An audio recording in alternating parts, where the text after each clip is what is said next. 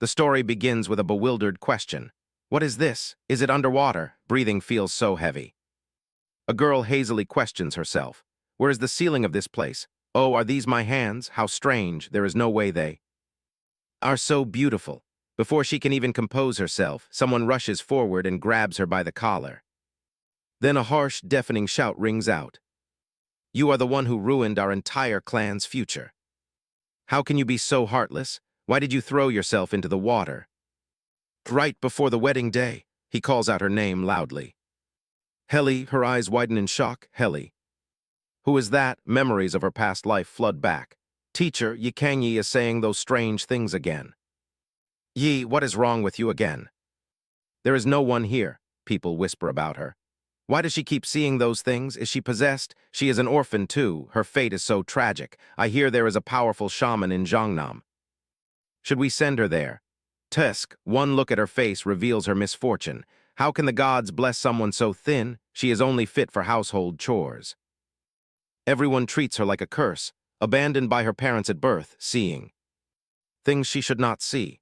Later, she is taken in by old lady Yang San and makes a living by running errands. That is the miserable Kang Yi, and that is also me. Returning to the present, the harsh scolding continues to ring out. How dare you? Because of you, this clan has fallen. That was your golden opportunity to seize. She still questions herself in a daze. What is happening? This is her first time seeing this place. She has absolutely no idea who the person currently beating her is. I have become someone named Helly. Is she still here? I want to escape from here. Help me, but there is no sign of Helly's presence in this body. I cannot feel her at all. Why on earth is this? What is the reason? Earlier images flash before her eyes. Are these Helly's memories? Why does it have to be underwater? She suddenly understands. Ah, Helly has cast herself into the depths of the water since. A long time has passed. Perhaps Helly's spirit has already become a ghost or faded away. So, I didn't just become her, but I am actually in the body of a deceased person. The shouting continues. Helly, are you listening to me? You fool! If what she saw is correct, this man is Helly's father, Duke Duncan. He frowns and asks, do you know how much blood and sweat I poured into building this estate? With those words, he slaps her across the face with a loud smack. Suddenly a voice rings out. What a rare sight indeed.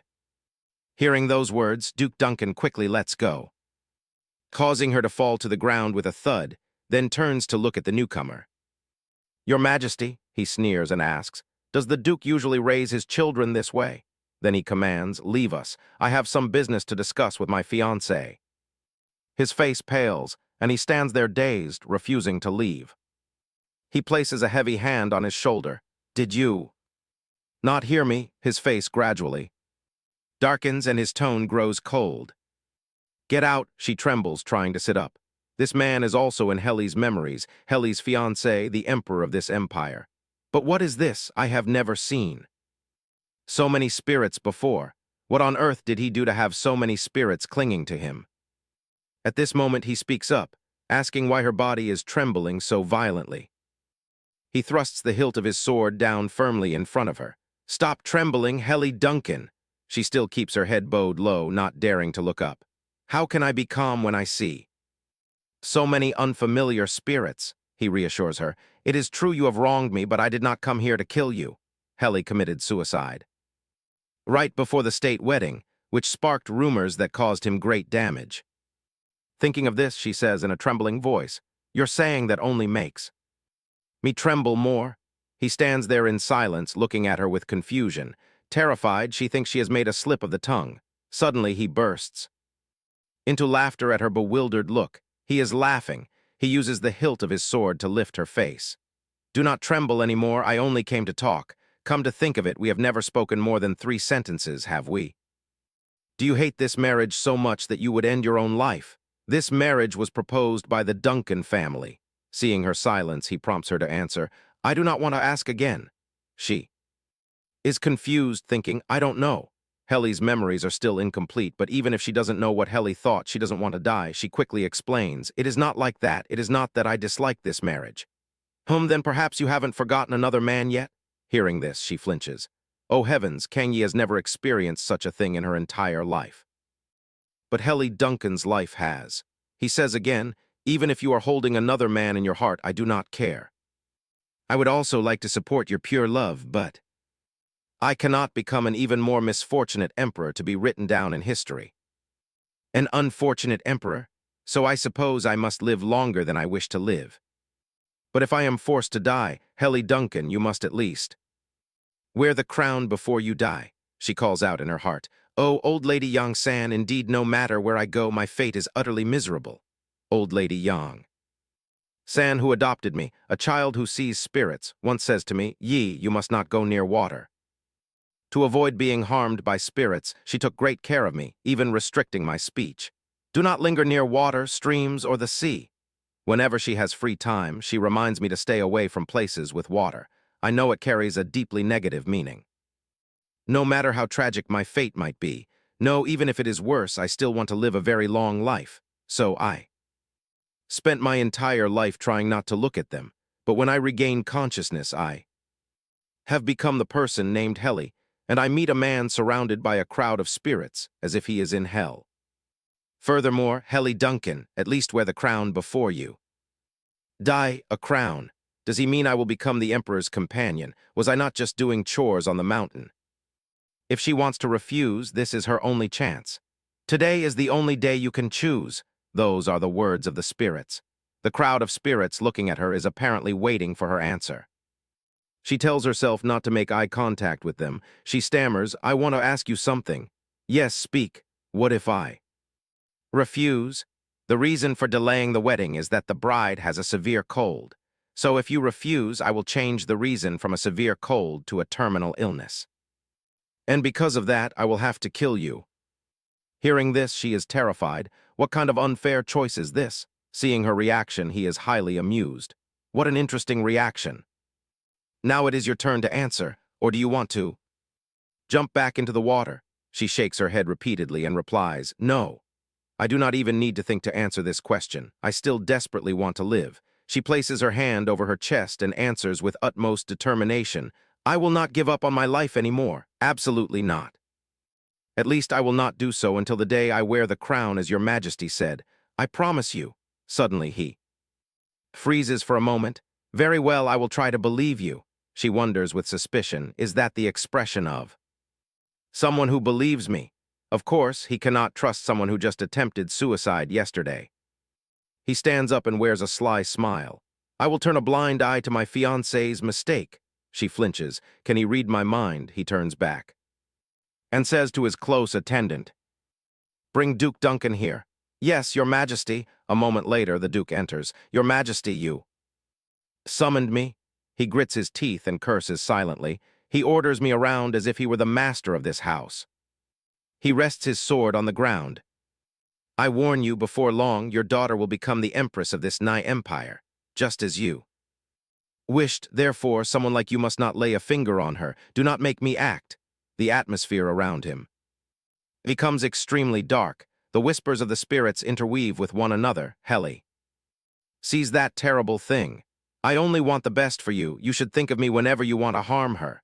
The spirits urge relentlessly. Kill him, kill him, kill him quickly. She is terrified and covers her mouth. There is too much evil aura. This is not something a human can bear. Might he actually kill the Duke? His teeth clench tightly, his hand gripping the sword as if suppressing something. Seeing this, the Duke cannot help but feel anxious. Then he draws his sword and the surrounding spirits become even more agitated, screaming relentlessly, Kill him, he sighs. A breath, ha damn it, here it is again. However, he still holds the sword tightly, then sheathes it back to its original position. He tilts his head, demanding an answer. The Duke unwillingly replies, Yes, your majesty. She looks at him with suspicion. If he were a normal person, he would go mad instantly, yet he is able to suppress it on his own.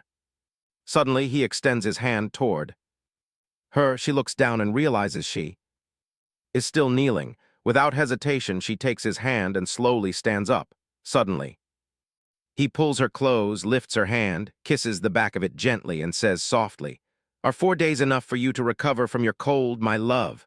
She replies, Yes, then we shall proceed with the wedding in 4 days. The false rumors are spreading far and wide. I cannot wait any longer. This is the final mercy I grant to the Duncan family. He shifts his gaze to her, so. Let us put in the effort together from now on. He pulls her into his embrace, gently. Whispering, Helly Duncan, make sure you survive and.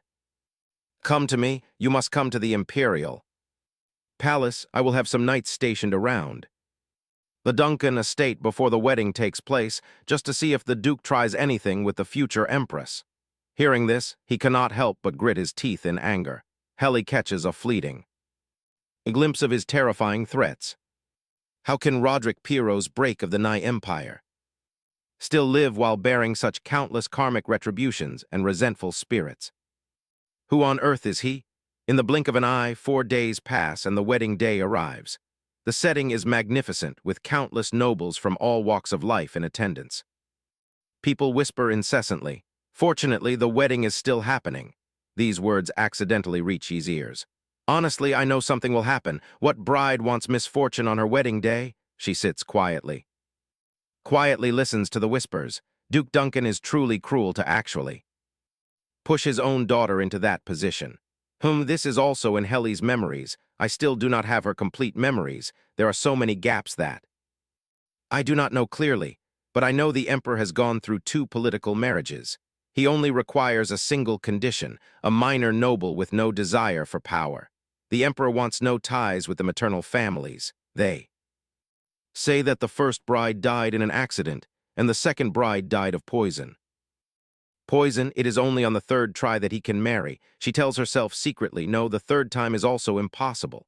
Helly actually threw herself into the river, and I am the only one who knows. Lost in thought, she is startled by a knock at the door. Roderick appears from the entrance in white attire. Helly Duncan, is your dream last night sweet? That is your last night in this place, after all. Well, perhaps this house is not very memorable to you, is it? Yes, last night's dream is very beautiful. She can't help but wonder. Oh, they aren't following him today. There are so many spirits. How can that be? After all, why, looking closely, his features are quite handsome. I am so envious. Roderick seems to notice her intense gaze on him. He prepares to say something, startling her. Ah, I think I am staring too hard. Then he speaks. I have said this many times already. She feels a bit guilty. Perhaps it is because I am too tense. My apologies, Roderick lets out a sigh. Oh, I do not like liars. Right now you are not tense at all. No, it is your Majesty who makes me tense. She suddenly realizes she let her tongue slip again and quickly covers her mouth. Ah, my tongue slipped again. Roderick contemplates. Indeed, her reaction is very amusing. She is both anxious and embarrassed. I will be more careful with my words. She tells herself to speak the truth. She continues, Your Majesty is a highly noble person, but I know nothing about you. Therefore, if I am not more careful with my words, I will surely make a mistake. Having said that, she wonders if she is being too honest. Suddenly, he says, As you are now is fine, I understand your meaning. Once again, she blankly stares at his handsome face. As her cheeks flush pink, the butler enters to announce it is almost the auspicious hour. Your Majesty, indeed. He extends his arm. Then let us go, though a bit worried. She quickly links her arm with his. Yes, as they enter the wedding hall, she thinks to herself that habits deeply ingrained in the body are terrifying. I have never worn high heels or dressed in such complex attire, yet I can walk so naturally. It is as if I feel a mysterious energy, but from where? Suddenly she snaps out of it, her whole body panicking as she looks up. This energy, above the high priest's head.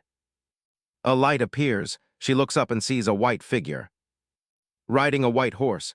It is a young man with white hair and eyes as cold as ice. She is startled, a spirit. Spirit, this is the first time I feel such an immense energy.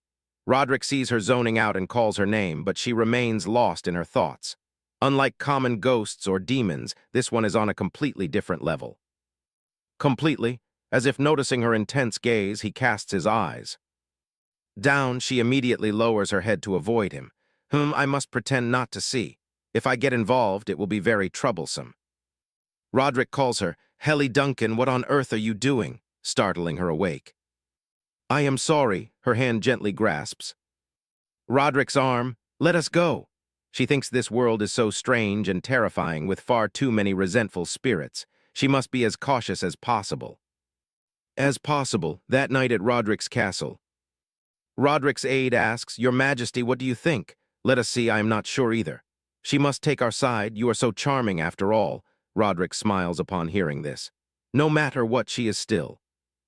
"A Duncan, how can it be so easy? I am speechless with you, captain of the First Night Order. It seems she is not as naive as what we heard, but is it really caused by him?" "What is?" "The incident that caused the deaths of the two women who were previously married to your Majesty." "Helly Duncan's father. Do you not think Duke Duncan murdered them, Duncan? If the two previous fiancés were not murdered, their family backgrounds were not as strong as Duncan's. He always tries to become close to the imperial family, so there is a high possibility that he is the culprit. Yet his daughter tried to commit suicide."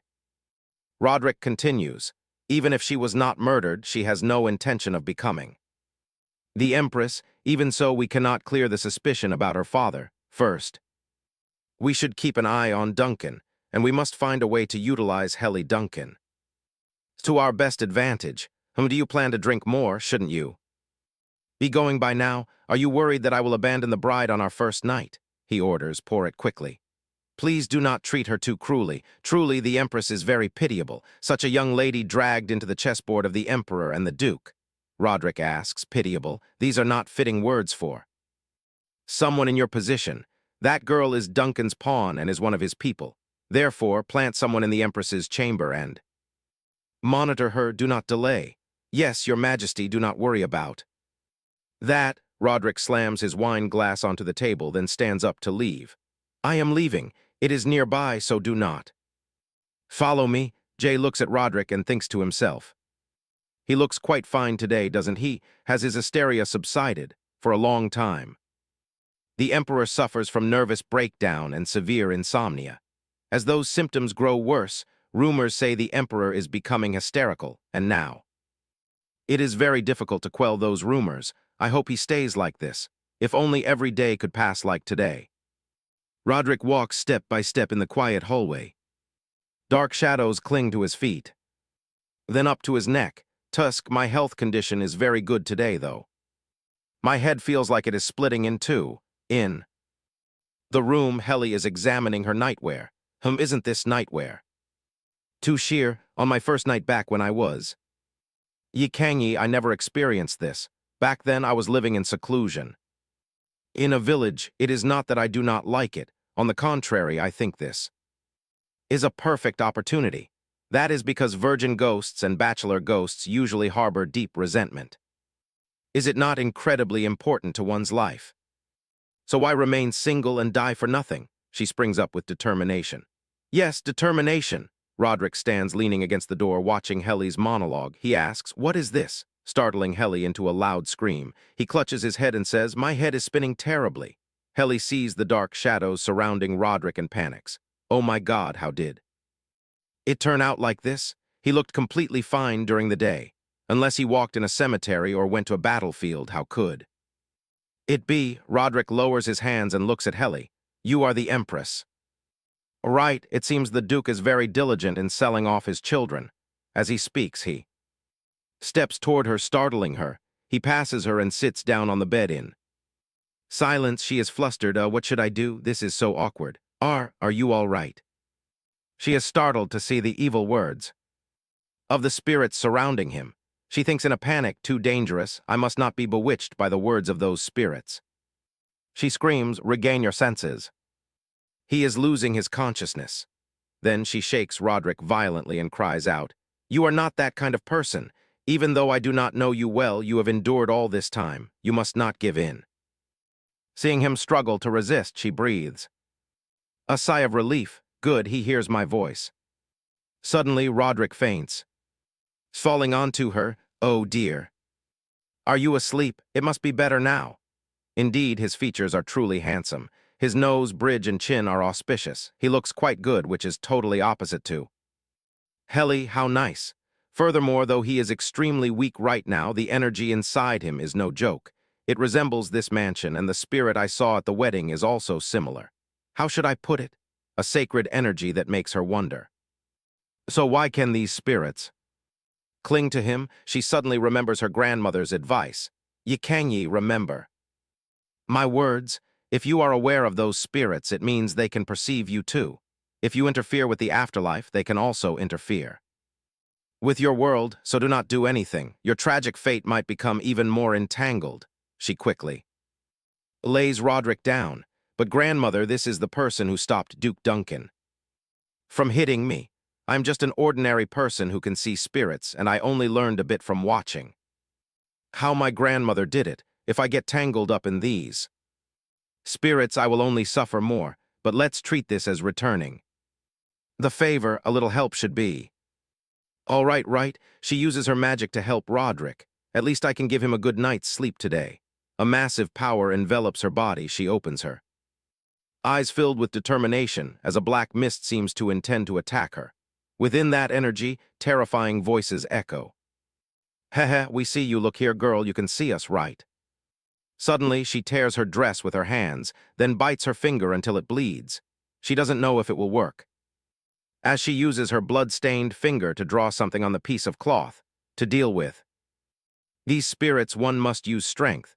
The power from that cloth begins to spread around. She speaks firmly. The deceased. Time in this world and the other world are completely different. The worlds of life and death must never mix. Those who act inappropriately return to your proper place. Immediately, the power radiating from the cloth begins to fight those unclean things. Purple smoke floods the room. Those smoke trails slowly disperse. Helly sits blankly in the middle of the room. Watching the smoke disappear, she tiredly pants, thinking to herself, is it done? Suddenly, something is about to spill from her mouth, making her quickly cover it with her hand. That piece of cloth still lies beside her. I can only chase them away for a moment, and then they will appear again immediately. She stands up, using her foot to push the cloth under the bed, hiding the talisman under the bed. She looks back and sees Roderick is still sound asleep. Today, he will definitely sleep well. That favor, I have returned it. Having said that, Helly immediately collapses. She lies on the edge of the bed beside Roderick. Dawn begins to dawn. Outside the castle, a dark expanse unfolds before her eyes. Her eyelids slowly lift, revealing the sharp, angular face of the man. She wakes up in a daze as Roderick rests his chin on his hand and speaks. Helly. Duncan is awake. After a few bewildered seconds, she hurriedly sits up. Seeing her act like this, he thinks to himself that her reaction is rather extreme. Helly looks at his awkward sleeping posture and asks in embarrassment, Why? Why are you lying like that? Instead of answering, he points at her torn dress. At that, Helly lets out a loud shriek, hurriedly covering herself with the blanket. He calmly asks her, Did I do that? I don't recall us having such a passionate first night. There really is nothing, Your Majesty. You fell asleep right after you arrived. Nothing happened at all, and I don't feel any resentment just because we didn't do anything. Roderick pays no attention to her words. Grabbing his blanket, he tosses it toward her, telling her to cover herself. Holding the blanket, she can only murmur, Thank you. But if I didn't do it, then could there be a stranger in this room? Hearing this, she quickly replies, No, there isn't anyone. In her heart, she silently laments, How should I explain this? I think it might be because of me. He finds her answer puzzling. Why is she hesitating to make up an excuse? Well, in my days, I felt hot and constrained. Roderick's face shows disbelief while she can only weep in silence. Emptiness falls between them. After a moment, he stands up. I am leaving. Get some more rest. Watching him step outside and close the door, Helly can only cry inside. Having to pretend she heard nothing only makes her feel even embarrassed. Roderick stands outside, his mind still filled with doubts. Did I really not do it? My memory of yesterday was suddenly cut short, so I thought my hysteria was about to relapse. No, my mind is strangely clear. Ever since Helly Duncan arrived here. This has happened twice. Her blushing face flashes across his mind. I think it might be because of me. In my days, I felt hot and constrained. Thinking of this, he lets out a soft smile. At least make up a more believable excuse. What a strange girl. 4 days after the wedding, Helly sits alone in a private space, lost in thought. After that chaotic first night, I still haven't seen the Emperor. I don't even need him to thank me. But it's so depressing. Is he really going to leave me lonely forever? No, now is not the time to brood over such things. A stack of blank white paper rests on the desk. She sits down and picks them up. I should make a better talisman. Although I lack the proper materials like yellow paper, I'll start with what I gathered from the library. Excellent. I'll make a talisman. But behind Helly, wisps of black smoke begin to rise. Can you see us? She is completely helpless, for ever since that night the spirits have started to plague her. The spirits whisper incessantly. Roderick will behead you. You will die. You will surely die. Your fate is death. Helly coldly retorts to those words. All right, thank you for letting me know. She rolls up a piece of paper and lights it on fire. Thrusting the burning paper toward the spirits, she snaps. I've already died once. Making me die again so soon is just too cruel, don't you think? Go away. Helly tucks another talisman beneath the curtains. At least I need to set up a barrier. I can't keep living like this. I must hide as many talismans as possible behind the picture frames and furniture. She sighs as she works, grumbling. This is so useless, if only I had listened to Grandma, I wouldn't be in this mess. Suddenly a sound echoes through the room, startling her. Are there still spirits that haven't been banished? She stands up and walks toward the source of the noise. It doesn't feel much like an evil aura. Helly pulls the curtain aside with her hand and freezes at the sight.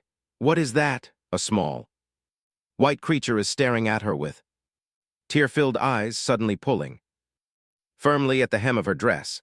Folding her small hands over her lap, she sits cross-legged and murmurs softly, What are you doing here? She continues with a puzzled look. Aren't you going home? The tiny elemental spirit replies. This is my home. Indeed, you are not an evil spirit. Helly soothes it. Don't cry anymore, I won't hurt you, it asks. Who she is, she hesitates for a moment but still answers, My name is Yi. Kang Yi, it looks bewildered. Yi. Yes, I am Yi. This is the first time I've spoken this name since coming to this world. Helly asks, and you, what is your name? I don't have one, no one has ever called me. You are the first person to see me. She is stunned. Of course. It confides in her. Yi, actually, I am terrified. Terrified? Is it because of this? Her gaze shifts toward a white porcelain box nearby. The elemental spirit says there is a crack in that stone box. She thinks to herself, this item must be at least 100 years old. Objects often possess spirits, so this must be the spirit of this box. Because the box is damaged, perhaps it cannot use its full power to hide. I'm sorry, I can't fix this. If an amateur like me touches it, I might just ruin it completely. I'm very unlucky. The elemental spirit's eyes well with tears, and it screws up its face, sobbing loudly, which tugs at her heartstrings. Don't look at me like that. Instead, I will block the corrupt energy from entering this room. Right now, this is all I can do, but it should make you feel less afraid, right? It replies happily. Yes, please also give me that thing you're holding and put it inside my house. What? Ah, this talisman, it runs around her, repeating over and over. Give me one, give me one, give me one. She reluctantly agrees. All right, I get it. What a little rascal. It doesn't seem 100 years old. It might even be 300. She quickly places the talisman inside its box home. Is that good? It cheers, yes, resting her hands on her knees. She watches it dance and sing with joy. Wow, amazing. Seeing this, Helly feels delighted too. She laughs along with its playful dance. Perhaps this is her first genuine smile since arriving here. The little elemental spirit keeps chanting. Amazing. She asks if it truly likes it that much. 4 days later in a castle, Yi falls ill. I spent all my strength writing talismans. That's why one shouldn't do things beyond one's capabilities. But to keep this place safe, this is still not enough. I carved a protective ring out of wood, but it looks so messy. She approaches the table where her half-finished carvings lie. The little spirit flops onto the bed, looking quite exhausted. She thinks, at least I should carve a jangseung and place it in this room. A jangseung is a wooden totem pole often regarded as a guardian deity in Korea. Suddenly a voice sounds. What are you doing? She looks up and gasps at the sight of Roderick. Why, Your Majesty, why so suddenly? Since my bride is unwell, I brewed some medicine and came to check on your condition. Head maid Deborah brings the medicine forward, and she replies in embarrassment. Ah, thank you. Suddenly, she notices that the evil spirits cannot cross into the room through the doorway as if a war is raging right there. The spirits cannot enter. The barrier is working, but she cannot block all of their schemes. She must quickly make a jangseung and set it up. Roderick picks up the piece of wood and asks, "With your body in this state, what are you planning to do?" She answers, "Well." He lifts the piece of wood, his mind swirling with 100 wild thoughts. Both the head maid and the emperor seem to share a peculiar misunderstanding. Madame Deborah turns away, her face flushing red. "And here I thought nothing happened on their first night. It seems that, oh my, how embarrassing," the emperor says something that leaves Helly completely frozen. "Confiscated?" Her expressionless face replies, "Yes." Roderick gently takes the knife from her hands. "I will confiscate this carving knife." "Yes." Not long ago, the former empress leaped to her death with a knife in her hand. "Thus, I cannot let you hold this." "I am confiscating it," she pouts. "How can you?" "I am leaving. Make sure you take your medicine." "Actually, I only came here because of the report from the knight captain. A few days ago, the knight reported the empress's strange behavior to the emperor. The empress's bedroom smells like something burned. We also found some ashes, your majesty." Roderick asks, "Do you think she will jump into a pool of water or fire next?" Furthermore, they say that every day she carves a wooden statue. I wonder what she is trying to do. What on earth is that thing? Back in the room, Helly collapses onto the bed, sighing in sheer exhaustion. Squeezing her eyes shut, a few tears slip out. "Only a few days left to finish it, and now I have nothing to do. Since things are like this," she slowly lifts her pillow and pulls out a mysterious-looking book. "Should I try reading this? I took it from Duke Duncan's mansion, Helly Duncan's diary." The book glows with a brilliant, shimmering aura. Inside, a record dated October 16, 497, reveals that tomorrow is Helly's birthday. The little spirit suddenly calls her name. "Yi," she answers softly. "Yes, how can you see me? Many priests have come to this room, but none of them saw me." Among those capable priests, some can indeed see everything, but many are just frauds. They pretend to have divine power to swindle money. In this world, if you close your eyes, people will slice your nose off right under your face. The little spirit replies innocently, "But I don't have a nose." "True, that's true," the spirit laughs. Triumphantly, hee. She turns her focus back to the diary. "Helly Duncan's diary. I brought this here thinking it might help me piece together her remaining memories, but Helly lived without a single deep thought. That's all I gather." The pages are filled with random, disjointed notes. "Who made my birthday cake? Well, it doesn't matter as long as it tastes good." The entire diary is just like that. She feels as though Helly was merely apologizing to herself. Suddenly, a voice calls from outside. "Your Highness, I am the head maid." Startled, she shuts the diary and calls, "Come in." She quickly hides the book away. The maid bows to her. "A letter and medicine have arrived from your family home. The medicine will be delivered later once it is verified safe, your Highness." "From my family home, Duke Duncan," she muses, then replies, "I don't need the medicine anymore. I am feeling much better, so I won't take it." "Understood. So I should only hand you the letter, correct?" "Yes." She takes the letter and opens it immediately. The letter reads, "Your Highness, I heard you fell ill. How are you feeling now? I was so worried that I searched for medicinal ingredients and sent them to you." "How fake. You are the one who beat me at the mansion." She reads on, "Father wishes to tell you this. To me, what does he want?" After a long silence, she speaks to the maid. "Deborah." The maid answers gently, "Yes, your Highness. I wish to see his majesty. Do you know where he is now?" "In the drawing room, your Highness. I will summon a maid to prepare you." "Very well." She ponders how she should reply to Duke Duncan. She lightly pulls back the blanket and gazes at the diary. Helly, the original owner of this body who was meant to be the Empress, has almost no emotions left. In this world, when a soul departs its vessel, its emotions vanish as well. Only those harboring grand ideals or profound hatred can defy the laws of this world, turning into a resentful spirit or a guardian deity to linger in this realm. "Helly, is there anything you want to do?" In the letter, the final lines appear. "Although you already have servants in the imperial palace, sending someone from our estate will make you more comfortable." A moment later, in the drawing room, an uproar breaks out. "Is this my fault? Take responsibility. Even low-ranking officials are embezzling from the imperial treasury. Are you insulting me now?" Suddenly, a dense, dark aura surges. It stems from Roderick. Emitting a murderous aura, he glares at the noisy crowd, gritting his teeth in pure rage. Seeing this, the nobles tremble in fear, not daring to utter another word. Any more words, he raises his voice coldly, asking, "Are you all finished? Does anyone else wish to speak?" Jen stands behind, watching, and thinks to himself that in this dangerous state, if His Majesty continues to rage, he must step in to stop it. Ever since the day he ascended the throne 3 years ago, his cruel nature grows more pronounced.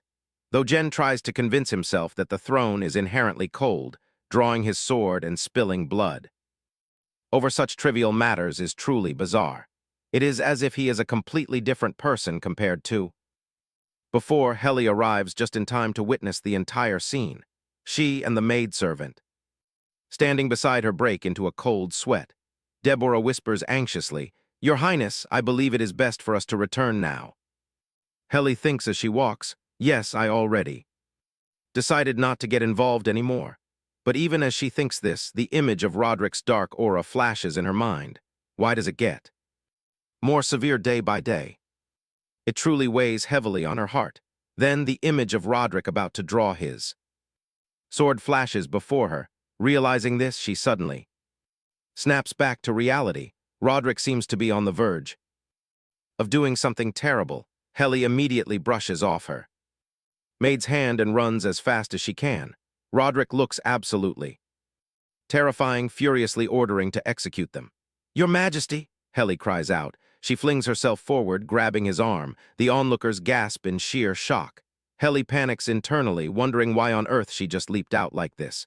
The evil aura surrounding Roderick slowly dissipates, and his face finally softens once more. Helly gazes at him in astonishment. Are his eyes back to normal? Suddenly, the beaded bracelet on her wrist glows. It actually works. The swarm of resentful spirits begins to retreat, and Roderick's senses gradually return to normal. He opens glistening eyes, gazing softly at her beautiful face. "Is it Helly Duncan?" Roderick coldly turns his gaze forward, silently observing everything. He pulls his hand away from her petite grasp and swiftly sheathes his sword. The moment Roderick turns around, it startles her. He asks, "What is it?" She curses inwardly. Who made everything turn out like this in the first place? His intense gaze seems to warn her not to make him ask twice. Originally, she only came here to speak of the letter sent by Duke Duncan, but their relationship is clearly strained. If she brings it up now, she might find herself in deep trouble. Those scheming courtiers would surely take delight in her misfortune. She murmurs awkwardly, "Actually, I came to invite you to have tea, but it seems I have chosen the wrong moment. If you find my intrusion insolent, please forgive me." While her lips offer sweet words, her mind tells him to get lost. Hearing this, he clicks his tongue. "Well, you are certainly quick to speak. Is it too sudden?" "Your Majesty, it is only because you brought me medicine last time, and I have yet to thank you." With tears welling up in her eyes, she silently begs for backup. Deborah, help me, please. Deborah catches the hint and steps in. "Your Majesty, it seems the Empress is particularly fond of the tea leaves sent from Rajaro." He listens with the same cold demeanor, only now speaking up. "Very well, bring it here." Helly rejoices internally, thinking Deborah is the absolute best. The assembly below concludes peacefully. That is all for today. Inside the tea room, the two of them sit opposite one another. Helly sips her tea. Roderick sits rigidly and coldly in his chair, making the atmosphere increasingly tense. She thinks to herself, this is so suffocating. There is nothing to talk about, and the tea tastes terrible. Just then his voice breaks the silence. "Helly Duncan, what are you thinking about?" Flustered, she stammers. "Ah, yes. Do you not like this tea, Your Majesty?" "No, I am only wondering why you are acting this way. Besides, this tea does not seem to suit your taste at all." She breaks into a cold sweat. "I am caught. Forgive me, Your Majesty." With a nervous breath, she says, "If Your Majesty continues to judge my tastes like that," he scoffs in amusement. Indeed, his true nature is not malicious at all, nor does he dislike playful banter. It is just that he has to suffer under the torment of those spirits. The moment they are parted for even a second, they cling to him again. It really makes her worry about him. Suddenly, he lowers his head in exhaustion. She purses her lips, sigh, seeing him like this. Makes me feel weary too. She stands up and walks. Toward Roderick. Have you not been sleeping well lately, Your Majesty? Do I look that terrible? A little, actually a lot, she sighs gently and places her hand over his. The surrounding attendants are utterly shocked by this sight. Roderick is equally perplexed. Jen worries in secret she is crossing the line. Everyone in the imperial palace will realize how cold the relationship between this imperial couple actually is. If only His Majesty's mood does not worsen, that would be a blessing. She gently caresses his calloused hand. Bewildered, he asks, "What are you doing?" She replies calmly, "Doing this will help you sleep better. I too once suffered from insomnia." He thinks to himself, now she does not even bother to hide her intentions behind lies. Helly lowers her head, lost in thought. Indeed, because he has been tormented by those spirits for so long, his vital energy is blocked and disrupted. For a man possessing such vast power, being in this state is extremely dangerous. Roderick sits beside her, watching with curiosity. What is she doing? Helly begins to feel along his arm. She knows better than anyone where the vital energy flows, as her duty is to soothe the energy of others before they go to the High Priestess. For the ritual, she asks softly, "Does it hurt?" He replies gently, "No." She quickly slips off her outer cloak. "If it hurts, you must tell me." He smiles, "Very well, thank you," she thinks sorrowfully. Someone with such immense vital energy should not be targeted by spirits. Just how much evil has he wrought to suffer like this? And yet he does not seem to be a cruel man. Flow vital energy almost there, flow through. The moment the vital energy flows in, Roderick senses it instantly, washed over by a wave of pure relief. What is this? His eyelids grow heavy, overcome by a deep comfort.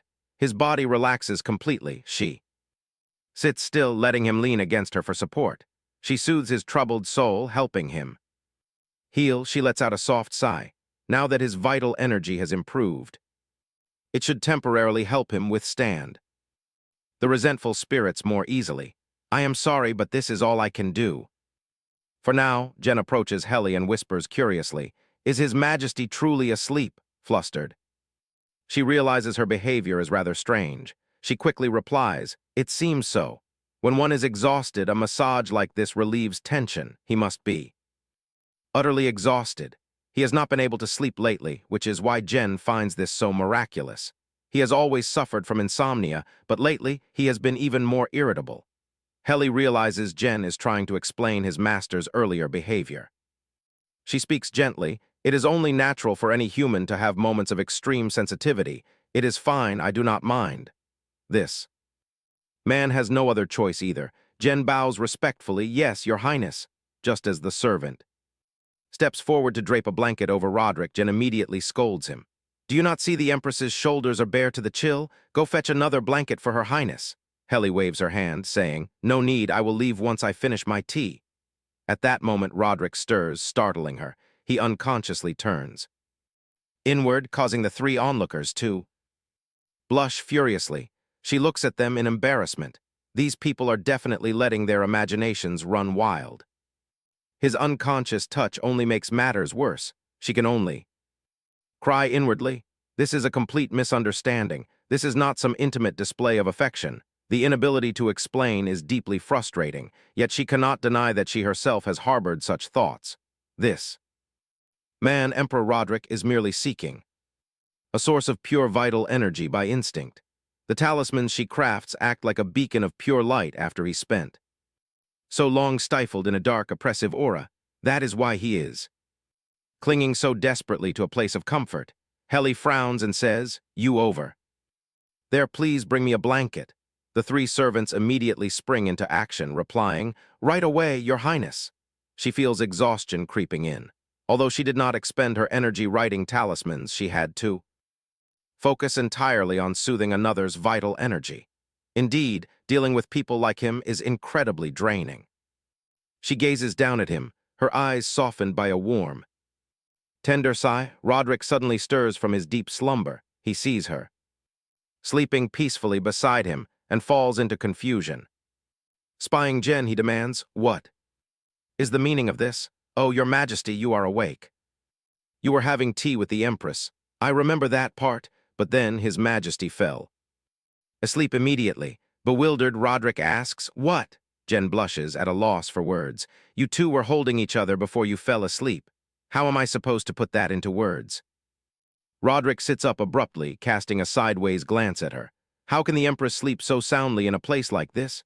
"Carry her to my bedchamber." The attendant quickly obeys. "Yes, Your Majesty," he adds coldly. "Do not wake her while moving her." It is true that the Emperor's bedroom is closer. Meanwhile, the servants whisper among themselves. Is it true that absolutely nothing happened on their wedding night? I thought their relationship was wonderful. They really just slept. Jen overhears them and snaps. "What are you doing? Hurry up and get moving." "Yes, I will go ahead to prepare the chamber." Roderick falls back into deep thought. His physical state has suddenly improved. What is the meaning of this? Helly Duncan, a moment later, Helly jolts awake. Is this hell? Can I actually die just from falling asleep? Huh, she raises her hand to run it through her hair, examining herself.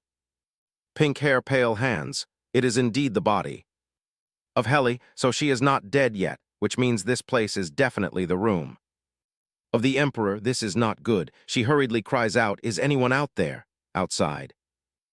Deborah immediately rushes in. "Your Imperial Highness, the Empress.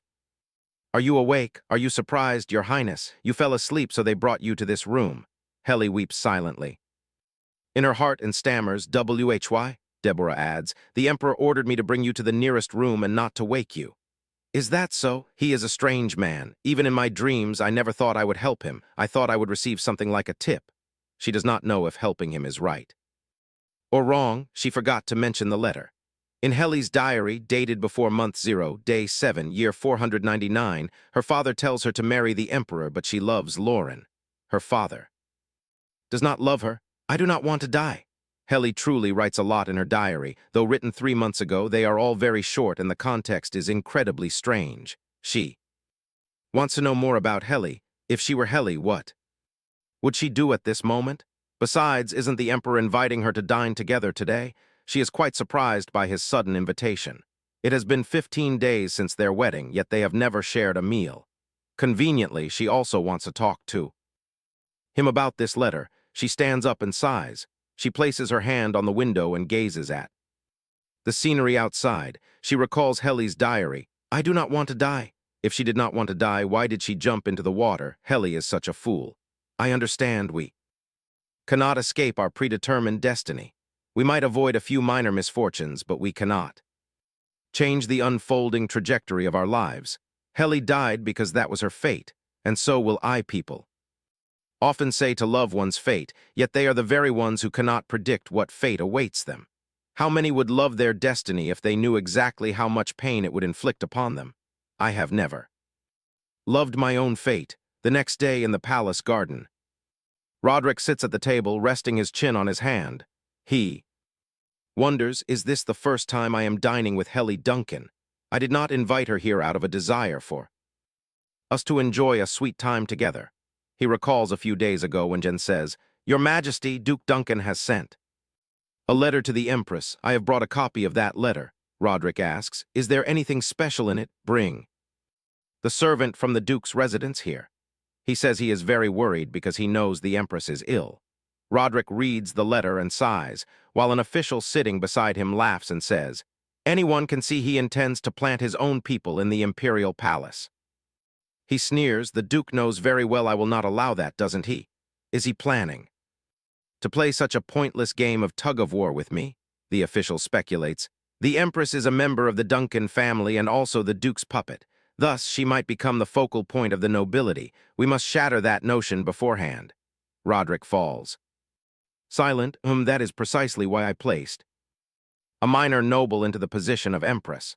Taking this opportunity, let us observe Helly Duncan to see if she is truly as innocent as the rumors say. If not, returning to the present, Roderick thinks, "But how do I bring this up? No matter what, I will not accept the Duke's proposal." The spirits begin to surround him. Roderick rubs his temples in irritation. Jen notices that his mood is not very good today either. He announces, "Your Imperial Highness, the Empress has arrived." He raises his head, eyes widening as the red glow in them fades. Away, Heli steps forward. He gazes at her intently, then stands up thinking. Suddenly, the air feels incredibly fresh. The moment Heli Duncan enters, the golden sunlight bathes her, making her look even more beautiful. Roderick thinks with every step she takes closer, a cool, refreshing breeze flutters around, as if an entirely different world is converging around her. His headache is completely gone. He lets out a soft breath. Ha! Heli looks at him in surprise. He says, how strange. She tilts her head in confusion. Oh, it is nothing. Come and sit down. She replies, yes. The servant guides the Empress. Your Highness, please come this way. All right. Then both of them wait for the servants to serve the dishes. As Roderick quietly observes her, she suddenly speaks up. Your Majesty, I have something to say. Speak your mind. A few days ago, my father, Duke Duncan, sent a letter. Jen, standing behind them, thinks in surprise. I did not expect the Empress to bring it up first. Roderick asks, what did the Duke say? He thinks to himself, she beat me to the punch, making me forget my original goal. Heli holds the letter, hesitating. He says he will send people from the Duke's residence here to make me more comfortable. Do you wish to see the letter? Though it contains nothing of importance, I brought it along anyway. There is no need, he thinks, since he has already read the copy. Then what do you want? Heli is surprised. Do I have a choice this time? This time. He recalls the moment he lifted her chin and said, at least wear the crown before you die, then I must die. Yes, there was indeed such an exchange, he answers. Her, very well, do as you wish. Jen calls out to His Majesty in vain disbelief. To think he is so easily swayed by the Empress. Roderick shows an indifferent attitude toward him. At this, Heli hesitates. If so, is my choice this time somewhat fairer than back then? He pauses, then laughs heartily. You are far too candid. Heli replies sadly, yes, it seems I have been a bit too presumptuous. My apologies. Roderick stops laughing and says, no, it is much better now, isn't it? He wonders how long has it been since I last laughed like this? Indeed, this girl is intriguing. He commands her, continue speaking. She sighs in relief that it is all right.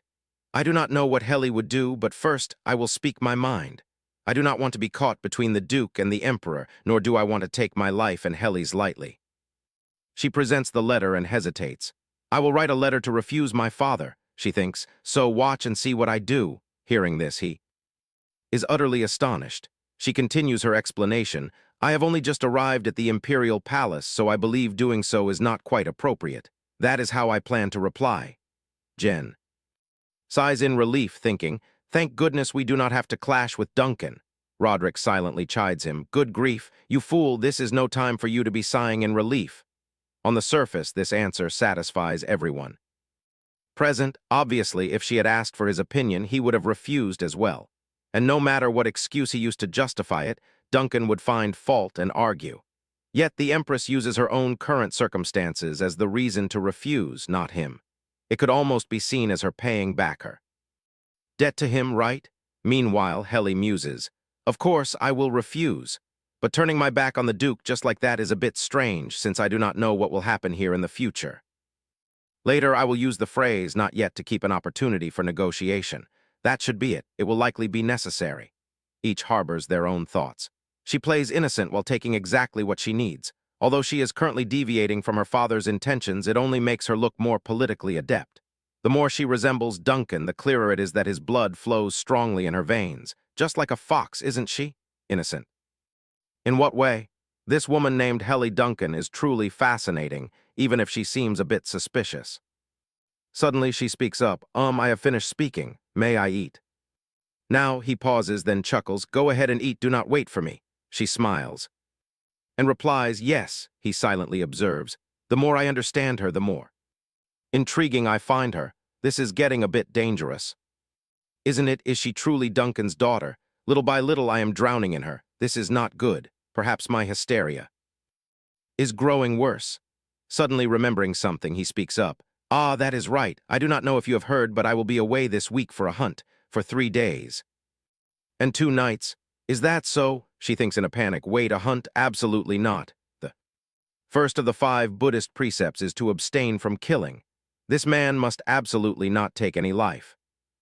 The Emperor of Nye, Roderick the Beast Pierrot's break reigns. That nickname is derived from his middle name. He is, in fact, a mad beast. Of course, these negative rumors stem from his hysteria.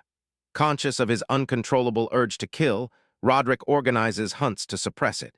He is recorded as the emperor who hunted the most in the empire's history within just a few years, completely unaware that this very act is pushing him closer to the edge of the cliff. I understand his feelings, but hunting does not help at all. The more blood he sees, the more karmic retribution he accumulates, and those spirits will torment him even more. She looks at Roderick on horseback, surrounded by a dark, evil aura. He asks, "Have the provisions been checked?" The soldiers reply, "They are ready, Your Majesty." It is truly bad if he keeps taking lives. I want to tell him that, but if they hear it, both His Majesty and the knights will find it utterly preposterous. I do not want to say things that are of no help. At this moment, Roderick glances at her and calls out, "Helly Duncan." She responds, "Yes, do you have nothing to say to me?" She thinks they seem to follow him less outside the imperial palace, don't they? Why not go on a picnic instead of a hunt? She asks him in return. What should I say, or do you want to ask me to bring something back for you? She replies, I do not need anything. Privately, she warns him, do not kill a single creature. He asks again, how about wishing me a safe journey? Helly hesitates, please travel safely. In her heart, she objects, do not go anywhere at all. He nods, very well. She is surprised. What, is there something else to say? He points to the side and asks, aren't you going to do what they are doing over there? She is dazed. Over there, Helly sees soldier cupping the cheek of a maidservant, then the two kiss, leaving her utterly astonished. Deborah looks at her with a gleaming gaze while she blushes in embarrassment. She thinks in horror, he wants me to do that? Such a bold kiss.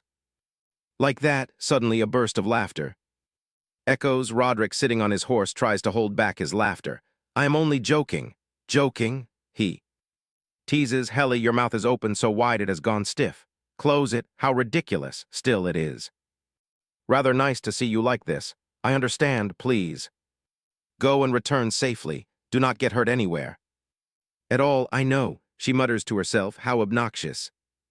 He grips the reins, then leans down to whisper to her, you do not go near places with water. Then Roderick and Helly's eyes meet and both pause slightly. He decisively raises his head and asks, do you understand? She wonders, is he afraid I will jump into the water? Like Helly did, does he mean I should not die on a whim? Right, my ears are burning. At this, he says, I am leaving. Then he spurs his horse, ordering the departure. Helly watches Roderick's retreating back, shrouded in a dark haze. She anxiously wonders, is everything really going to be all right? By afternoon, the soldiers spur their horses to catch up to Roderick. One of them shouts loudly, Your Majesty, Emperor Roderick, please do not chase them anymore. Entering the forest at night is highly dangerous. Roderick uses his sword to slay the beast as the soldiers cry out. In a daze, he realizes, it is too dark. I cannot hear any sound at all. I am not this kind of person. I cannot do these things. If I do this, the citizens of this empire. Roderick continues to spur his horse. At times like this, if only she is by his side. Kill them now, the spirits constantly urge. He laughs scornfully, and a loud roar causes everyone to halt together. He pulls the reins, in terror, swallowing hard. The soldiers following behind are also terrified. He sees the empty horse and looks around. As a soldier exclaims, he is so out of breath, yet he still slashes so fiercely. How ruthless! Jai looks at Roderick's terrifying state, wondering why he has changed into such a completely different person. Is there really no hope left? He suddenly opens his eyes wide, shocked to realize what creature is standing before Roderick. A bear. Jenny quickly orders, shoot quickly. Your Majesty, please get away. From there, Your Majesty. Roderick does not react. He stands still, taking the attack of the bear. His vision fades. It is too dark. And as he closes his eyes, a loud roar echoes. Meanwhile, Helly lies in bed, restless. I cannot sleep. If he kills, his condition will surely worsen. Is he all right? Is he hurt? Why do I care so much? Really, maybe I should go for a walk. But I might wake her up. She looks at the small spirit fast asleep on top of the box. A moment later, Helly goes Outside looks up at the moon and sighs. The moon is so bright. Is there a garden on this side too? The imperial palace is truly vast. She walks up to a large flight of stairs and notices a lake. Helly suddenly remembers Roderick's warning. Do not go near any water, she mutters. Even if you push me away, I will not go near any water, okay? Lady Yang-san already warned me. Still, I wonder if it is because someone has warned me my entire life not to go near such places, but I find myself just standing here, staring intently at the distant water. She sits down on a step, silently taking in the scenery. Around her, dejectedly, she rests her chin. On her hand, a sudden strong gust of wind makes her gasp softly. Ah, she suddenly freezes. Oh, this energy! The spirit of the White Knight appears beside her. Helly recognizes him as the Western spirit. She saw at the wedding. The knight dismounts, surprising her. Why is he getting down? Why on earth is he sitting next to me? Go away, goodness. Oh my God, this energy is incredible. Even the guardian deity Lady Yang-san used to worship is not like this. As long as I have this, he will not be able to follow me. The knight smiles faintly and asks, You can see me. Can you not? Seeing her merely tremble, he asserts, Can you? Yes, you can. Helly thinks in panic. Do not talk as if it is the most natural thing in the world. I am a human and you are a spirit. Even if you are a god, you are still just a spirit. Should I just stand up and walk away? Would that be better? Yes, let's go. Suddenly the knight asks, Actually, you are not Helly Duncan, are you? She freezes. How could I not be? But even if a Western spirit knows I am Yikangi, what of it? If he is of high status, of course he would see through me. Just ignore him. I almost reacted to his words. The knight suddenly says, Roderick is on his way back now. And it seems he is injured. She tells herself, I am not listening, I am not listening. He continues, provoking her. With such severe injuries, how can he produce an heir? What if he just dies like this? Startled, she stands up and wonders, is he really that badly injured? The knight chuckles softly. As expected, you can hear me. Helly screams in anger. Are you joking? Toying with human lives, why on earth are you doing this? She silently recalls the criticism she received before. Yikangi is acting strange again. She demands of the knight, Are you always like this? Are humans so insignificant to you? He sighs and replies, Do not be so hasty. It is true that Roderick is injured. Helly screams again, If you are lying. Suddenly her knees buckle and she murmurs sadly, Even if you are lying, there is nothing I can do to you anyway. The figure of the knight slowly fades away. He smiles and warns, If you want to go, then go quickly. If you run now, you might cross paths with him. Helly silently watches the knight vanish. She tells herself she must return to the palace immediately, to the place where he is. Meanwhile, outside the palace, he spurs his horse, shouting loudly, Your Majesty, we can see the palace. Please hang on. Just a little longer. Your Majesty, just a bit more. Roderick's eyes gradually darken, he thinks. To himself, it is so dark. Someone please save me. In the darkness of the night, Helly runs forward relentlessly. Catching the scent of blood as the scene unfolds before her, she gasps, Ah, he really is back. Ahead, many people are supporting Roderick. The scene is chaotic. They have arrived. Your Majesty, quick, call a doctor. Seeing the spirits surrounding him, she feels quite afraid. Where did so many of them come from to cling to him? Unbelievable. Someone on the other side shouts, Take His Majesty to his bedchamber and bring the doctor immediately. Hearing this, she panics even more, her pace quickening. Not the bedchamber. Why would you let him recover in that haunted house? In her mind, she sees the image of the bed surrounded by countless spirits. What should she do? What now? What can she do? Right, she runs back to the bedchamber and flings the doors open. This sudden action startles the white spirit. Helly runs over and flips a painting on the wall. The other spirit sees this and screams in panic. From behind, Yi, what are you doing? She pays no attention, continuing to search for something under the bed. The spirit keeps asking by her side, Hey, if you take those things out then, that terrifying crowd will break into the room. Having retrieved what she needs, Helly rushes off. I am sorry, but I am in a great hurry right now. I will put them back later. For now, just hide in your house. Hearing this, the spirit bursts into tears and complains. I hate you so much, Yi. I just woke up and this is already too shocking. She runs like the wind. Forward, when his mind and body are weak, resentful spirits grow stronger and cling more persistently. So if he is truly injured to the point of life-threatening danger, this will surely be enough. Many servants stand waiting outside Roderick's chamber. Helly runs over from afar, catching their whispers. Is he losing his mind again? He slaughtered all the prey and reportedly refuses to let go of his blood-stained sword. Anyone who gets close might be killed. She rushes through the crowd and speaks loudly. I need to get through. Could you please make way? Seeing her, everyone is startled. Your Highness, the Empress. Deborah quickly steps forward to stop her, advising, when did you appear here? Please return to your bedchamber immediately. Helly says to her in extreme urgency, Deborah, I am the Empress. Can I not enter any place I wish? Hearing this, her face pales. That is true, but... Right then, a doctor runs up, shouting, make way, make way. The doctor is here, let me through. Someone calls back, doctor, over here, taking advantage of the doctor's entrance. Helly slips into the room. Seeing her action, Deborah screams from behind, Ah, your Highness. She freezes at the sight before her. Inside the room, Roderick lies unconscious on the bed, surrounded by numerous doctors. The room is choked with evil spirits, constantly whispering instigations. Kill them, kill them. All Roderick. Helly covers her mouth in shock. The atmosphere is absolutely dreadful, a night. Notices her and speaks, Your Highness, the Empress. Internally, he wonders, why did they let her in? He approaches her, offering a handkerchief. The stench of blood is too strong, is it not? Please use this to cover your nose. A handkerchief, she uses her hand to cover her mouth and replies, No, I do not need it. It is not because of the smell of blood, but because this atmosphere is simply too terrifying. She looks closely at his wound. Wait, he is indeed injured, but it is not that severe, and as for being life-threatening.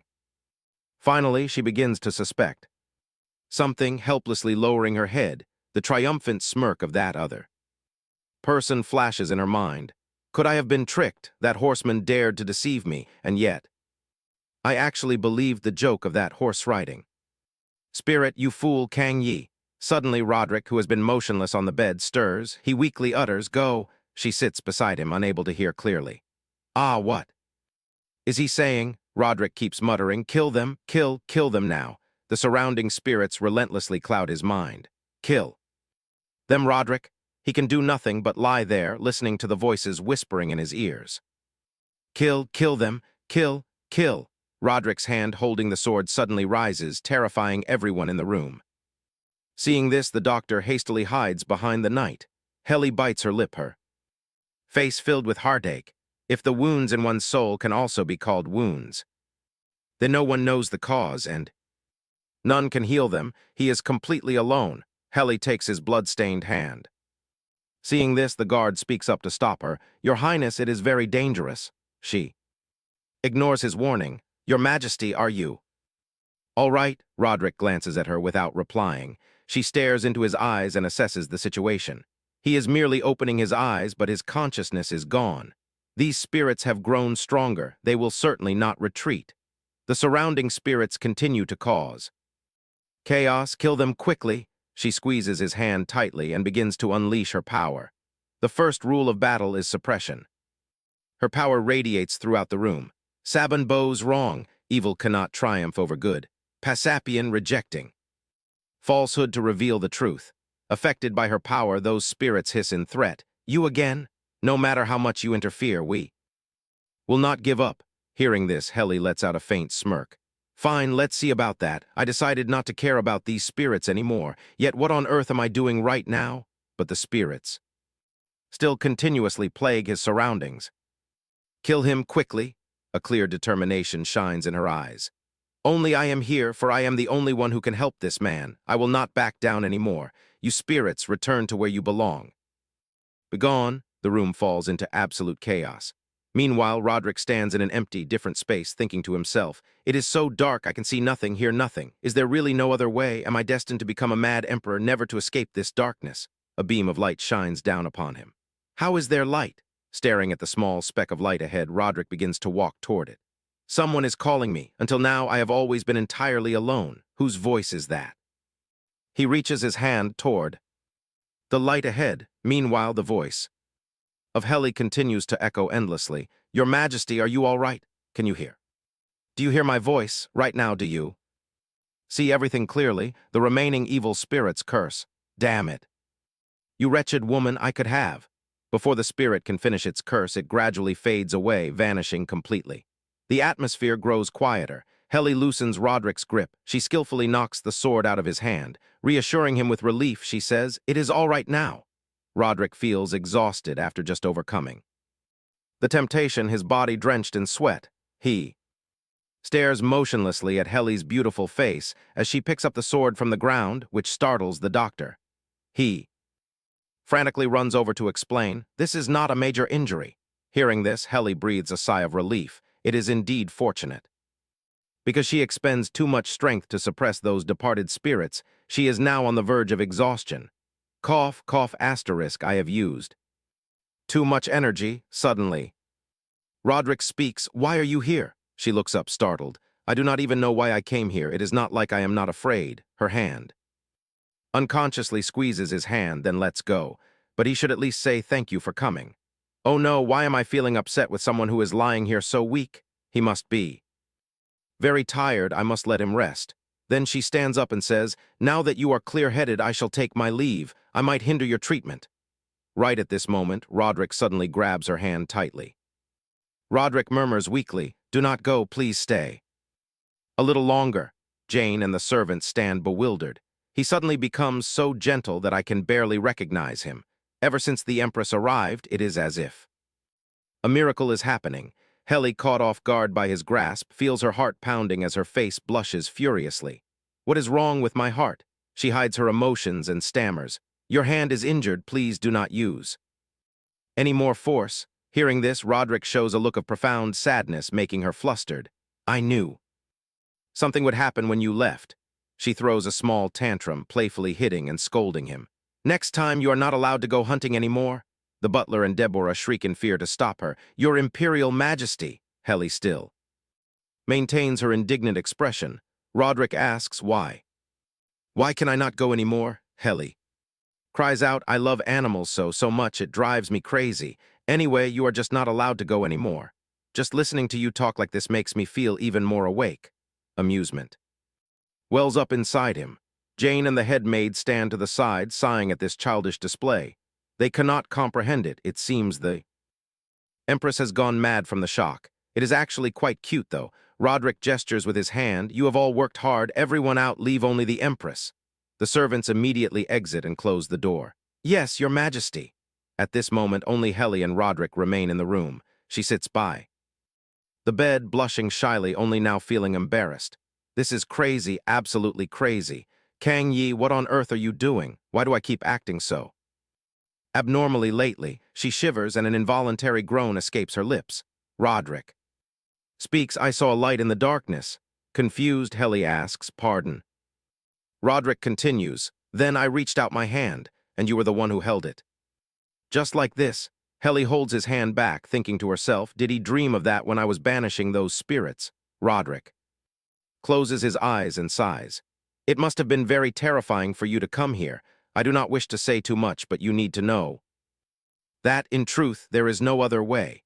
Helly Duncan, it may sound irresponsible and incompetent of me, but I have no other choice either."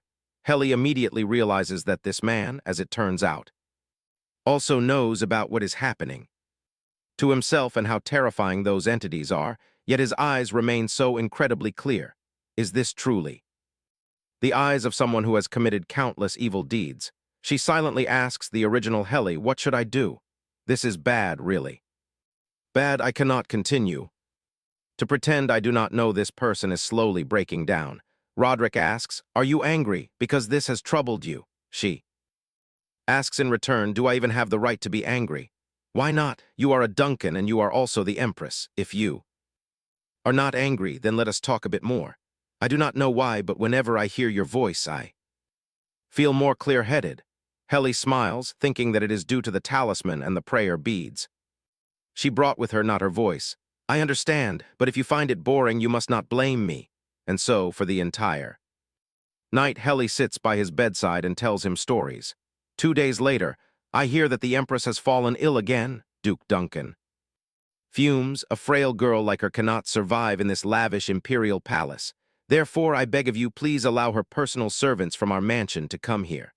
Roderick knits his brows in annoyance. Bringing that up again, are we? Helly Duncan is indeed too weak. In truth, Helly is not weak at all. Elsewhere, she is passionately and frantically drawing talismans. Because she burns everything and restores the original barrier, she falls ill. Returning to the meeting room, Roderick shows little concern. This matter depends on whether the Empress wishes it or not. The Duke counters. With her personality, how could she directly make such a request? Roderick reminds him. Before she was your daughter, but now she is the Empress of the Nye Empire. Therefore, address her with proper respect. Please forgive my insolence. I have been very worried about the Empress since she was a child. Ah, because she is your beloved daughter, is she?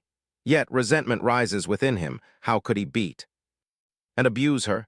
If things continue like this, the honor of the Empress will sink to the very bottom of society. Roderick slams his hand onto the table. Normally, he would not care about this and would object immediately. How irritating. The Duke proposes, Your Majesty, I shall meet and speak with the Empress directly. Please grant me an audience.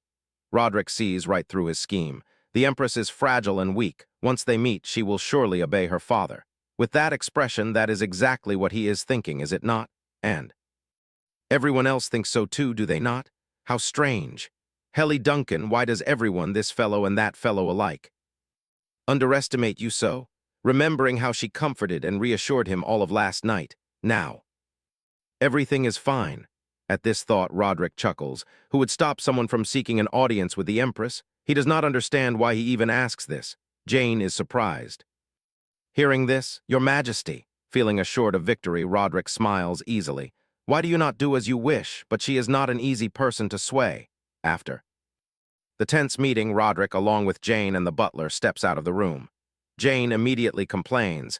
And yet you allow Duke Duncan to meet the Empress. Do you intend to yield to the Duke? If the Duke insists on something, then the Empress will surely do as he wishes.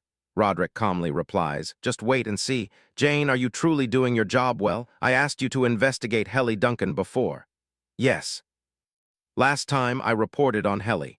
The young miss has an innocent and pure personality. She is still immature and has a reputation for being very obedient to her parents, and is sometimes called a useless beauty. It is truly impossible to believe those words. It is a total scam. Meanwhile, the two of them arrive at Helly's door. Roderick gestures for the guards to make way. Jane, still flustered, follows and asks, Is there something incorrect? He asserts once more, I already told you it is not correct. The two step inside, and he inquires, Empress, how is the state of your body? Helly, who is lying in bed, is slightly surprised. Ah, Your Majesty. The tiny blue spirit on Helly's pillow panics. The Emperor Roderick has brought those terrifying things with him again. He steps closer. Just stay lying down. You do not need to sit up. Suddenly, he freezes. It turns out that he has stepped into the barrier, preventing the demons from following him any further. They frantically and repeatedly hammer against the shield. Roderick is bewildered, his mind filled with questions.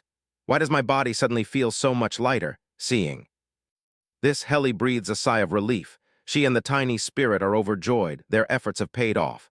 As the saying goes, even a school dog can recite poetry after 3 years. I spent 10 years running errands for Yang San, and she finally became a shaman. Indeed, she is at the very top of this field. She thinks of her nagging and smiles happily. You are still a long way from reaching that level. Roderick pulls up a chair and sits down. You only just recovered, and now you are sick again. Are you taking revenge on me for going hunting? Helplessly, she clicks her tongue and scolds him internally. It is actually entirely your fault. She asks, Revenge? Your father is going mad and demanding people from your mansion come here. Picturing Duke Duncan shouting, Do as I say, she cannot help but burst into laughter. Roderick rests his chin on his hand and teases, The more you laugh like that, the more petty you look. She quickly covers her mouth. Oops. He thinks her skin is so pale, and her body is extremely weak. I shall entrust them to you. Those people from Duncan, I leave them in your hands. Jane, standing behind them, is shocked and flustered. Is this not the time? You should threaten her not to allow it. Helly is also a bit surprised. Your Majesty is letting me choose? That is correct. Why are you doing this? I do not know. Either because I need to see her reaction, Is that all? Helly sighs, thinking to herself how sweet it is to delude oneself into thinking they have the power to choose. But this question is like a crown. I have no choice here. She expresses decisively. I shall write a letter of refusal once more. This time I will write. More clearly, Roderick turns to Jane, the words written all over his face. Did you hear that? I was right, was I not? Jane asks. Why are you looking at me like that? He tilts his head. Thinking deeply, Tusk, why can I not feel the difference? This is hardly the attitude of someone who accepts something out of asterisk. Fear of the person before them. I do not understand what her intentions are anymore. Suddenly, he notices a strange object on the table and freezes. Is that thing still here? What is your plot? She answers innocently, pardon? I am asking what your plot is. The people standing behind them are shocked, speechless. Roderick's face darkens with embarrassment. What are you protesting? Ah, the surrounding servants are even more embarrassed. They blush and whisper among themselves. It is possible, perhaps because nothing happened on their first night. Maybe they are strengthening their marital bond. Helly innocently picks up the piece of wood. Ah, this is just a hobby of mine in my daily life. Dirty-minded servants blush even deeper. A hobby? What kind of hobby is that?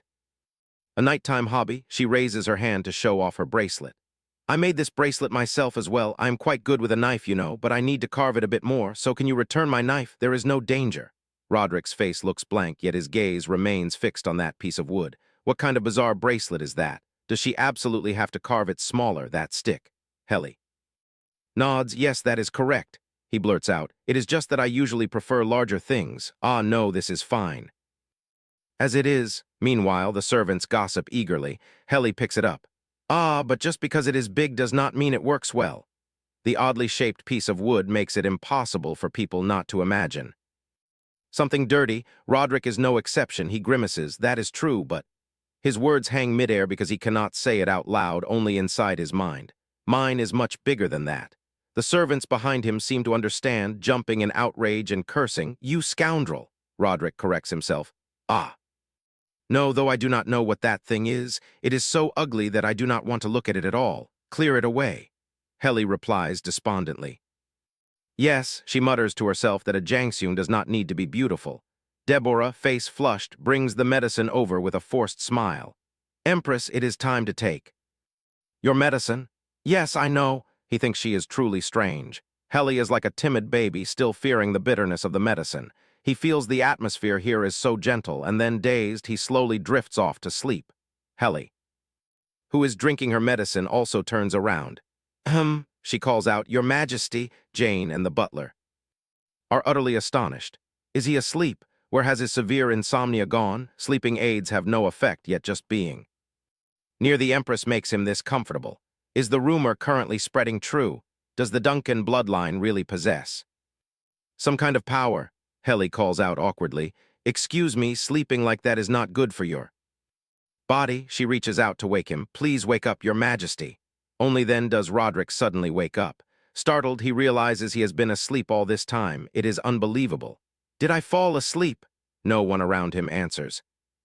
Falling asleep so suddenly right in the middle of thinking, he looks at Helly awkwardly, not knowing what to do on the bed, then rubs his head, not understanding why he feels he can sleep so soundly right now. Immediately after, Roderick approaches the bed. Helly Duncan, move over a little. She is slightly surprised. Pardon? Yes, let me lie down next to you. Helly, flustered, stammers incoherently. Pardon, what? Wait. She screams to the others for help. Deborah? Oh, Deborah. But Deborah misunderstands her completely, immediately pushing everyone out of the room, not forgetting to leave a parting word. We wish the two of you a wonderful time. By this time, Roderick has climbed all the way onto the bed to lie down. Feeling incredibly sleepy, Helly can only scream helplessly in her mind, go back to your room to sleep. I really want to say that, but that place is full of spirits like a haunted house, so if he sleeps there, it is not safe. He requests comfortably, I will not do anything, so let me borrow your bed for a bit. Truly unable to sleep, that is why he does this, and there is no other way. She hands him a pillow. Here is a pillow. Roderick closes his eyes. All right. You use it. Helly blushes, shyly pulling up the blanket. I am here under here. Helly lies down, facing him. You said you would support my love, yet you lie next to me like this. Hearing this, he laughs heartily. That is quite cute, but I think you should not say that in front of her husband's face. Yes, indeed. I am sorry, I was a bit annoyed and acted up. He smiles to remind her, you should sleep too, you are not feeling well. Yes. Please sleep too, Your Majesty. She closes her eyes. Indeed, she is still very tired. Time to sleep. Now, suddenly, a soft voice breaks the silence.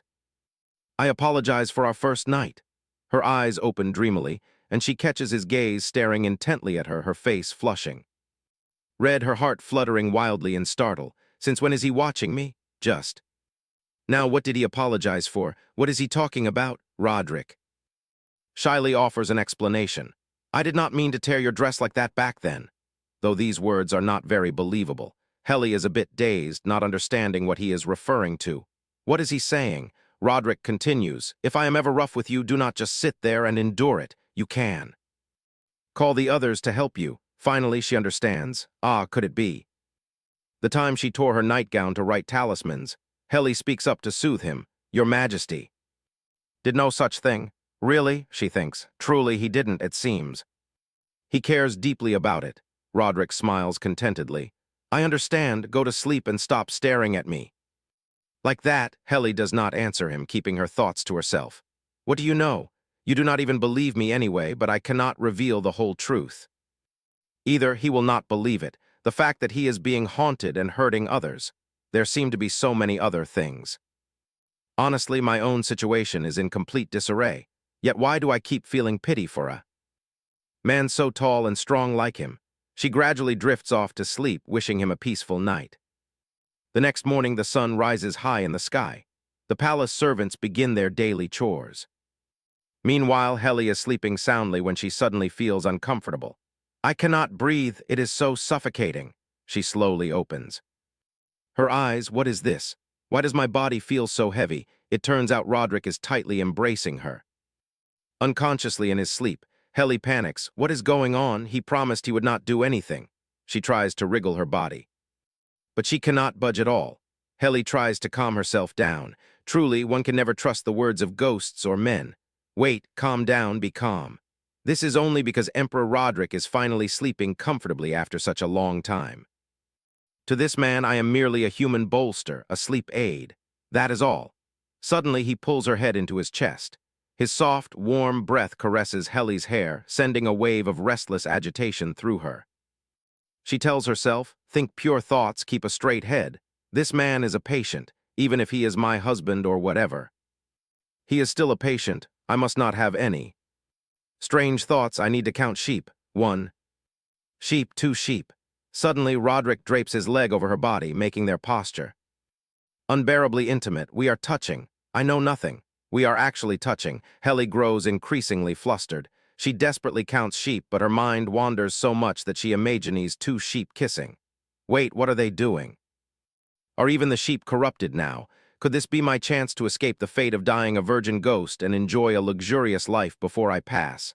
Now, is it time, just like this, and commit a sin? Suddenly, Roderick slides his hand around her waist. She nearly loses her composure. Where are you touching? This is definitely not the time, and she finally speaks up. Your Majesty, please move away a little. Please, yet instead of stopping, he weaves his fingers through her hair, naturally pulling her even closer into his embrace. His deep breath falls directly against the back of her neck, making Helly shout out, do not breathe right there. She panics. No, I cannot take this anymore. She screams right in Roderick's face and pummels his chest. I cannot breathe, let me go. Finally, Roderick wakes up and registers the awkward situation. She gasps for air, finding their posture extremely embarrassing. He startles, almost tumbling backward. Meanwhile, Helly shyly covers her face with the blanket and turns away. Roderick questions himself. In this situation, did I? He opens his mouth to apologize. Helly, suddenly. He steps forward and pulls her blanket away, making Helly shriek in fright. What are you doing? Roderick notices her dress is not torn, then sinks onto the edge of the bed, burying his face in his hands, saying, I am sorry, as he gently shakes her shoulder. I am so sorry. Helly, were you startled? She turns around, her eyes welling with tears as if she is about to cry, which panics Roderick. I will leave right away. Please rest well. yet seeing she still looks upset. He quickly returns. Helly, Helly, answer me. He presses his hand against her forehead. Are you planning to ignore me now? He murmurs, are you a child? Are you really that frightened? No, it is not because I am scared. I was just caught off guard. My body burns up, her heart races, and every place he touched feels tingly, utterly flustering her. Unlike his usual self, he is incredibly gentle right now, making her want to act a little childish since she has never done so before. Roderick repeatedly pleads, I am sorry, I am truly sorry. I am leaving now. Please get some sleep. She covers her face in confusion, it seems. My heart is still fluttering. What is this feeling? I do not think I can sleep any longer. Many days pass since that awkward incident. Roderick remains busy with his affairs, yet his mind is still troubled. Whenever he thinks of Helly, the servants begin to whisper. Sir Zen, it has been over 10 days since the Emperor and Empress ignored each other. What on earth happened? Why are you asking me that? Zen props his chin up, deeply troubled. The Empress seemed uncomfortable, so I should limit my visits.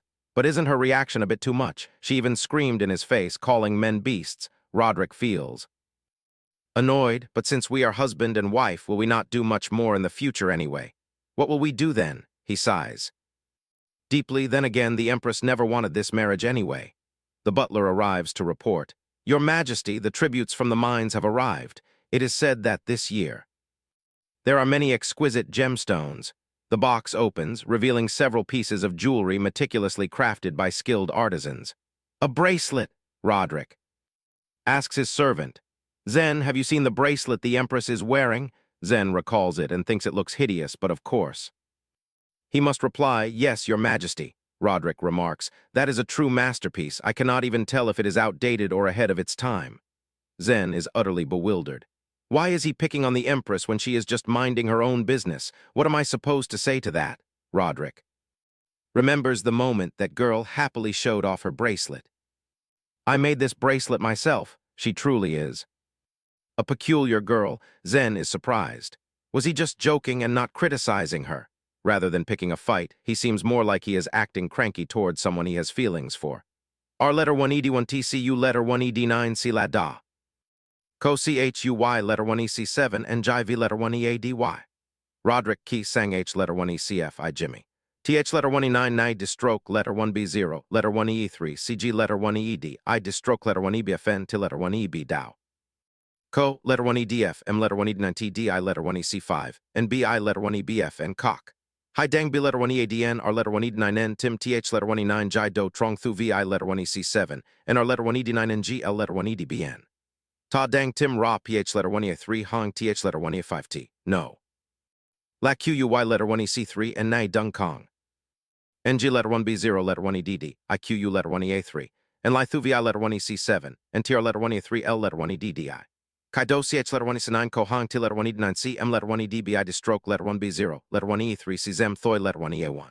TH letter 1E7 NS letter 1EBD Mangai Shape Cock Distroke letter 1EBFN Cho and G letter 1B0 letter 1EDDI. Ko T letter 1ECF V letter 1EBB and G letter 1E1C N Hiern. N Hung Tala B letter 1E1 N Distroke letter 1EDD IC letter 1E7 A B letter 1EC7 H letter 1EA1 La Hong H letter 1EAD Yuma. Y acute C letter 1E7 A C letter 1EAD Ulata. Kong PH letter 1EA3 I Hong T letter 1ED9 C Sao. A acute TH letter 1E7 N Kong. Ko Y acute Do Dao letter 1EA1.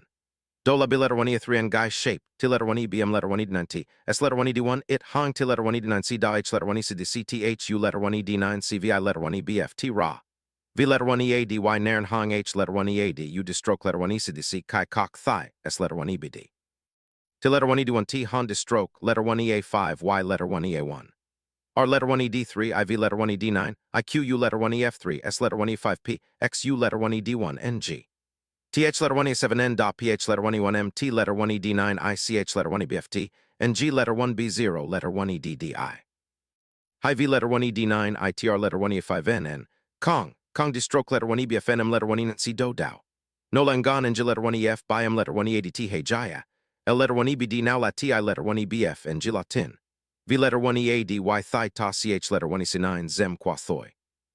Ta S letter 1EBD Zem TH letter 1EADT G letter 1ECDN. Gangva S letter 1E1CH Distroke letter 1EB9P. R letter 1 E D3 I T R letter 1 E3 Cho C letter 1 E A D U. Vang. M letter 1 E D B I N Co letter 1 E A 5 Y distroke letter 1 E C3 Y cute distroke letter 1 E B F N L letter 1 E D D I Noi C letter 1 E 7 A min R letter 1 E D3 I. PH letter 1 E A3 I. Lam Sao Day. GI letter 1 E A3 I Q U Y letter 1 E B F Tizong CHUY letter 1 E C7 and CU letter 1 E D1 and Soch. Hi V letter 1 E D9 I Dem V letter 1 E C1 Fong. Lin H letter 1 E D3 N Oi. L letter 1 E A1 I Day Now. Distroke letter 1 E C D C C U letter 1 E D1 and Soch Nai Die. M Co TH letter 1 E C3 distroke letter 1 E C D C distroke letter 1 B0 letter 1 E E3 C and Gon and J letter 1 E F Nai Kong. No L letter 1 E AFP B letter 1 E AFP. Vang. Lin H letter 1 ED3N, Sao Kai distroke letter 1 ECDC, distroke letter 1 B0, letter 1 EE3, Si Vai Dong Li letter 1 EC1, and Nung and letter 1 ECB Yu Hong Thich. MCH letter 1 EC9, distroke letter 1 ECDC, M letter 1 EA5, YCU letter 1 ED1, and Soch Ma YH I letter 1 EC3 U Thoi. PH I letter 1 EC1, and PH letter 1 E9C L letter 1 EAFM. Hainan and letter 1 EC9. M letter 1 EA5 Y Kai Gai shape by M letter 1 EADT and Hunai Thai S letter 1 EBDG I letter 1 ED1 and GV letter 1 EDB ITH letter 1 F1 CT letter 1 EA1 I Han Ma. No Kai L letter 1 EA1 I. N Hung Ma CH letter 1 ECB Con Chua distroke letter 1 ECDC. H letter 1 EBFT QUY letter 1 EC3 N Nai. Ma VACH letter 1 EC9 Vow CU letter 1 ED1. And an H letter 1 EDT Kai C letter 1 E7 a Hai Lin H letter 1 ED3N and H letter 1 EDB L letter 1 EA1. I Vikong TH letter 1 EC3, S letter 1 ED1 and G letter 1 EDF, Noi Nai N letter 1 EBF. Yukong Ko Kai letter 1 E and CC letter 1 E7, a Hai Nairn Min Da QUY letter 1 EBF, T distroke letter 1 ECB and H Tham. KH letter 1 EA3 O and H letter 1 EDT, Kai C letter 1 E7, a Ko letter 1 EA5 Y. En Humangayat Thong Y Ko B letter 1 EA3 Y Con letter 1 EBFCH, Trong V letter 1 B0 letter 1 EDDN. Letter 1 EBFCH letter 1 ED9P letter 1 ED9P. Angayat Thong it. M letter 1 EA5 Y Hin Bon Su Kem. Min R letter 1 EA5 T Thich Bon Kem. Min Damong distroke letter 1 EE3 I Kai Jai T letter 1 EB Ko letter 1 EA5 YV letter 1 EADY. No TH letter 1 EA5 T V letter 1 ECDNG. Kong distroke letter 1 B0 letter 1 EE3 CR letter 1 ED3 I S letter 1 EDF. Thich C letter 1 EE7 a T letter 1 EE5 I Min Kong Han Tan Kok and Hao Luan. Min Con Kong Bi letter 1 EBF, T Ko letter 1 EA5, Y Dang Noi V letter 1 EC1, Kai Jai N letter 1 EF, a PH letter 1 EA3, I Tim Koch Cox Thoi. Hi then Van, CH letter 1 ECB, Da D letter 1 EF1 and G, K letter 1 EBF, TG, I letter 1 EDB, I V B letter 1 ECF, La Bua distroke letter 1 EC3, M letter 1 EA5, YTH letter 1 E9, Dong S letter 1 E3, Kia Kong L letter 1 ECDT, Vao Fong R letter 1 ED3, I. V letter 1 EAD, Y Mam Kong. TH letter 1 EC3 distroke letter 1 ECDC, Soch Cho CH letter 1 ECB Angia. BU letter 1 ED3 and Quad Diam letter 1 EA5T. Lin H letter 1 ED3N and H letter 1 EA3 Y Laren CU letter 1 ED1 and Soch Kong Kong Con Koch Now Kok. PH letter 1 EA3 I distroke letter 1 ECDC Sao. No distroke letter 1 ECDC to Laren. V letter 1 ECB Hong distroke letter 1 EBF distroke letter 1 EA7 U Tiern TR letter 1 EBB T U letter 1 ED5 I Tern Arthur TH Luxbreak. Unqua distroke letter 1 EDD I Vow Nam TH letter 1 E9 20 Theo L letter 1 ECBCH C letter 1 E7 Akai. Letter 1 EDF TU letter 1 ED5 I 38. Ongda GNCH I letter 1 EBF and TH letter 1 EFNG TR letter 1 B0 letter 1 EDB C distroke letter 1 EBF QU letter 1 ED1 C Diamond.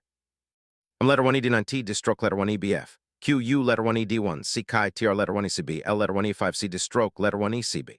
A B letter 1 EB1 and G Ma TH U letter 1 EAD T Ta Ok B letter 1 EB1 and G Than K I letter 1 EBF M Thon. Ko T letter 1 EF1 H letter 1 ECF. I Ma TH U letter 1 EAD T Ta Ok Than K I letter 1 EBF. M Thon C letter 1 E9 and Hu M letter 1 ED9 T Cow CH U Y letter 1 EC7 and C letter 1 ED5 Tich letter 1 EA5 Y and H letter 1 EC9. Lin H letter 1 ED3N, TI letter 1 EBF, PT letter 1 E5C. Sao Doang dot Tyrant, B letter 1 ED1, distroke letter 1 ED9C, L letter 1 EADP, C letter 1 EE7, a distroke letter 1 EBF, QU letter 1 ED1, C Vathana letter 1 EADP, distroke letter 1 EBF, QU letter 1 ED1, CC V letter 1 ECB, Hong distroke letter 1 EBF, TH letter 1 E9, High, V letter 1 ECB. Hong distroke letter 1 EBF, TH letter 1 E9, Ba. V letter 1 ECB hang distroke letter 1 EBF, TH letter 1 E9, 2 real break. Distroke letter 1 EC3, K letter 1 EF7, NI letter 1 EC7, M100 NAM, THAN L letter 1 E80P, distroke letter 1 EBF, QU letter 1 ED1C. Ang da T letter 1 EA1, O Quan, H letter 1 EC7, V letter 1 EDB, I cock Gia, T letter 1 ED9C Melon. J letter 1 ED3 LE, Vad Duncan, distroke letter 1 EC3, Thuck distroke letter 1 EA9, Y, S letter 1 EF1, Don, K letter 1 EBFT, C letter 1 EE7, a cock CH letter 1 E7, and G T letter 1 ED9C. High TH letter 1 EFC, M letter 1 EAFC. V letter 1 EAD, Y band distroke letter 1 EA7, U D done, Can Lam letter 1 ED9T, CH letter 1 E7, and G T letter 1 ED9C.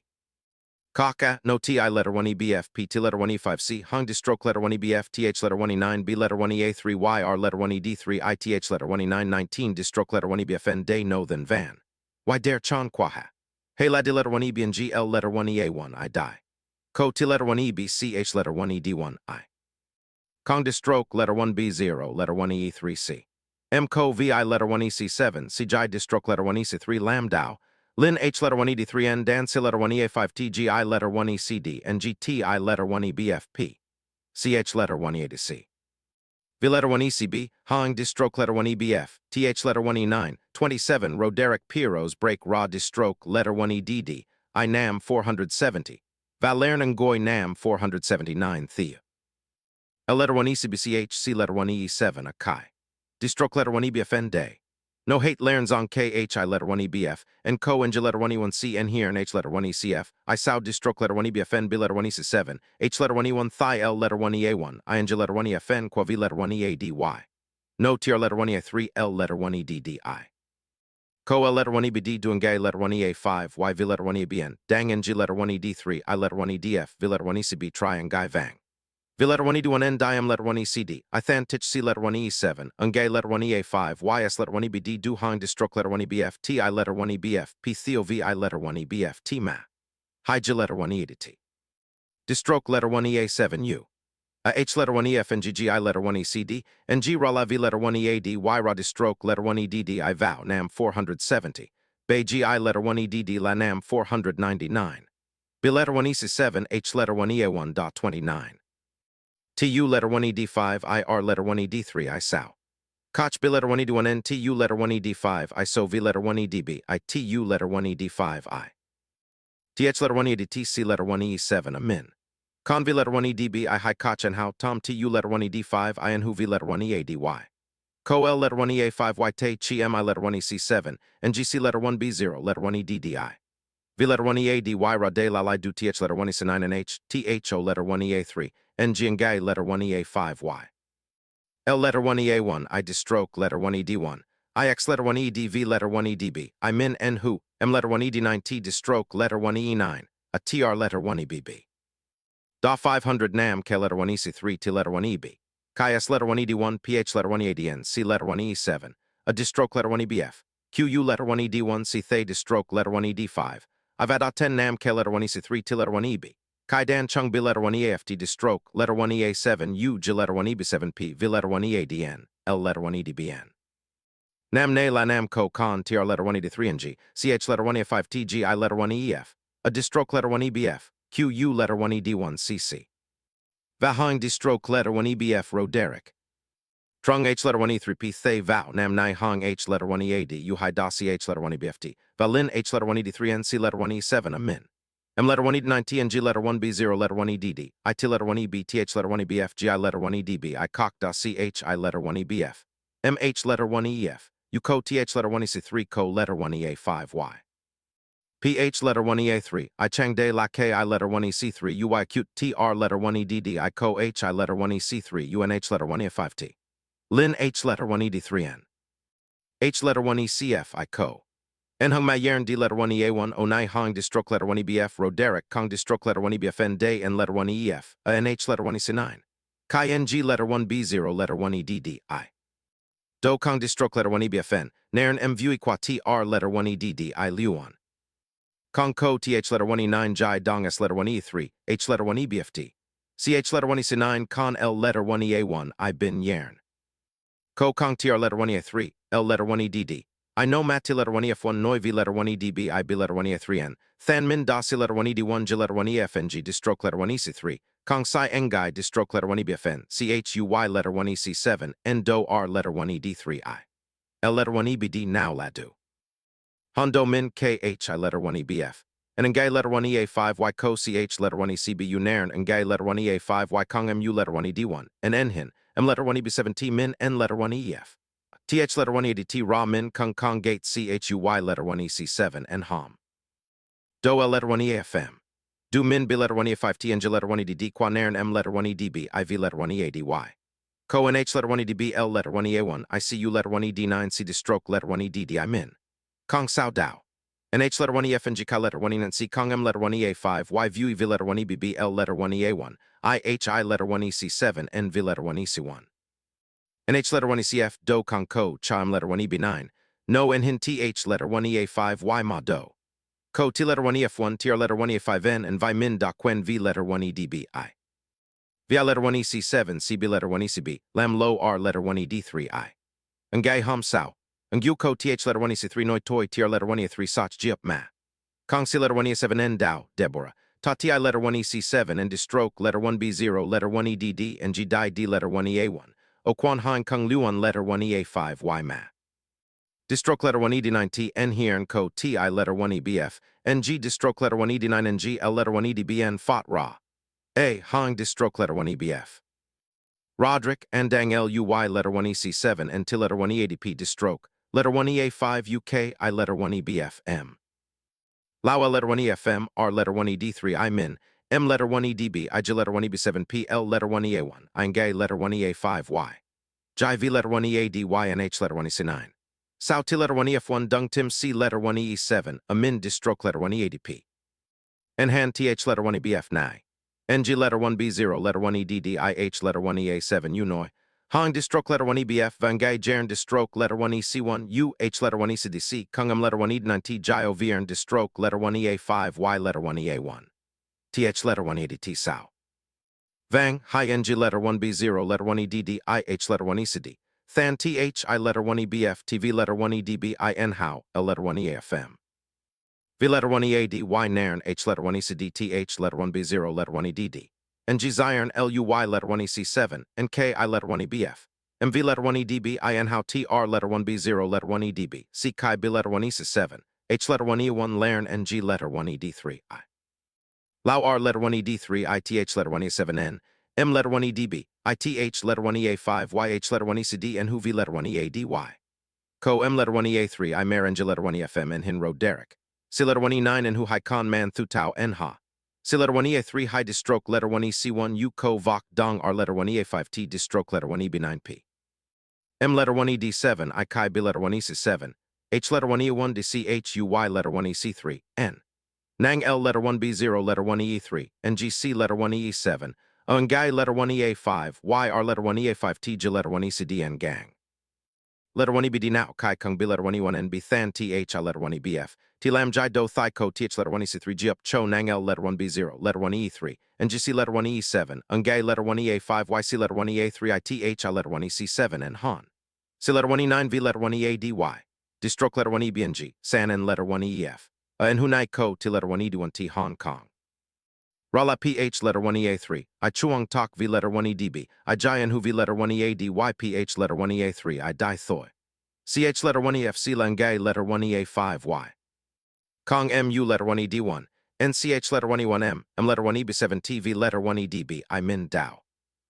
Roderick K letter 1 EBFT, Thuk BU letter 1 ED5, ILUY letter 1 EC7, and KI letter 1 EBF. M Vadang Lawam letter 1 ED3 Hoi. Distroke letter 1 ED9T and here and CH letter 1 EA1 YT letter 1 EDB I New Te. High KHI letter 1 EBF and Co HO letter 1 EA3 and GH letter 1 ED1T. V letter 1 EB a Nay and Gay letter 1 EA5 Y Kochman R letter 1 EA5T Zama. Kong TH letter 1 EC3 Tin Distroke letter 1 B0 letter 1 EE3C. And D letter 1 EDF GI letter 1 ECD. NG Troch C letter 1 E9 Sao ML letter 1 EA1 IB letter 1 ECF. R letter 1 ED3I, Hai Dun Can M Dai Dao V letter 1 EADY, Co letter 1 EA5 Piang. Toi dang tran de stroke letter 1B0 letter 1EDD and G kivi letter 1EC1 fong. B letter 1EC7 H letter 1EA1 letter 1EA1. And T letter 1ECF rock co CH letter 1ECBU. Sao ML letter 1EA1 I Duncan and J letter 1EF V letter 1EADY. Noi CHUY letter 1EC7 and N who bin TH letter 1B0 letter 1EDD and G die.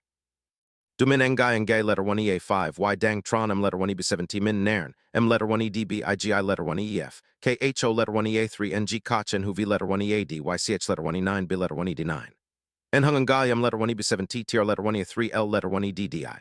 Vang, Toy BI letter 1EBF TR letter 1ED3I. Roderick Hay. Long, T letter 1ED1 TL letter 1EFM. CU letter 1ED9 C Tro CHUY letter 1EC7 and B letter 1ED7 and G N here and Roy Vow B letter 1EBF T letter 1EAFC B letter 1EDF IC letter 1EA3 Hai Kong B I letter 1EBF T Noi Jai V letter 1EDB IN How. Ko Ban Cone. Gay letter 1EA5 YMU letter 1ED1 and Min Noi Jai and letter 1EF V letter 1EADY Thai and Gay TI letter 1EBF PT letter 1E5C LUY letter 1EC7 and T letter 1EADP Dai N Hay. Con Toi S letter 1EBD Ki V letter 1EC1 Fong. And V letter 1EBNGI letter 1EF, CH letter 1EB70 Te Ko. Bei GI letter 1EDD, MPH letter 1EA3 I Dai Luan Sao. Hi. J letter 1EADT de stroke letter 1EA7 U. Vang. And Vo de stroke letter 1EA7 U B letter 1E9T Talk. CH letter 1EC9 Ko Duncan M letter 1EDB, I hand de stroke letter 1ED9 NG, N Hu V letter 1EAD Y and H letter 1EC9. Kung BI letter 1EBF T Koch CH letter 1ECDC T letter 1E9C. And G letter 1B0 letter 1EDD I cock TH letter 1EDT.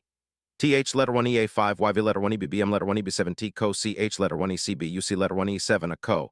And V letter 1ED9 I TR letter 1E5N and Kong PH letter 1EA3 I Noi M Dao. And Hung Dai in here and Hai Now Co Tin. And Gay Dang Noi. Distroke letter 1EBFN Toy CH letter 1E9 Jai N letter 1EF.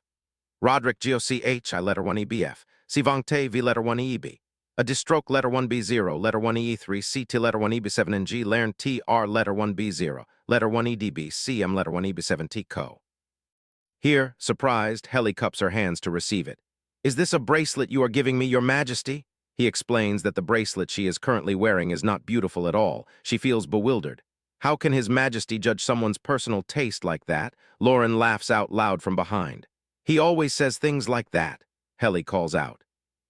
Kang Yi chimes in. Normally, he does not even spare a glance at precious gems, yet the moment he sees this bracelet, he immediately speaks of the Empress and brings it with him. Roderick scolds. You are being too noisy.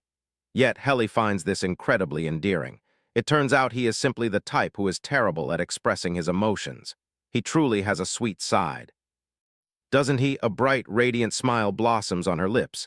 Thank you, Your Majesty. But he only responds with a cold gaze and hands the wooden sword to the servant. Let us go. Helly is surprised. Yes, let us head back to your chamber. She is slightly bewildered. Is it really all right for you to stop training like this? It is. Fine, knowing your opponent's moves too well is rather boring. Kang Yi pouts. Your Majesty, are you really casting me aside like this? You said you would take your anger out on me.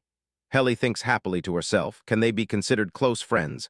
I'm not so sure, since there are only spirits around him and not a single human friend, seeing His Majesty and Kang Yi together is truly a heartwarming sight. He urges her, let us go quickly. Helly nods.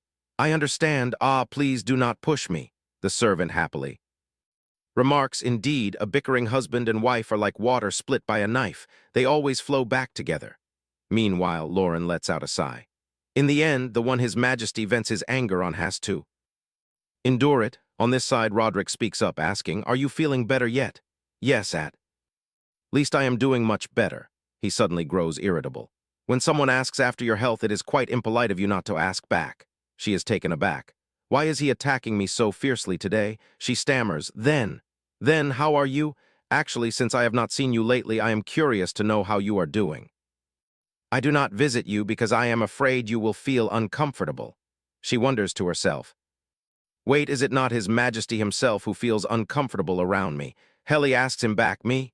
He retorts. On that day, did you not look at me as if I were some kind of insect? My feelings are hurt too, you know. You, he acts huffy. I am just saying, she laughs softly. When did I ever look at you like that? It is only because I was caught off guard. Helly breathes a sigh of relief, so it is not because he hates asterisk. Me, Roderick speaks coldly.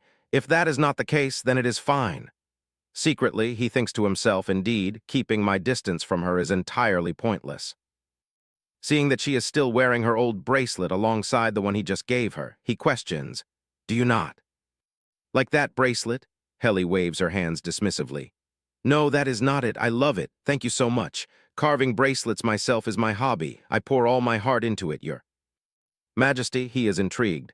"Your hobby is quite fascinating," she nods. "That is why Your Majesty should stop judging my hobbies and show a little respect." He playfully taps her head. "All right, I understand." This makes Helly a little annoyed. "Go away quickly," she sighs with relief. As expected, the beaded talisman is still much better than a normal bracelet. Roderick massages his shoulders.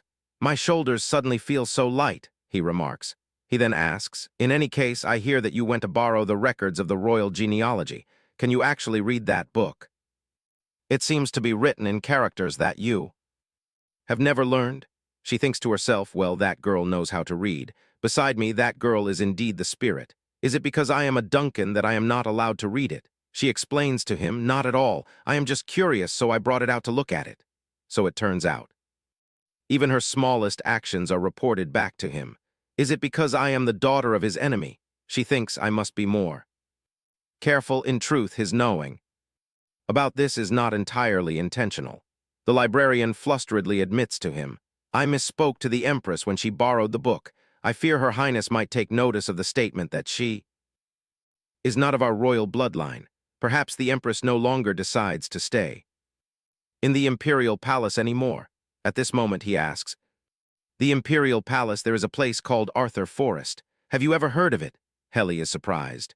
"We are in the middle of talking about the royal genealogy asterisk. So why does he suddenly bring up Arthur Forest?" She feels as though she has vaguely heard of it before. Perhaps it is Helly's memory which lately seems harder to recall and distinguish. He explains that it is a sacred forest that has existed since the founding of the nation. No noble or administrator is allowed to enter Arthur Forest. Only the royal family is permitted to cross its borders. Roderick takes the initiative to invite her. "Do you wish to go there?" Helly places her hand in his. "Yes." The moment she steps inside, she is completely overwhelmed by the majestic beauty of the forest. "Oh my goodness, this is the first time I have ever visited a place so brimming with sacred, vital energy. I almost kneel down to offer my heartfelt prayers. How can a place be this magnificent? Compared to the deity that Madame Yang-san used to serve, the vital energy here is several times stronger." Roderick asks with concern, "Is it because it is too dark that it does not look beautiful? Your complexion seems pale." Helly is taken aback. Does he not see that this forest is bathed in an otherworldly light? Can this man truly feel absolutely nothing? That is a bit foolish, honestly. He suggests that they turn back. Naturally, she does not agree. "No, I want to keep going. How strange. Until now, I always think His Majesty is safer if he stays far away from the Imperial Palace, which is plagued by misfortune. I think His Majesty instinctively wants to escape the palace, which is why he goes hunting. As it turns out, that is just my own assumption. This palace has Arthur Forest, the strongest shield protecting the Emperor of the Nai Empire from the spirits.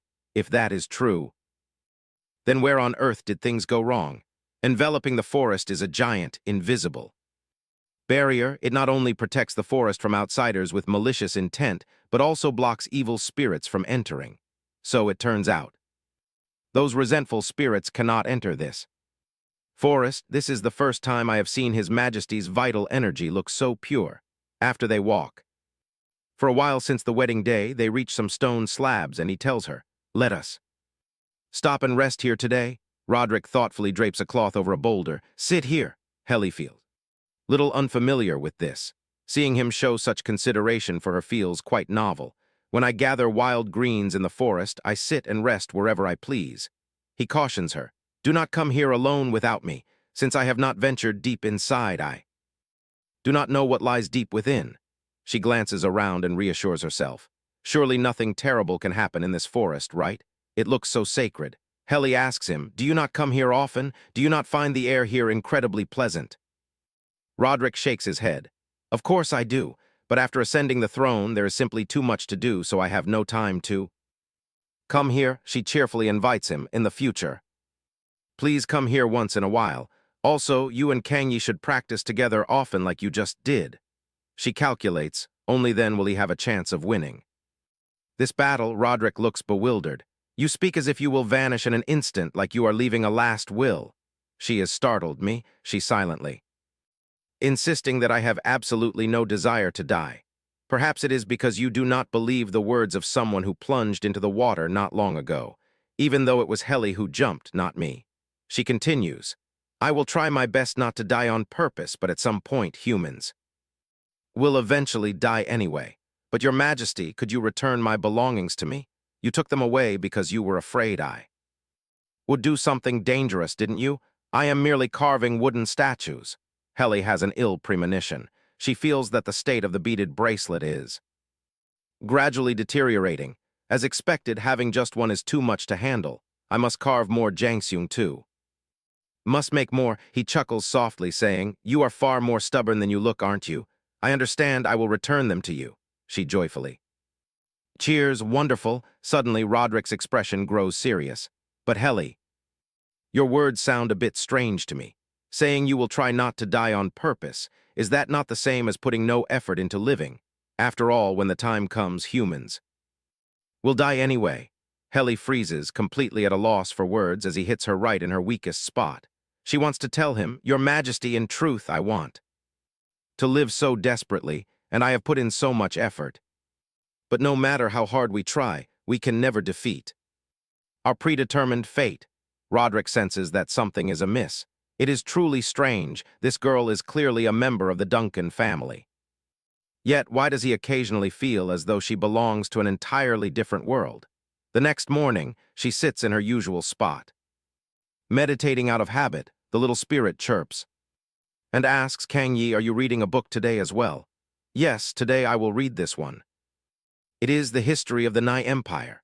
The young Emperor Athluxbreak, master of the Holy Sword. No one knows anything about the childhood of the emperor who founded the empire. When the corrupt Diamond Empire uses dark magic to enforce an absolute monarchy, the young emperor rises up with the Holy Sword and successfully defeats the Diamond Empire. Using divine power. Upon suffering a devastating defeat, the Diamond Empire fractures into factions. The Mellon, Russell, and Duncan families, once prominent nobles of the Diamond Empire, later aligned themselves with the rising Nai Empire, forming the bedrock of high society in the early days of its foundation, according to page 19 of the Nai Empire's history. Meanwhile, a servant reports to Roderick, the movement to restore the Diamond Empire has been completely suppressed, Your Majesty. Roderick looks utterly dissatisfied. Those empty assurances are from the previous generation's era, yet the restoration forces persist in their resistance for years. We must not be complacent. We must eradicate them at the very root. The official places his hand over his heart. Yes, Your Majesty. Suddenly, Roderick's face darkens, displaying clear exhaustion. The officials whisper in worry. Is it a sign of his hysteria again? He has barely suffered from it lately. Duke Duncan raises his hand and speaks up. Your Majesty, it seems the strength of our border troops is insufficient. Therefore, please appoint my eldest son, Anbai Duncan, as the commander of the Western Border Guards. After all, my son was suddenly demoted 3 years ago. For the Empress's brother not to hold the position of commander of the Southern Border Guard, does that not tarnish the honor of Your Majesty and the Empress? Roderick looks on in cold disbelief. Demoted. At present, the Nai Empire prioritizes its march to the south. The core of this issue is the appointment of the commander for the southern forces.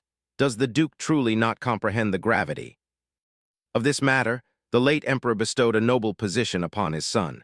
Yet for Anbai Duncan, it seems to be nothing more than casting pearls before swine. The officials begin to whisper and buzz in agitation. He does not even rest for a single day.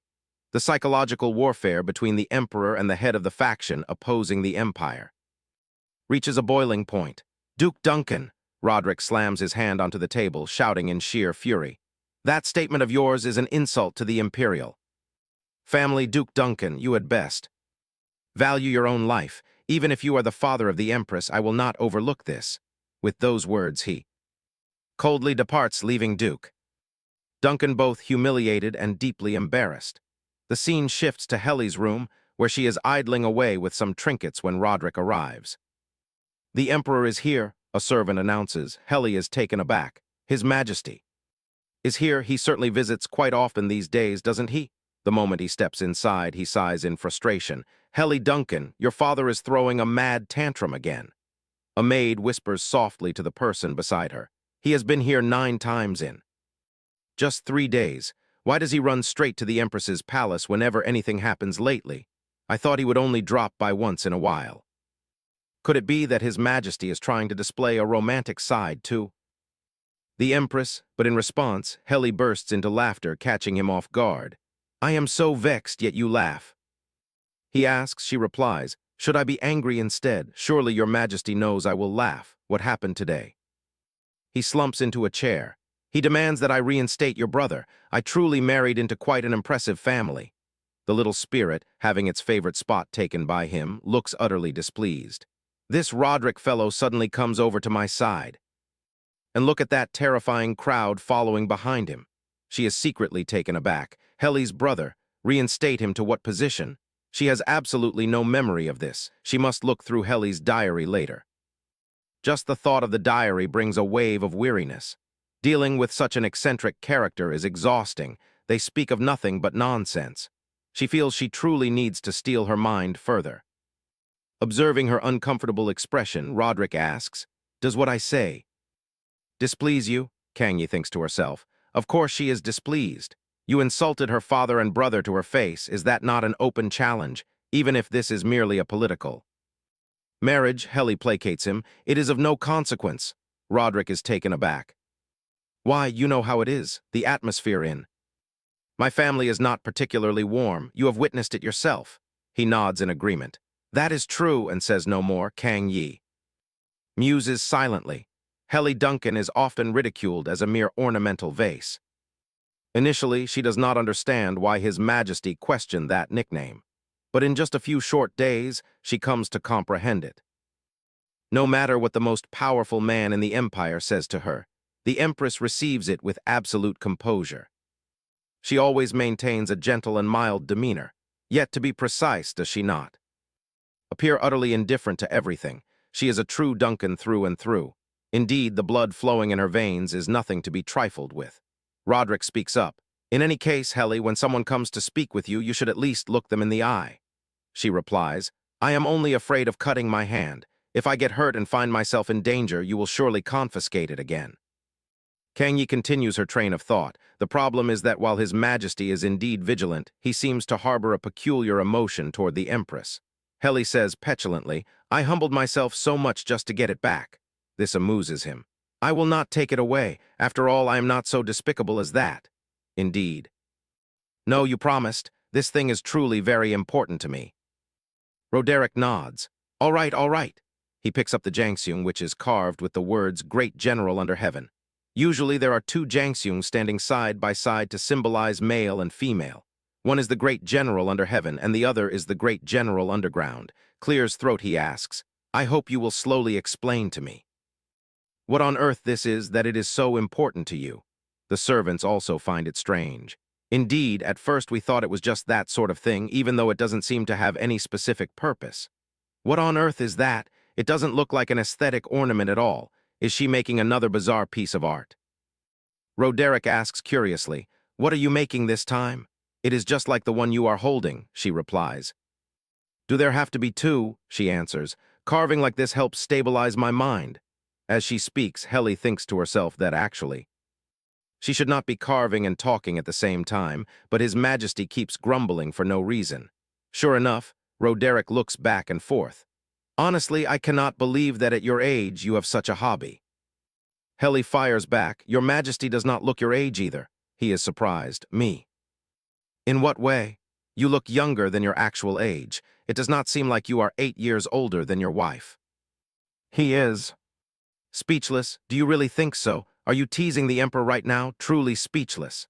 "Well, I apologize. It turns out he also cares about the age gap. Actually, we are only 4 years apart."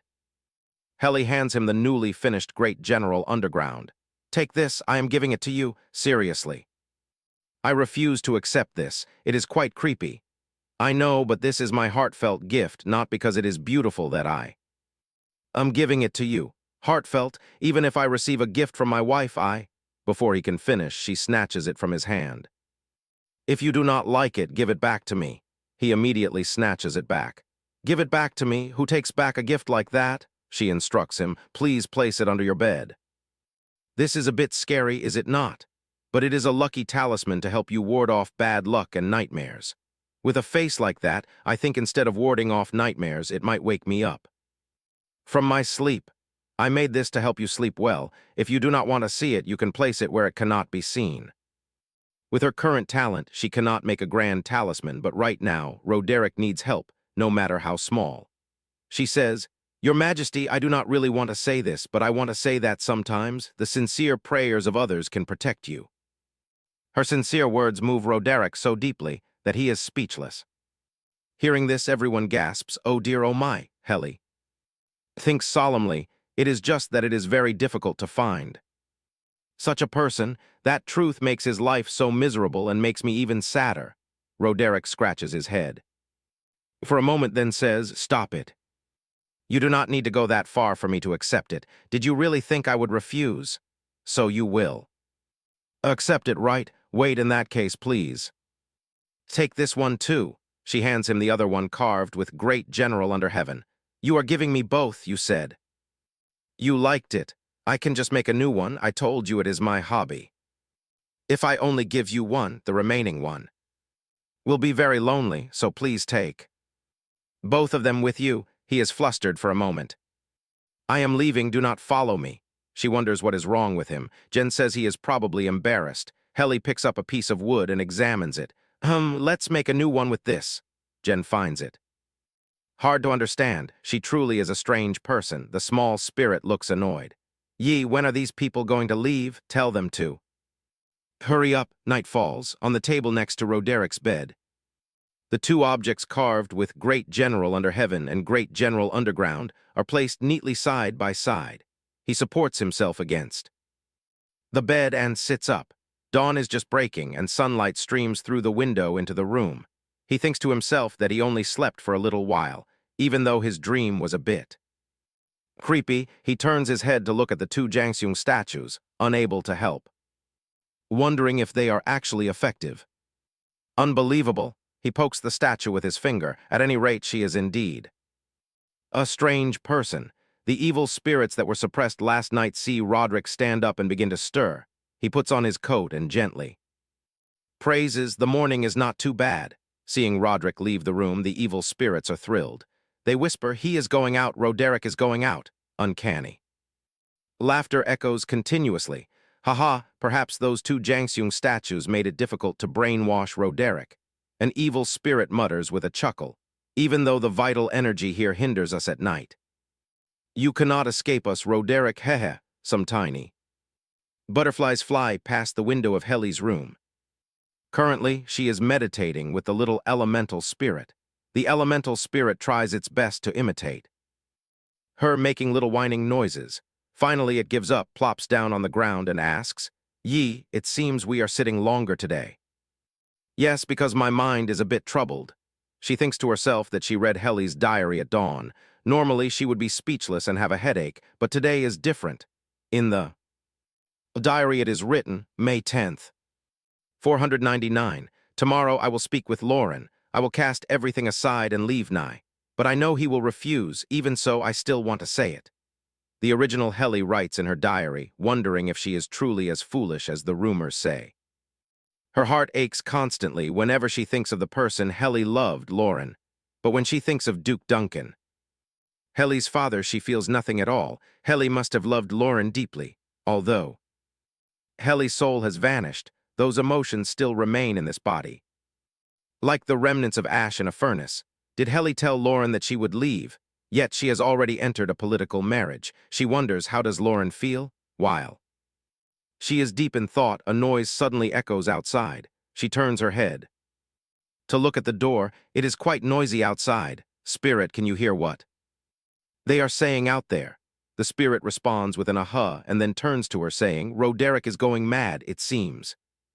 He is losing his temper even more today. Hearing this, she asks in shock, His Majesty has gone mad. This hasn't happened lately. How is it that the gift I gave him has no effect at all? Sure enough, with my current abilities, I cannot help him. I have met many shamans who, out of pity, ruin their own lives by doing things beyond their power.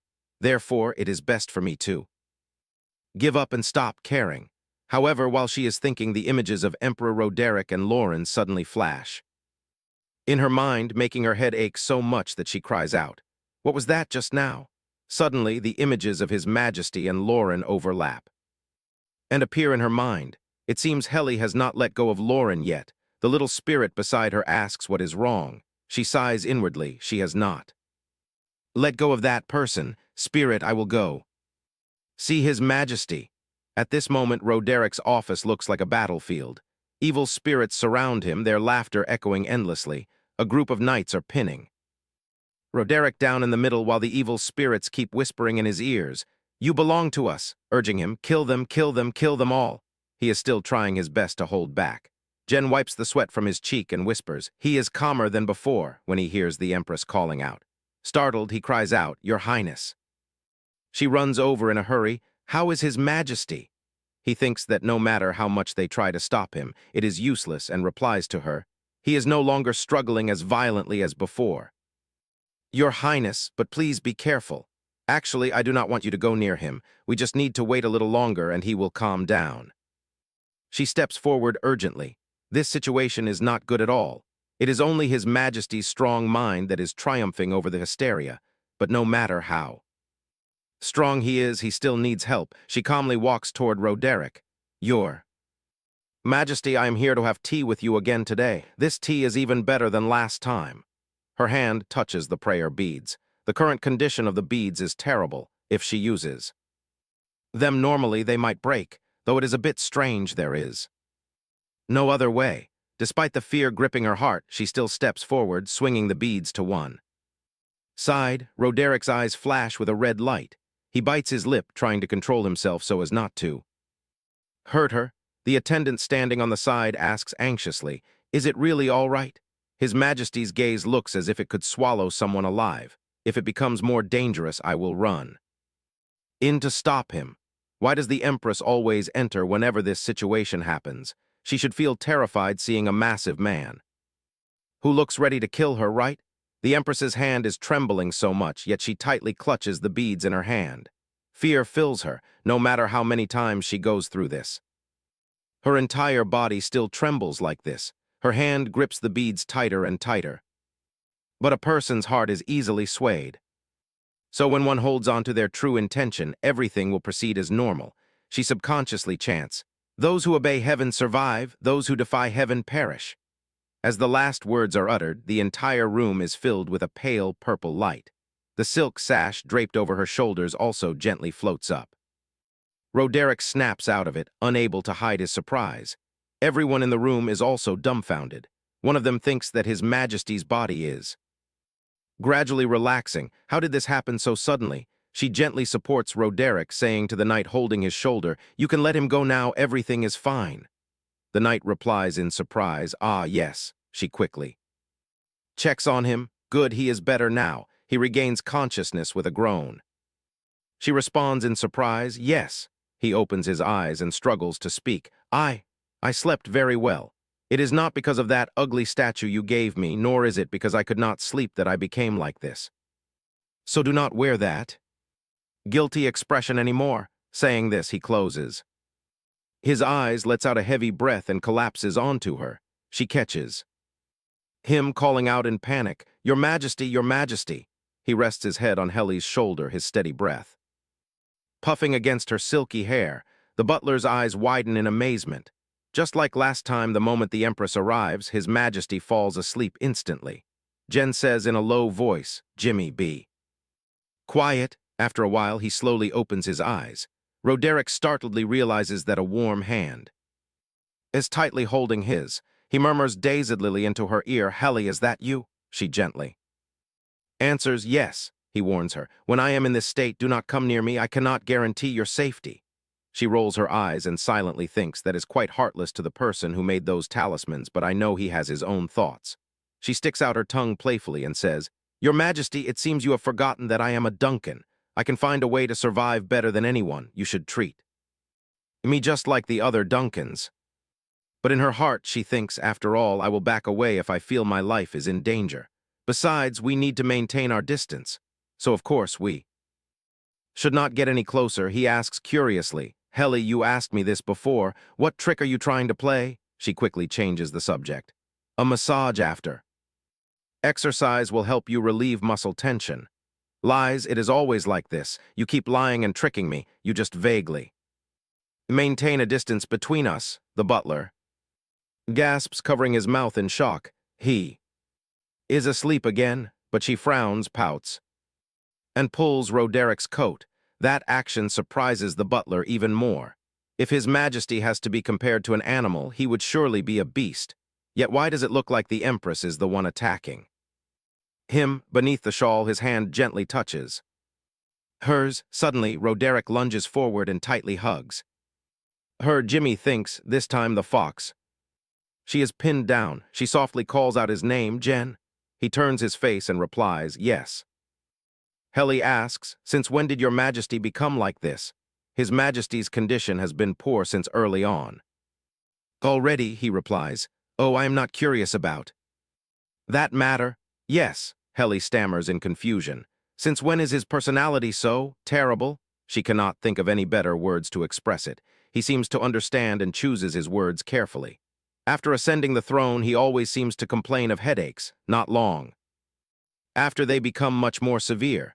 "Is that so?" Emperor Roderick ascended the throne in the year 497. That means he has been enduring this condition for 3 years now. He must have suffered so much. Suddenly, he pulls her into a tight embrace. Jen turns away in helpless silence. She shrieks, "Ah, your Majesty, oh." "It is not like that." But she simply lets him rest his head on her lap. Just seeing how desperately he clings to the vital energy of the prayer beads is enough to know how close he is to his breaking point. After a moment, she asks, "Jen, do you often train with His Majesty like last time?" "Let me see. Whenever he holds a weapon, he becomes more violent." "Is that so? When I watched him last time, he seemed perfectly fine." The image of him training rises in her mind. Even if Jen's words are true, it is impossible to declare that keeping him away from weapons is the best solution. Today, she has held him several times. Since birth, he has possessed an incredibly strong aura of longevity. Perhaps that is his destiny. The sacred vital energy of a great emperor cannot simply rush to his aid every time he loses his mind. She says, "Then please bring him to Arthur Forest often."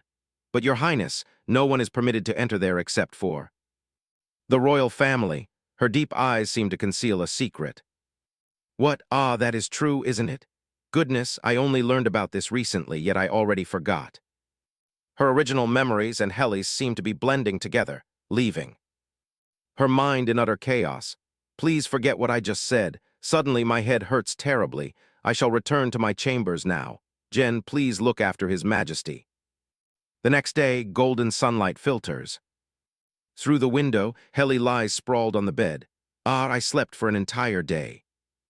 Yesterday, the moment I stepped into my room, I collapsed straight onto the bed. Today, I have not even meditated yet. The beads are still quite fine. Will His Majesty avoid me again for a while? I must enjoy a peaceful day today." Even though she makes this resolve, she is left utterly speechless. When Roderick arrives yet again, she asks, "Has my father gone mad again today?" He shyly replies, "What? Nothing." Jaime is secretly annoyed. Why is His Majesty so bashful about visiting the Empress? Deborah responds, "What if the Empress feels the same?" Helly then asks him, "Then what brings you here?" He avoids her gaze. "Do I need a reason to visit my wife's chambers?" She silently thinks, "So you just show up like this, like a patient frequently visiting the clinic?" She giggles, teasing him. "Didn't you say you wouldn't accept gifts from your wife? Have you fallen in love?" Roderick frowns and says, "You are not allowed to say another word." "All right, I am only joking. I fear someone might pry unnecessarily into House Duncan. What a truly exasperating family. Do not copy them. Deborah questions the butler, wondering why His Majesty is suddenly bad-mouthing her family. Roderick sits heavily on the chair. In any case, since I am all ready. Here, why don't we enjoy the tea we missed yesterday? Shortly after, an exquisitely decorated table is laid out. Helly gently lifts her teacup, sipping to savor it. This is delicious. Roderick unconsciously gazes at her, his eyes following her every movement. She gently picks up a pastry. Resting his chin on his hand, he stares at her, lost in thought. She pops the pastry into her mouth, her cheeks puffing out adorably. Suddenly he speaks up. Helly, do that again? She asks. Do what? What? You did in the library, like a cat kneading with its paws. She freezes, her eyes widening. Could it be? She narrows her eyes, remembering her hands pressed against Roderick's chest as if performing acupuncture. Is that what he means by kneading? Or does he imagine a pink cat standing on his chest, kneading like that? Helly quickly covers her face with her hands, feeling her world turn dark. I did my absolute best to soothe him despite my limited skills. Suddenly he says, I am suffering from insomnia again. She sits bolt upright thinking, am I really that useless? He reproaches her, yesterday you did not pray for me at all. Helly is bewildered. Huh, yet despite his words he stares at her accusingly. Perhaps last night you were thinking of another man? Your complexion looks perfectly fine to me. It seems to me you slept very soundly, quite contrary to what you just said. Was I caught? The butler and Deborah feel uncomfortable. Is this not the perfect time for flirting rather than bickering? To say they have done nothing, is that not a lie? Do you live solely on lies? I told you I was certain. Roderick thinks to himself. The butler and the head maid are still bickering. What on earth are they doing? She knits her brows. He finds it absurd, yet he always relies on me. It is true that he is still suspicious, that is why. I try my best not to act strangely. Meanwhile, he gazes at her intently in quiet contemplation. Is she on her guard? Why? Is that? I do not know either, I only know that she is hiding something. It seems she has no intention of harming the imperial family, at least not yet. Come now, do it, I am asking you. Why are you suddenly acting so dense? You speak so lightly, since you put it that way, how? Can I refuse? There is no other way. I will just play along. Give me your hand. Helly gently takes his hand, telling herself, just play along. Only by pretending like this will I avoid suspicion. He stares at her hand, lost in thought. Indeed, her slender hands are as soft as velvet, her long fingers resembling delicate petals. No matter how much she moves, she has no muscle. Her fingers look incredibly fragile. Helly suddenly pauses, looking at her hand resting in his palm. Your Majesty. He gently lifts her hand. Because her skin is so delicate, there are calluses from using a carving knife which must have healed over. With such skin, her hobby is still carving. Rather than saying she enjoys it, it seems as though she has been carving long before arriving at the imperial palace. Why must she lie? Helly. He suddenly freezes in surprise. Are you seducing me? What are you talking about again? He turns his face away, deliberately avoiding her gaze. You have undone everything on her dress. Helly's tie has slipped loose, revealing her full cleavage. She hastily covers her chest, her cheeks flushing crimson. When on earth did this happen? Helly, flustered, pulls at the tie under Roderick's indifferent gaze. Oh dear, why won't this work? She fumbles with both hands, trying to quickly tie the dress back up. Where did this dress even come from? I know nothing about it. Did Deborah dress me in this? Helly turns her head, her eyes pleading with Deborah for help. Please, Deborah, come here and do something. Deborah, however, links arms with Jaime and flashes a wicked grin. Look at that awkward state. Clearly nothing has happened yet. Do you dare doubt the eyes of the head maid? He grits his teeth. But it is obvious. Roderick turns his head to watch them, whispering. Do these people always work so hard on unnecessary things? He slides closer. Helly raises her hand and says, take your hands away. Blushing, she insists. No, he gently touches the tie, his warm hands fastening it for her. He gazes intently at her face, which is entirely flushed. He smiles softly, murmuring to himself, you truly cannot hide anything, can you? Hey, that is enough. Helly, she stammers. This, she suddenly shrieks. This feels like harassment. What? I was only helping you adjust it. You should have pretended not to notice, otherwise. Others will see. You could have pointed it out to me in some other way. Roderick counters.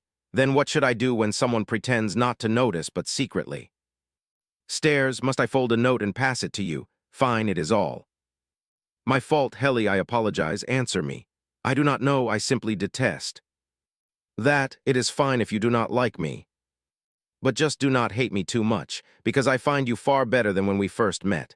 I think so too, I have gotten much better. Then at first, he sighs with relief. Honestly, you certainly know how to use my affection wisely, you are no longer. Angry, right? I already told you I do not know. I will not do anything that stands out anymore, definitely, definitely. But Kang Yi is tied to the unfortunate one, so life does not go quite as expected. She suddenly shouts, why do these guys keep appearing right in front of my eyes?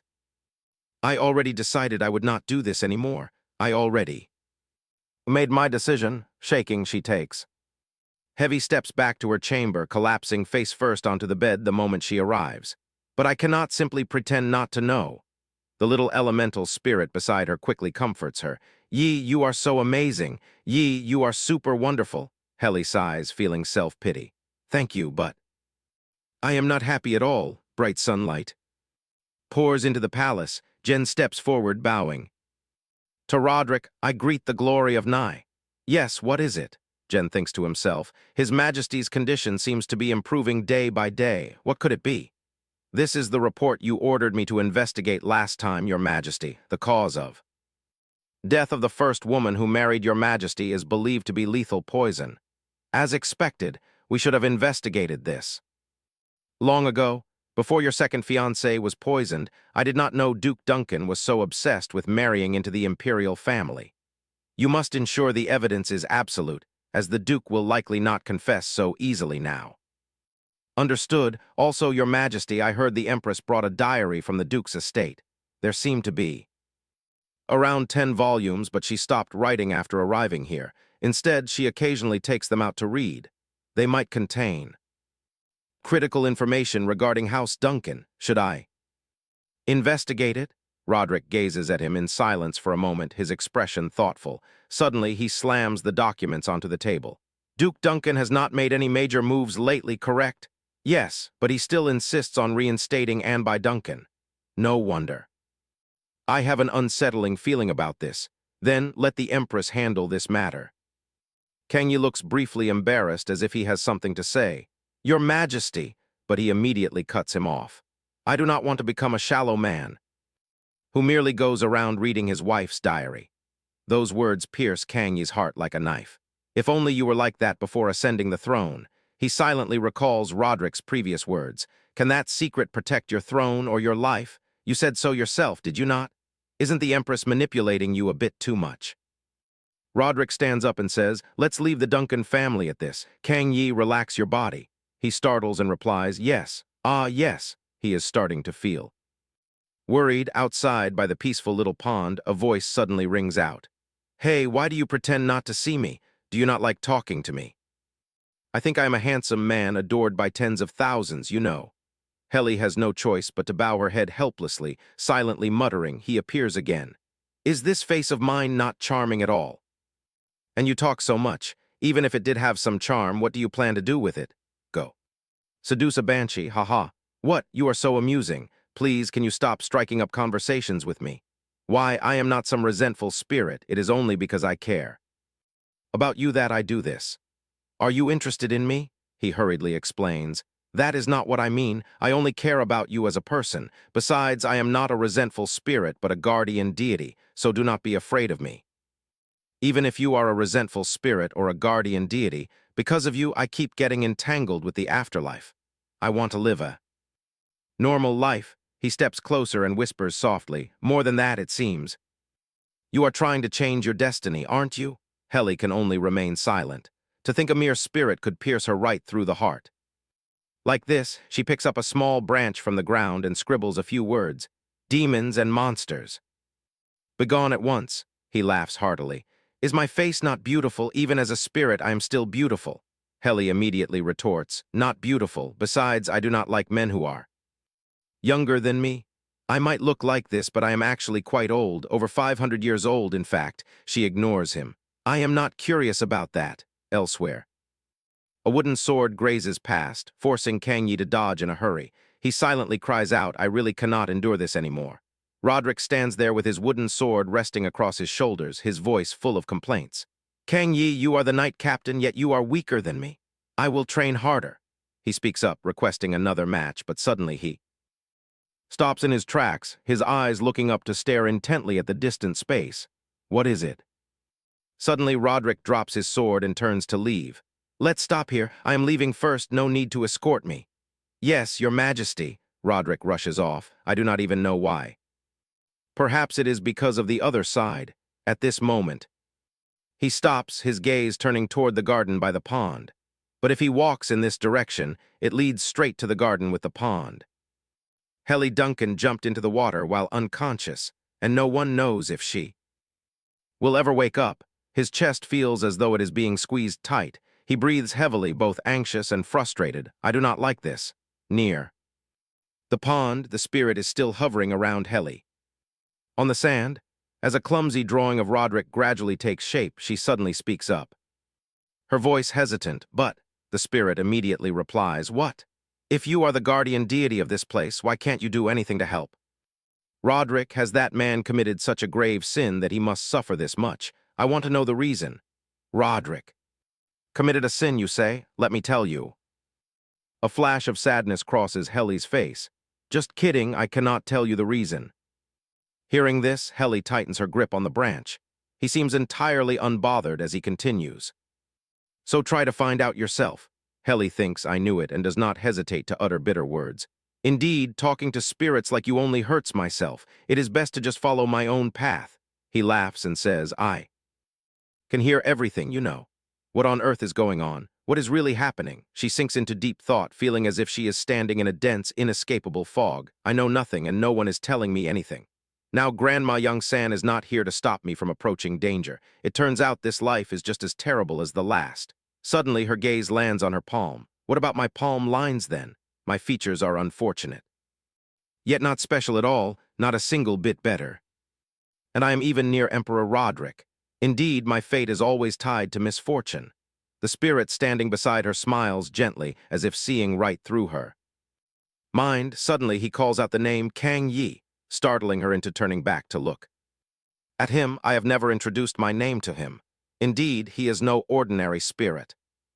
He smiles and says, Both you and Helly have died once already, right? He casually says this to a living person like her. Flustered, her sweaty hand lets go of the branch. She turns away and mutters that bickering with a spirit only makes her more tired. He smiles and watches her intently, then suddenly points into the distance. Roderick is here. Indeed. He has spotted us. She is shocked to see a crowd of resentful spirits trailing behind him. The spirit says, Look at that, his face is practically radiating annoyance. Indeed, a whole pack of resentful spirits is trailing behind. I wonder if he will realize you are having an affair with me. Helly immediately retorts, Are you crazy? Stop talking such nonsense. Roderick looks toward Helly, completely unaware of the resentful spirits hovering behind him. The spirit beside Helly smirks. He brought an entire army here, didn't he? He casts a spell. A white horse appears. He mounts the horse and looks back at her. Just let me clean this up, have a pleasant time. With that, he rides straight toward Roderick and the crowd of resentful spirits, with just a smirk. He sweeps away the ghosts in the blink of an eye. Helly marvels silently, so strong yet.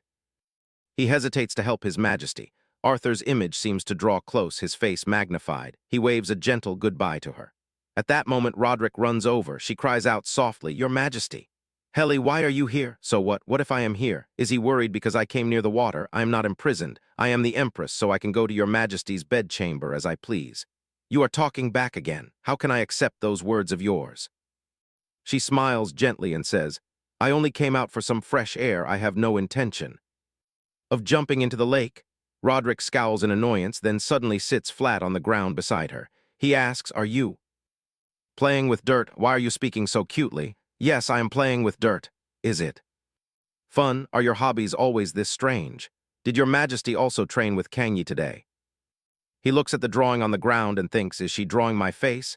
It looks so familiar. Then he answers her question, yes, I did. She thinks she must thank Kang Yi for lending a hand. But how did he get all the way here from the training? Ground, could he be drawn by the vital energy of that Western spirit, or is it because of my own aura? Either way, this is a very good sign. Your Majesty. If you are finished training, please go to the forest. What, is it time for a walk already? Are you keeping a pet? You are bolder than I thought. Is your personality always this strange? It is completely different from the rumors I have heard. His sudden words make Helly freeze. She wonders silently if she should behave like the original Helly Duncan, but actually she has never joked or talked to anyone like this before. Yes, this is the real issue. When she is with him, she feels so happy. What is it? Why are you suddenly so quiet? If there is anything else you wish to say, just say it. Is it really all right? If you have time, please go meet the priests, for when one has faith, good fortune always follows. Roderick raises an eyebrow and replies curtly, understood. You should also visit the doctor regularly for checkups to improve your health. I was wondering what this was about, so it is the nagging of a wife, is it? Very well, I will listen to your nagging. Let us go. To Arthur Forrest. She thinks being next to His Majesty makes her too happy. She might fall into danger at any moment without even realizing it. She hesitantly says, but I have walked a lot just now, so my feet are aching. Let me rest a bit and join you later. What? Then what is the point of me going there alone? How about I carry you to the forest? She startles, hurriedly refusing. I can walk by myself, I am fine. Ha, is it really all right? She silently reflects. Arthur Forrest is always filled with sacred vital energy, therefore if he comes here he will grow stronger, for no matter how hard I try, I cannot drain even half of this man's vital energy. In truth, he does not need the help of someone like me. She sighs sadly, not understanding why she feels so down. Roderick reaches his hand out to touch her, then lies down, making her shy and flustered. What are you doing? He casually replies, I have tried this many times and gathered enough experience. Lying like this helps me sleep soundly. She shyly thinks, it is not because of the position that you are sleepy. You just feel comfortable. She plays with his hair. Am I your Majesty's pillow? Then should I thank you for being my pillow. But you are more like a blanket than a pillow, aren't you? Your Majesty, you are being a bit harsh. Then do you think my action of helping you adjust your dress is also a bit improper? Are you harassing me? Helly, I know you do not like this marriage at all, but isn't it completely normal for a husband and wife to tease each other like this? You can have whatever you want, I will give it all to you. Your Majesty already gave me permission. Indeed, the more they talk, the more she wants to laugh. She is looking forward to seeing how outrageous his next words can be. Ah, what is this? It feels so comfortable. Even though this marital relationship is far from normal, plagued by rumors and all kinds of conflicts, it is still so comfortable. Suddenly, he remembers something. Ah, at the end of next month, the annual hunting competition will take place. She sits up abruptly, shouting, hunting again? Her sudden movement causes his head to hit the ground. Apologetic, she says, I am so sorry, did your head hit the ground? She quickly cradles his head in her lap and says gently, can't that hunting competition be cancelled? You must not take lives. He replies, last year I used an excuse to cancel it, so this year I must probably go through with it. Unlike your determined opposition out of love for animals, your father adamantly refuses to cancel it and is pushing hard to make the competition happen. She cries in silent anger, Duke Duncan, you are of no help at all. She uses her angry hands to squeeze his face. He thinks, is she really this angry? She truly loves animals, doesn't she? Helly falls into a silent, anxious trail of thought. I must come up with a new plan. Then she suddenly asks, but why did you cancel it last year? Normally you hunt quite often. Actually, the hunting competition is a gathering place for nobles. It is not just my people there, but many spectators as well. So he does not want everyone to witness that sight. He also has his own thoughts. This girl, I only said a tiny bit, yet she already knows what I am worried about. He raises his hand to touch her face. She is always hiding so many things, yet when she worries about me, it shows so clearly.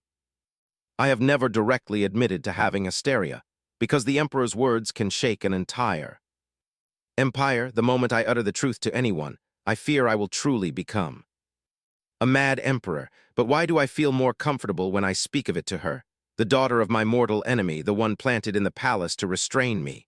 The moment she sees my weakness, she will run back and report to her father. Yet even knowing the danger right before my eyes, I still want to tell her everything. This is the first time I have ever felt this way. Perhaps you are thinking about something, but I am not normal at all.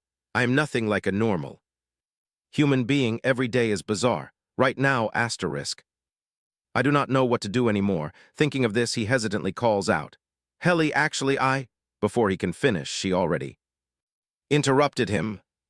She covers his mouth with both of her hands. "No, Your Majesty. It is not like that at all." Helly lifts her hands only to cover his eyes next. "It is all right. It is truly all right. You do not need to say another word." She silently reassures him that he is neither mad nor strange. "I know everything. For someone with eyes as clear, blue, and upright as yours, such a thing is impossible. I am so sorry that I can only help you with such trivial matters." Roderick gazes at Helly, marveling at how wonderful she is. Even without words, she brings him immense comfort. "For the upcoming hunting competition," she says, "if you wish to attend, I will embroider a handkerchief for you." He places his hand over hers. "Very well, thank you." A few days later, the palace is abuzz with whispers. "Your Majesty, is the hunting competition not to be held this year either?" He replies, "I shall see."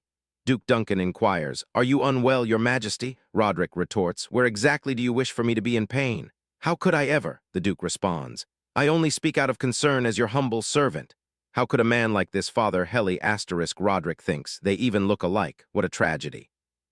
Why must I look at his face and see traces of my wife's features? He extends his hand and says, "Yi, hand me those documents. I have a gift for my dear father-in-law here. It is so infuriating, I must vent some of this anger." Roderick slams the documents hard onto the table. "This is for you, Duke Duncan. This is an anonymous complaint detailing the discrepancies between your actual income and the taxes you paid to me. Should I launch an investigation? Personally, I wish to examine every single corner. All this time, I have kept the honor of the Empress and the Nai Empire in mind. As for the reinstatement of Anbai Duncan, I shall give my final answer today. I expect you to stop tarnishing the Empress's reputation. I am exercising great patience here. Do not cross the line. I will grant you one last opportunity to rectify this. The hunting competition next month will proceed as scheduled. I do not know if it is because I married a marvelous wife, but ever since our wedding, my health has improved tremendously. Let us conclude here today." Duke Duncan bites his lip, suppressing his rage. The moment the door closes behind Roderick, a violent crash echoes from inside. Slam! Roderick laughs heartily in amusement while the butler and Yi are so tense that cold sweat pours down their faces. At the conference table, Duke Duncan sinks into his thoughts. The Emperor has changed. His piercing, razor-sharp gaze has returned, and there are no longer any dark, erratic mood swings. He leaves absolutely no room for vulnerability. Unable to suppress his fury, he spits out a curse. "Damn it! I thought securing the Empress's throne for my daughter would make things easier. What on earth is Helly doing?" When night falls, Helly focuses intently on carving wood. On the bed, Roderick opens his eyes. He sits up, stretches, and sighs in contentment. What a wonderful sleep.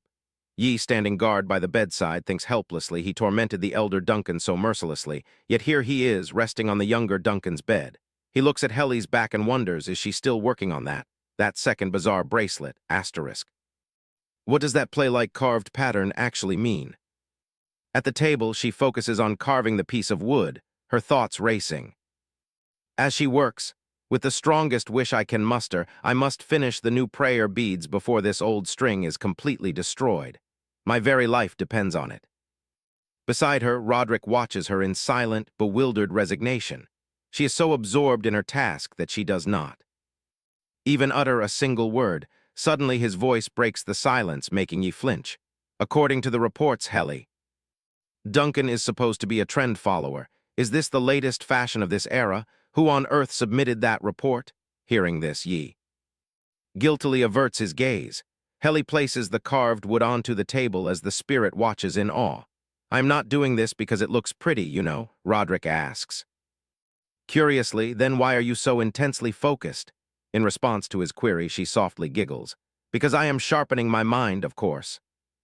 Is it finished? Yes, it is done. At least for today. He lies on his side, patting the empty space beside him. Then come over here. He mutters in confusion. Is His Majesty still not planning to return? The butler whispers back. It seems so. Suddenly, the head maid's eyes flash. With annoyance, she angrily grabs both the butler and Yi by their collars, dragging them away. When on earth will you two learn to be tactful? Left alone in the room, Heli sighs helplessly to herself. Watching Roderick dozing off on her bed with the annoyed little spirit floating nearby, she reflects. Ever since their return from Arthur Forest, whenever he has a free moment, the Emperor visits her quarters just to sleep. Aside from that forest, this room is the safest and cleanest sanctuary in the entire imperial palace. Perhaps that is why he can sleep so peacefully here. Today he stays. Until very late, as the night grows darker and deeper. Heli's cheeks flush with embarrassment. Is he planning to spend the night here? He just means sleeping normally, right? Or is it? Intimate, heart-fluttering scenarios suddenly flood her mind. She hastily shakes her head to clear her thoughts, cursing her own wicked imagination. On the bed, Roderick silently watches her blushing face. He approaches and suddenly sweeps her up in his arms. Her face burns as she clutches his sleeve, stammering, What are you doing? If it makes you uncomfortable, I shall sleep on the sofa. You should sleep comfortably on the bed. With that, he walks over to the sofa. Heli climbs onto the bed, sighing internally. Finding a peaceful place to rest must be so difficult for him. What should I do? At last she speaks up. Your Majesty, what is it? He asks. You should sleep on the bed as well. Sleep here with me. Roderick looks up at her with a knowing gaze, and then he swiftly glides onto the bed right beside her. She flinches slightly, thinking it is almost as if he was just waiting for me to say those words. On the table, the little spirit is fast asleep, clutching a wooden bead. From the bed, Roderick murmurs, and here I thought you would leave your emperor to sleep on the sofa. Do you know how treasonous that is? She retorts. This is my chamber and this is my bed. Your Majesty, you do say the strangest things sometimes. I only mean to say that I feel incredibly fortunate. That my wife is not so cold-hearted. But Heli, she replies, yes, what is? Unexpectedly, he turns and presses her down onto the bed. Do you know what we must do when sharing a bed? Is it not about time? We do that. She's both surprised and bashful, completely at a loss for words. Silence and embarrassment envelop the entire room. Heli seems completely frozen by this situation, prompting him to say helplessly, I am only joking. Wake up, Heli. But then again, maybe it is not entirely a joke. Still, you do not have to find it hard to refuse. Heli pulls up the blanket, her face burning. She thinks to herself that she wants to try it once, yet for some reason she cannot find the words to say it. She cannot even understand her own heart. For someone who only knows about ghosts, he probably thinks she needs more time to prepare herself. After all, Heli loved someone so deeply that she threw herself into the water. But if the hunting competition takes place this time, that person will also participate, the one Heli loves. Lauren, the next day in his study.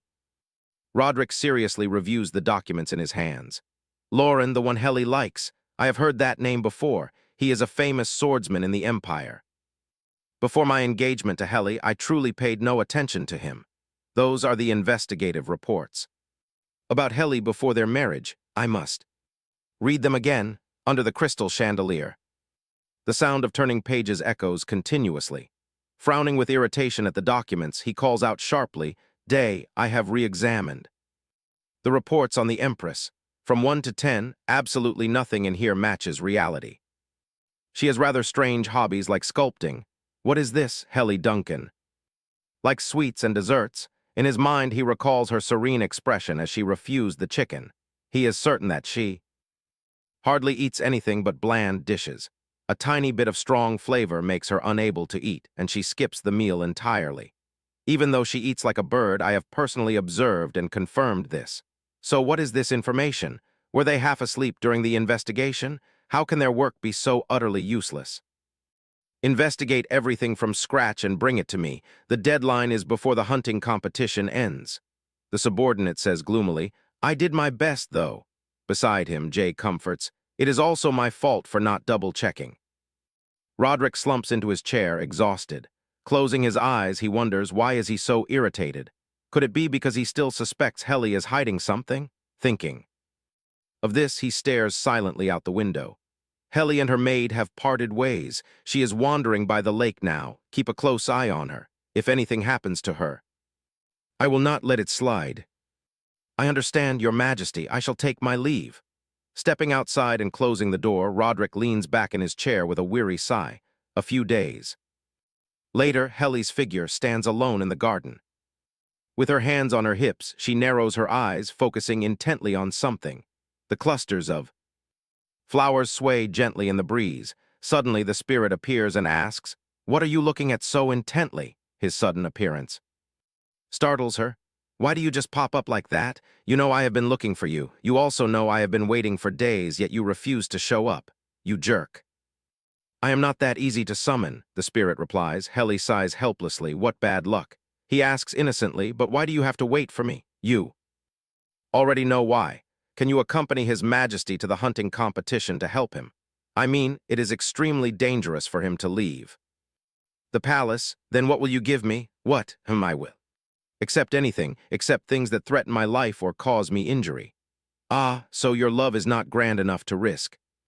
Even your life? Yes, what love are you talking about? Then what is it? She replies, this is merely sympathy for a patient like a compassionate heart. Are you playing with me? Though it is a good time indeed. Let's see, currently I want nothing from you. Yes, so do you want to try staying by my side? If so, I will do what you thought of last time. She is. Startled, blushing, she raises her voice. I did not think of anything at all. I hate you. Am I not handsome? You said you like older men, is around 500 years old fine. An old man should act like an old man and a dead person should act like a dead person, you shameless spirit. Her reaction makes him laugh heartily. Ha ha, she hesitantly asks. Again, is that really your condition? What, you are willing to go that far? You said it is not out of love. I already told you it is not, I am just asking. It is not like I will actually do it. Aha, ye can ye. This relationship is better than you think, and with the person you like it is even more wonderful. Seeking happiness and the meaning of life is a human privilege. I mean, do not think of that emotion as a bridge for the other side to gain an advantage, since she is letting her thoughts wander. He taps Helly's head. So young, yet you only pay attention to strange things, just enjoy being human. I already told you I do not like him, and now I have to listen to a spirit preach. Have you ever seen a single ghost? Anyway, I still cannot accept your request, Helly asks in shock. What? A human trying to strike a deal with a spirit? What is wrong with your head? Do you not know that if you do, your life will crumble? This palace is full of evil aura. Do you know what will happen if you do that? Helly frowns. In thought, true, but I do not have enough power. I tried embroidering a handkerchief instead of using a talisman, but it has no effect. Giving him a talisman would look too suspicious.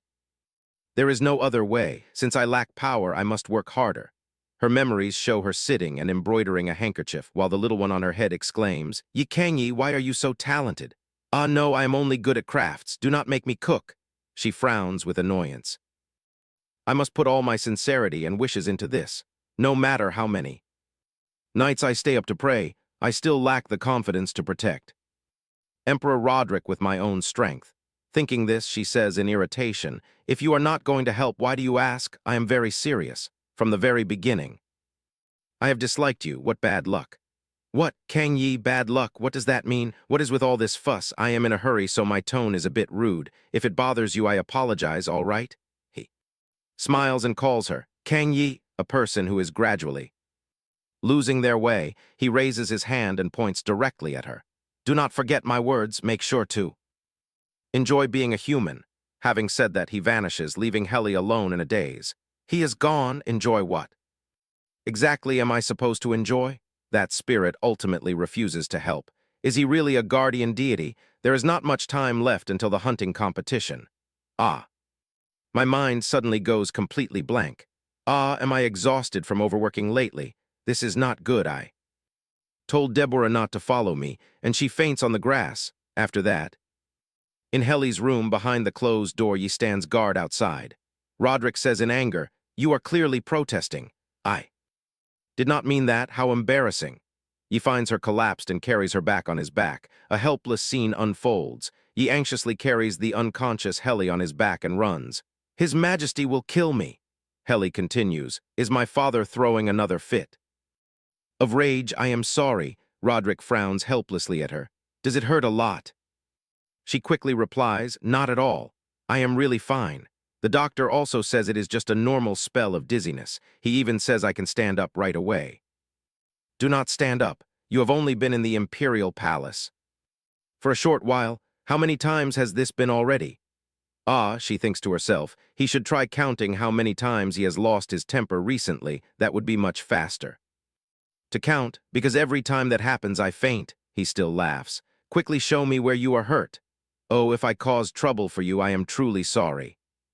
"It is not about that. Do not speak like that anymore. I understand that you do not like this marriage." "I do not hate marrying your Majesty."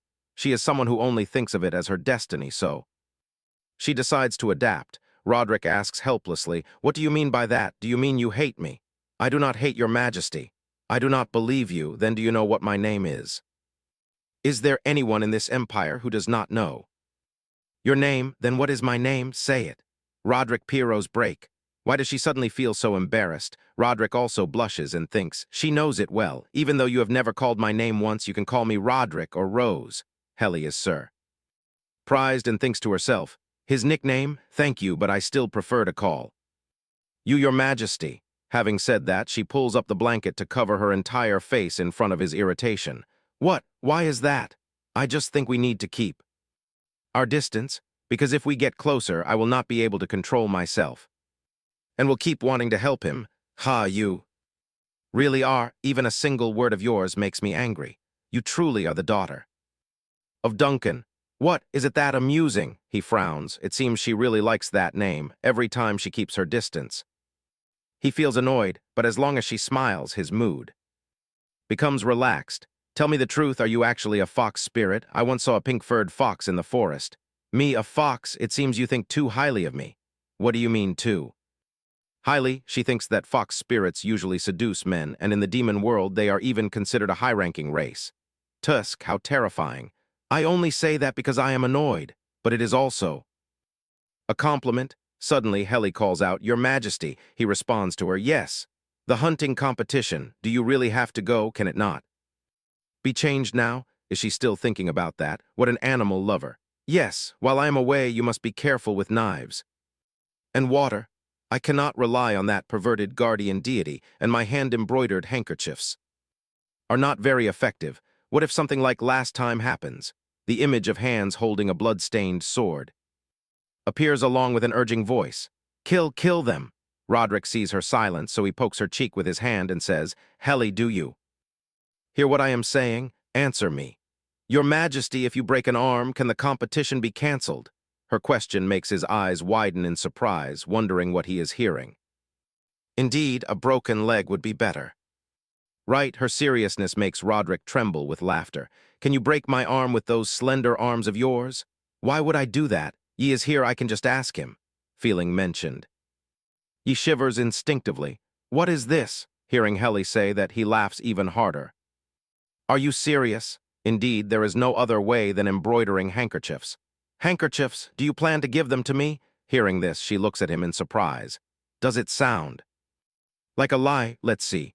Roderick suddenly thinks of Lauren. Helly likes Lauren after all. She speaks up and asks, "Why do you want to receive my handkerchief? It has no effect anyway." Hearing this, he turns to look at her. She is sad because she cannot even banish her own spirit. Roderick also falls silent, so he says, "Why is that? If I say I do not want it, will you feel less regretful? How sad."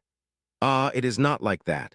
Although it is a bit strange, the one who offered to give it to me first is you. I also find your words a bit strange. Last time during the hunt, your Majesty was the one who asked me for a favor. Your body is as tiny as a bean, yet you talk so big. It is not Because I am small, it is because you are too big. All right, let us stop here. The more we speak, the more it hurts. Yes, I will give you that handkerchief. So please do not doubt me anymore. Roderick looks at her in silence. Do not. Doubt what? Giving me the handkerchief, or is it because you are hiding too many things from me? If you are lying and you continue to do so, I can overlook it. Sometimes, but it cannot go on like this forever. She sits up and says loudly, I am not lying. I can really embroider handkerchiefs. Look over there. Seeing that pile of handkerchiefs, Roderick is both helpless and surprised. An entire mountain of them. I thought she is a woman of few words. It turns out she is only taciturn around me. Who else is she planning to give them to that she makes so many of them? Moreover, her sense of aesthetics is truly strange. Do you see now? But I need to make more. Is it because she is making those that her health is affected? He thought she would give him a used handkerchief, but he gets a brand new one. If one looks closely, her hands are also injured. If she keeps her distance, he feels very frustrated. But whenever she smiles, his heart melts, even though he does not like the handkerchiefs much because they drain her health. He is very happy that she keeps her promise. He does not want her to work too much. Having thought this, he says, you should rest a bit now. She replies, yes. Helly, what kind of person are you, really? Your complexion does not look good at all, so you need to rest. I absolutely will not say a word even if you give handkerchiefs to everyone except me. She smiles softly and thinks to herself, he thinks I am giving them to others? How cute. They are all for him. I absolutely will not reveal this until the day of the hunting competition. It is because he keeps teasing and doubting me. Suddenly he says, how about I let you use my arm as a pillow? His request makes her flustered. Okay. As his arm slides under her head to support her, Helly blushes with embarrassment and does not dare to look directly at him. She tries to calm herself down. We are husband and wife, so this should be fine, right? I have never used anyone's arm as a pillow before. Is lying like this all right? Helly, if you lie on my wrist, my blood cannot circulate. Come closer. She timidly moves closer to his chest. She blushes with shyness. Like this? Meanwhile, Roderick also blushes and thinks, has Helly never done this with anyone else? She asks in confusion, but do we just sleep like this? What is wrong? Should I go sleep on the sofa? Can you not lie together with me? I have not done anything yet. If you get angry, I will get angry too.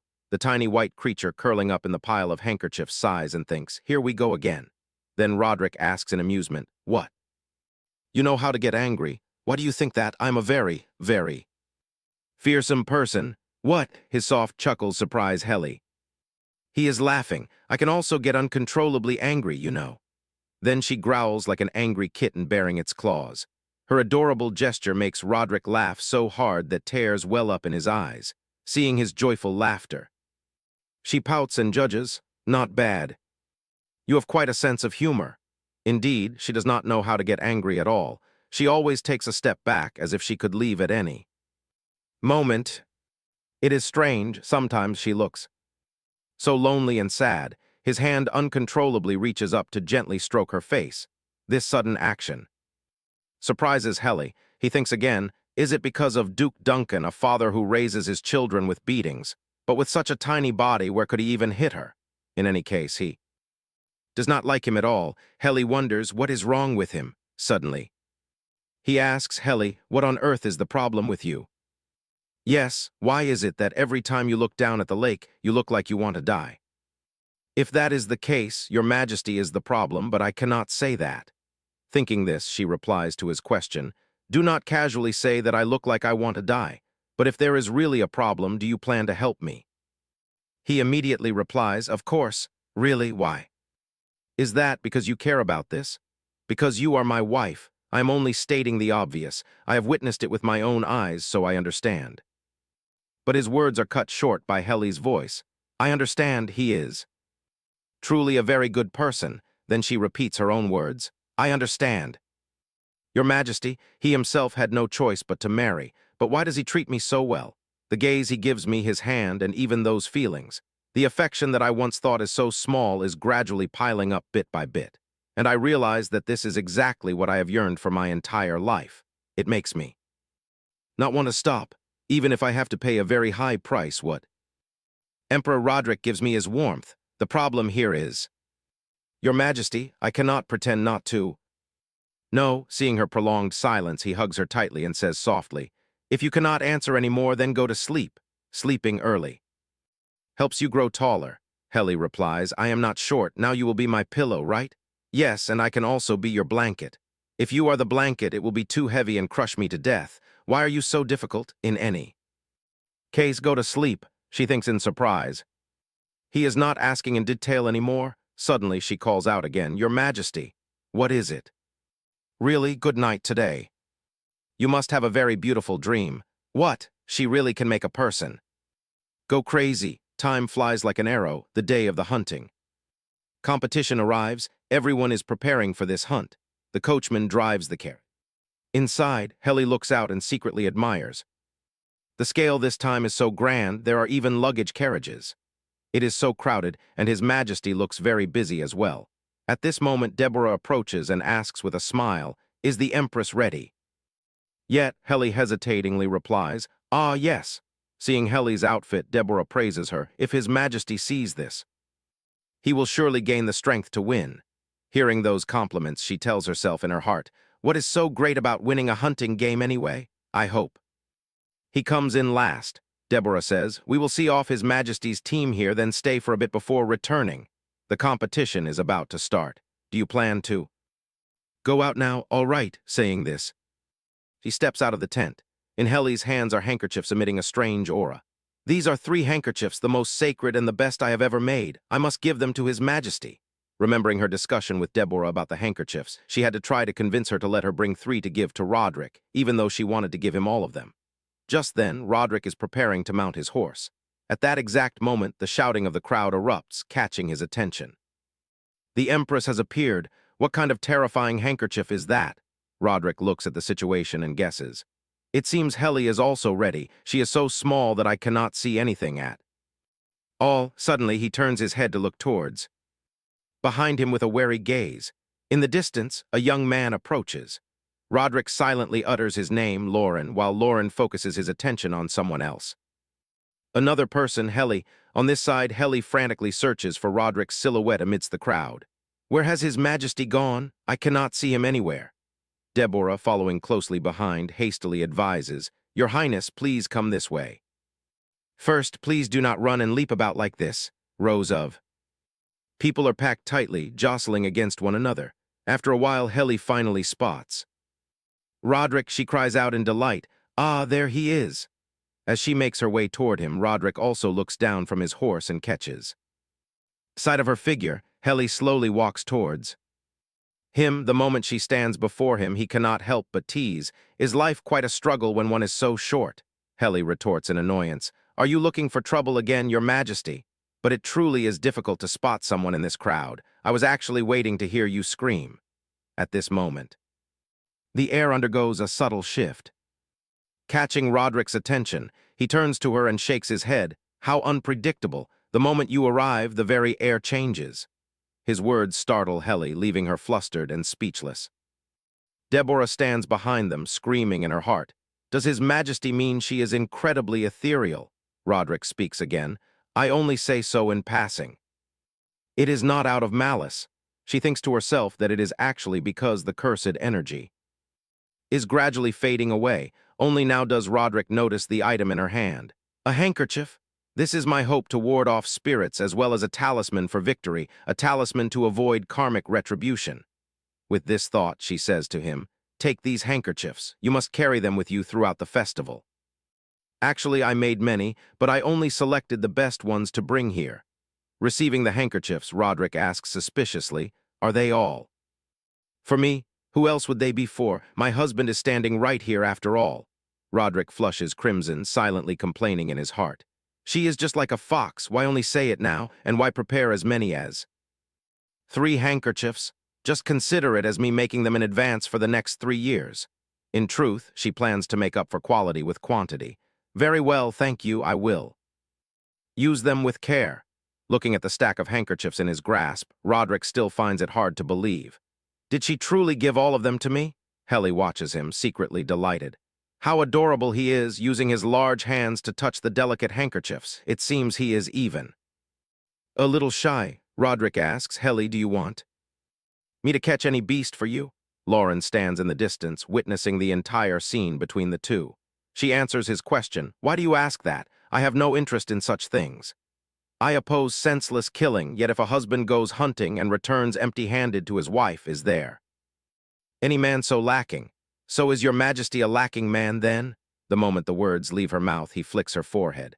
"Hold on, you are secretly cursing me in your heart, aren't you? I see right through you, so you do not want me to. Win? Win what? This is a competition." Observing the high spirits of the surrounding crowd, she finally realizes the current a situation. These people are surely competing and pitting their wits against one another. Of course, she also wishes for His Majesty to win. Under normal circumstances, he could win even by standing completely still. But now, he must not take any lives. She speaks up in reply, "As for me, I want to say something gentle so as not to hurt your pride. But I will not." "Say such a thing?" Roderick asks in confusion. "What, why?" "Because your majesty sits upon the throne. I know you have your own reasons, while I do not know much about them. Therefore, I can only say that you must not get hurt, and you must return in perfect health." He wonders what on earth is going on in her head. Suddenly, a sound echoes from behind them, and both turn their heads to look. Lauren approaches, softly calling Helly's name. The sound of whispers suddenly breaks out, catching Roderick off guard. "Look over there, it is the Empress." At this moment, Helly realizes, that is Helly's former lover. Suddenly, her heart clenches and tears stream down uncontrollably, much to her own surprise. A flood of unfamiliar memories rushes in, throwing Helly into a panic as she wonders what is happening. The original Helly's memories are surging forth, but there are so many people present here. They are all memories that the original Helly shared with the man who has just appeared. A long period of time spent together, exchanging tender kisses. She screams inwardly in panic, "Stop it, Helly, not right now!" She hastily raises her hand, attempting to wipe away the tears. The Empress sheds tears upon seeing her former lover. What about the Emperor Roderick? Suddenly, with a swift movement, he leaps down from his horse. Roderick rushes forward to pull her into his embrace. "Helly, are you all right? Helly, look at me." She buries her face in his chest, her tears refusing to stop. "Oh heavens, I am embarrassing you. I am so sorry. You must be in such an awkward position because of me, right? I am truly sorry." Feeling her tremble, he lets out a sigh. "You are crying, yet you still apologize for embarrassing me." "It does not matter. You are so small, so probably only 13 people saw us. I managed to shield you instantly. Besides, you shielded yourself as well. Our Empress is rather quick-witted after all." His words make her burst into a chuckle. "If as many as 13 people saw me cry, how can it be?" "Fine." Ignoring the surrounding crowd's murmurs, Helly does not forget to tease him back. "Sometimes your majesty talks in such a strange manner. If you laugh upon hearing it, how can there be any issue? Remember to wipe your tears on my coat, just do not blow your nose. Very well, I shall let you off this once. Wipe your nose." "I do not have a runny nose." He chuckles softly and asks, "Are you finished wiping?" Whispers ripple through the crowd. They must be reluctant to part for a few days. Their relationship is truly wonderful.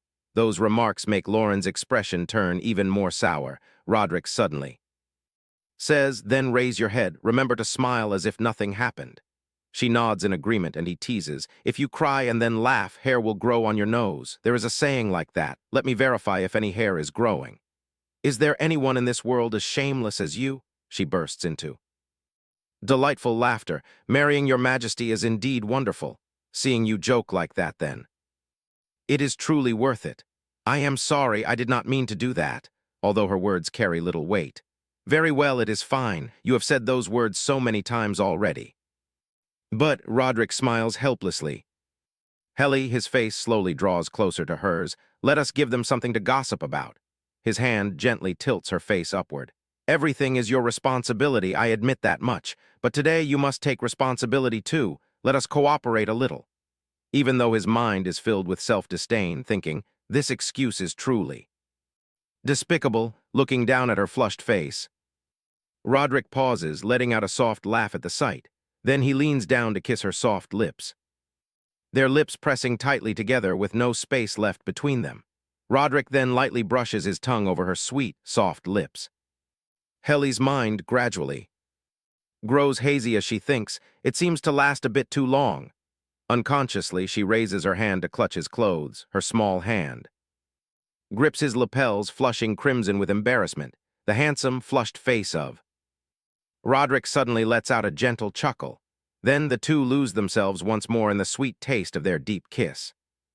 Both close their eyes to feel every vibration of the other. As the kiss ends, Roderick touches her rosy lips and smiles. Actually, that was just an excuse. I did it because I wanted to. I am off now, return safely. Lauren, standing on the other side, witnesses the entire scene. He stands frozen to the spot, unable to utter a single word. He then turns on his heel, blending into the whispering crowd. Helly stands still, watching the retreating back of Roderick, yet guilt weighs heavily on her heart as she looks at his departing figure. Although His Majesty says it is fine, he is merely covering for her without any hidden motives. She hastily chases after him and calls out, "Your Majesty!" She feels deeply apologetic toward him, wishing to thank him not on Helly's behalf but on her own. What she places into Roderick's hand is the string of prayer beads she always wears on her wrist. He says helplessly, "My word, you give me your most cherished possession. What do you have left then, our Empress? Truly has no ambition whatsoever. I hope you will return it to me upon your safe return." Ah, is that so? She says to herself. That she wishes to do more for him and tells him, "It is just that apart from this I do not know what else to give you." His hand gently caresses her head as he clutches the beads in his palm. "Very well, thank you for lending them to me." His gaze drops to Helly's soft, smooth lips as a wave of desire washes over him. "I want to kiss her again. Then I am truly leaving." Helly stands silently, watching his figure recede into the distance. She sends her prayers to him in her heart. "You must return safely." Her hands clasp tightly as she prays with all her heart. A faint light escapes from her hands, wrapping around Roderick's wrist and enveloping the string of beads. Night has fallen and the campfires are lit. The caught game are thrown near the flames. Familiar hands adjust the hunting weapons. Roderick looks not far away. Sitting over there is Lauren and his subordinates. He says, "Look, Jane, should I just shoot him?" Jane asks back in fear, "Your Majesty." Jane sighs inwardly. "Is it hysteria again?" "Ah, calm down, I am only joking." Lauren and the Empress truly share a pure relationship, as Duke Duncan opposed them immediately. Roderick glares uncomfortably at him. "Why do you speak of such things? Before marriage, the Empress must have had her own private life." "I think so too." "Then why is your Majesty so angry, considering that was her private life?" "Before marriage," he thinks to himself. Ever since his family had a daughter, Duke Duncan only thought of making her the Empress. Thus, he naturally restricts her, preventing her from having relationships with other men. "I suppose I must thank him for that. According to your report, Lauren was the one who proposed breaking up. He dared to dump Helly?" "Yes, perhaps he was pressured by the news of the political marriage. That secret relationship could not last long, so I believe he chose the right time to end it once and for all. I mean, why was Helly not the one who dumped him? Why is your Majesty angry for no reason at all? Personality, looks, or family background? Helly is superior in every way. Aside from becoming a knight at a very young age, he is nothing special. Your Majesty yourself recognized him as one of the top swordmasters in the Nai Empire. His future is highly promising. In terms of sword precision, he even surpasses your Majesty and me. What do you know anyway? Besides, Helly's expression is not very good in his mind.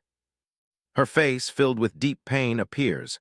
Suddenly his gaze falls upon the handkerchief tied to the horse's saddle. The more he looks into it, the more peculiar she seems. She appears as if she has determinedly given up, but it does not seem to be the case.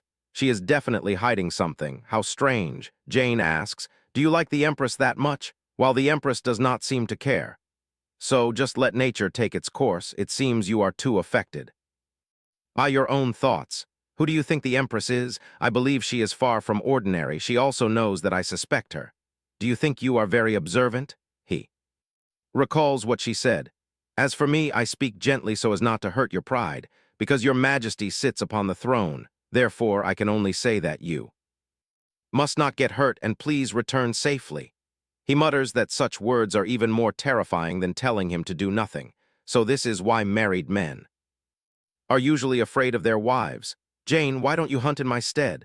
We have only just begun, and your majesty already intends to give up. Catching a single deer is fine. It is still more than what Anby Duncan manages.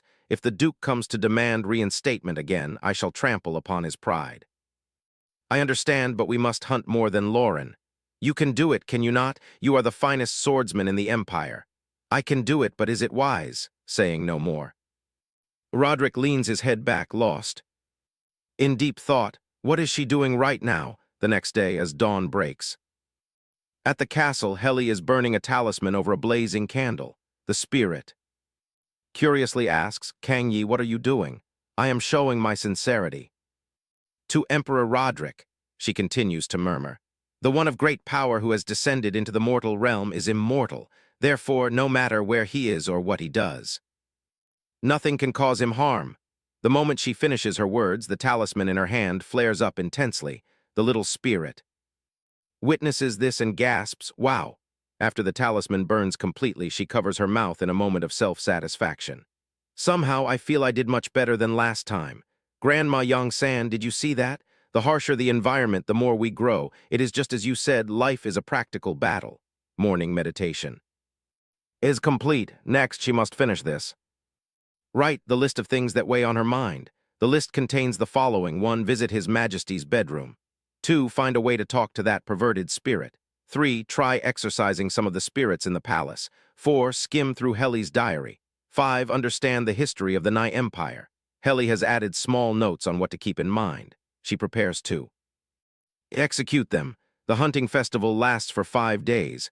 The knights all put their utmost effort into hunting, while Roderick remains sitting leisurely beneath a tree. When he sees them return, he only says lazily, You and everyone else have worked hard. Yi, looking completely disheveled, replies with discontent. Yes, everyone says with absolute joy. As expected, our captain's hunting skills are truly top tier. I am completely falling for you.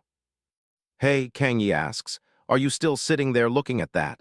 I am keeping an eye on the Empress's treasure, fearing it might disappear. Patterns resembling scribbles are carved onto each wooden bead of the bracelet. The handkerchief is the same. There are many identical patterns, but the unique ones also make up a significant portion. What could it be? At this moment, suddenly the little squirrel beside him keeps squeaking, making him feel extremely annoyed. He demands, What is it? Forgive me, Your Majesty, it is because a squirrel is caught in a trap. A squirrel? A knight of the Emperor is catching a squirrel. Hearing this, the knight replies anxiously, because squirrel fur is recently used to decorate coats, it becomes a target for hunting. Hearing this, Roderick approaches to tease the little squirrel. He gently pokes it with the toe of his boot, and it lets out a terrified shriek. But when he pulls his boot back, its eyes well up with touched tears.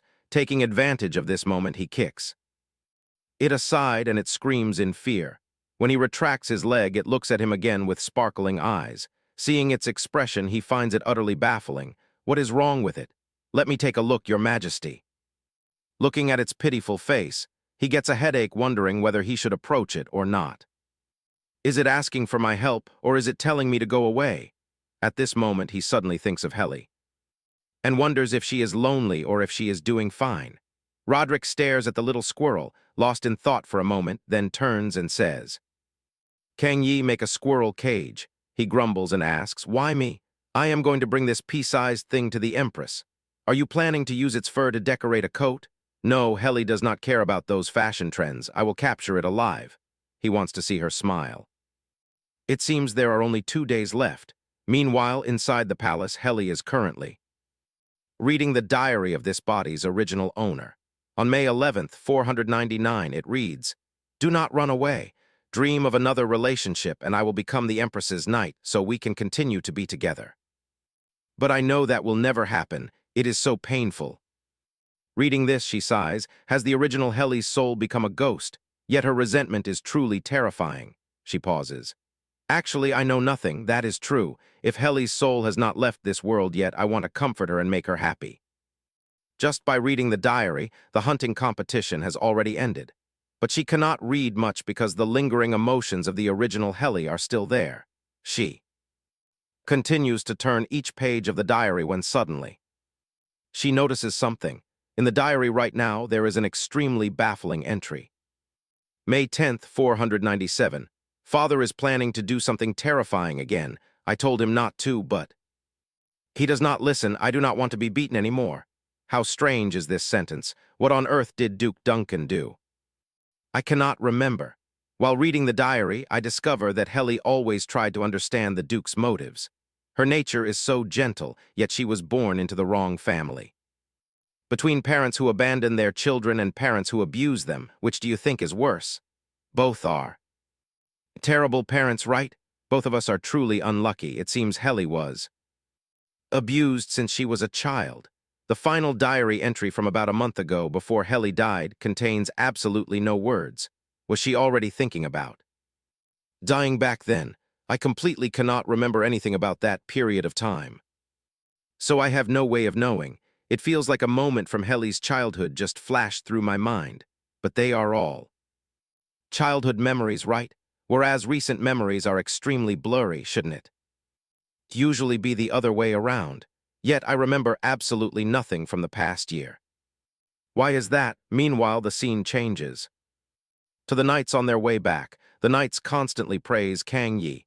Captain, you are amazing. You definitely have victory in your grasp. Hearing this, he only helplessly replies, all right, everyone worked hard. Beside him, Roderick smiles proudly. Are you planning to catch more than Duncan and Lauren? Kang Yi replies, as long as you are happy, your majesty. How is your current condition?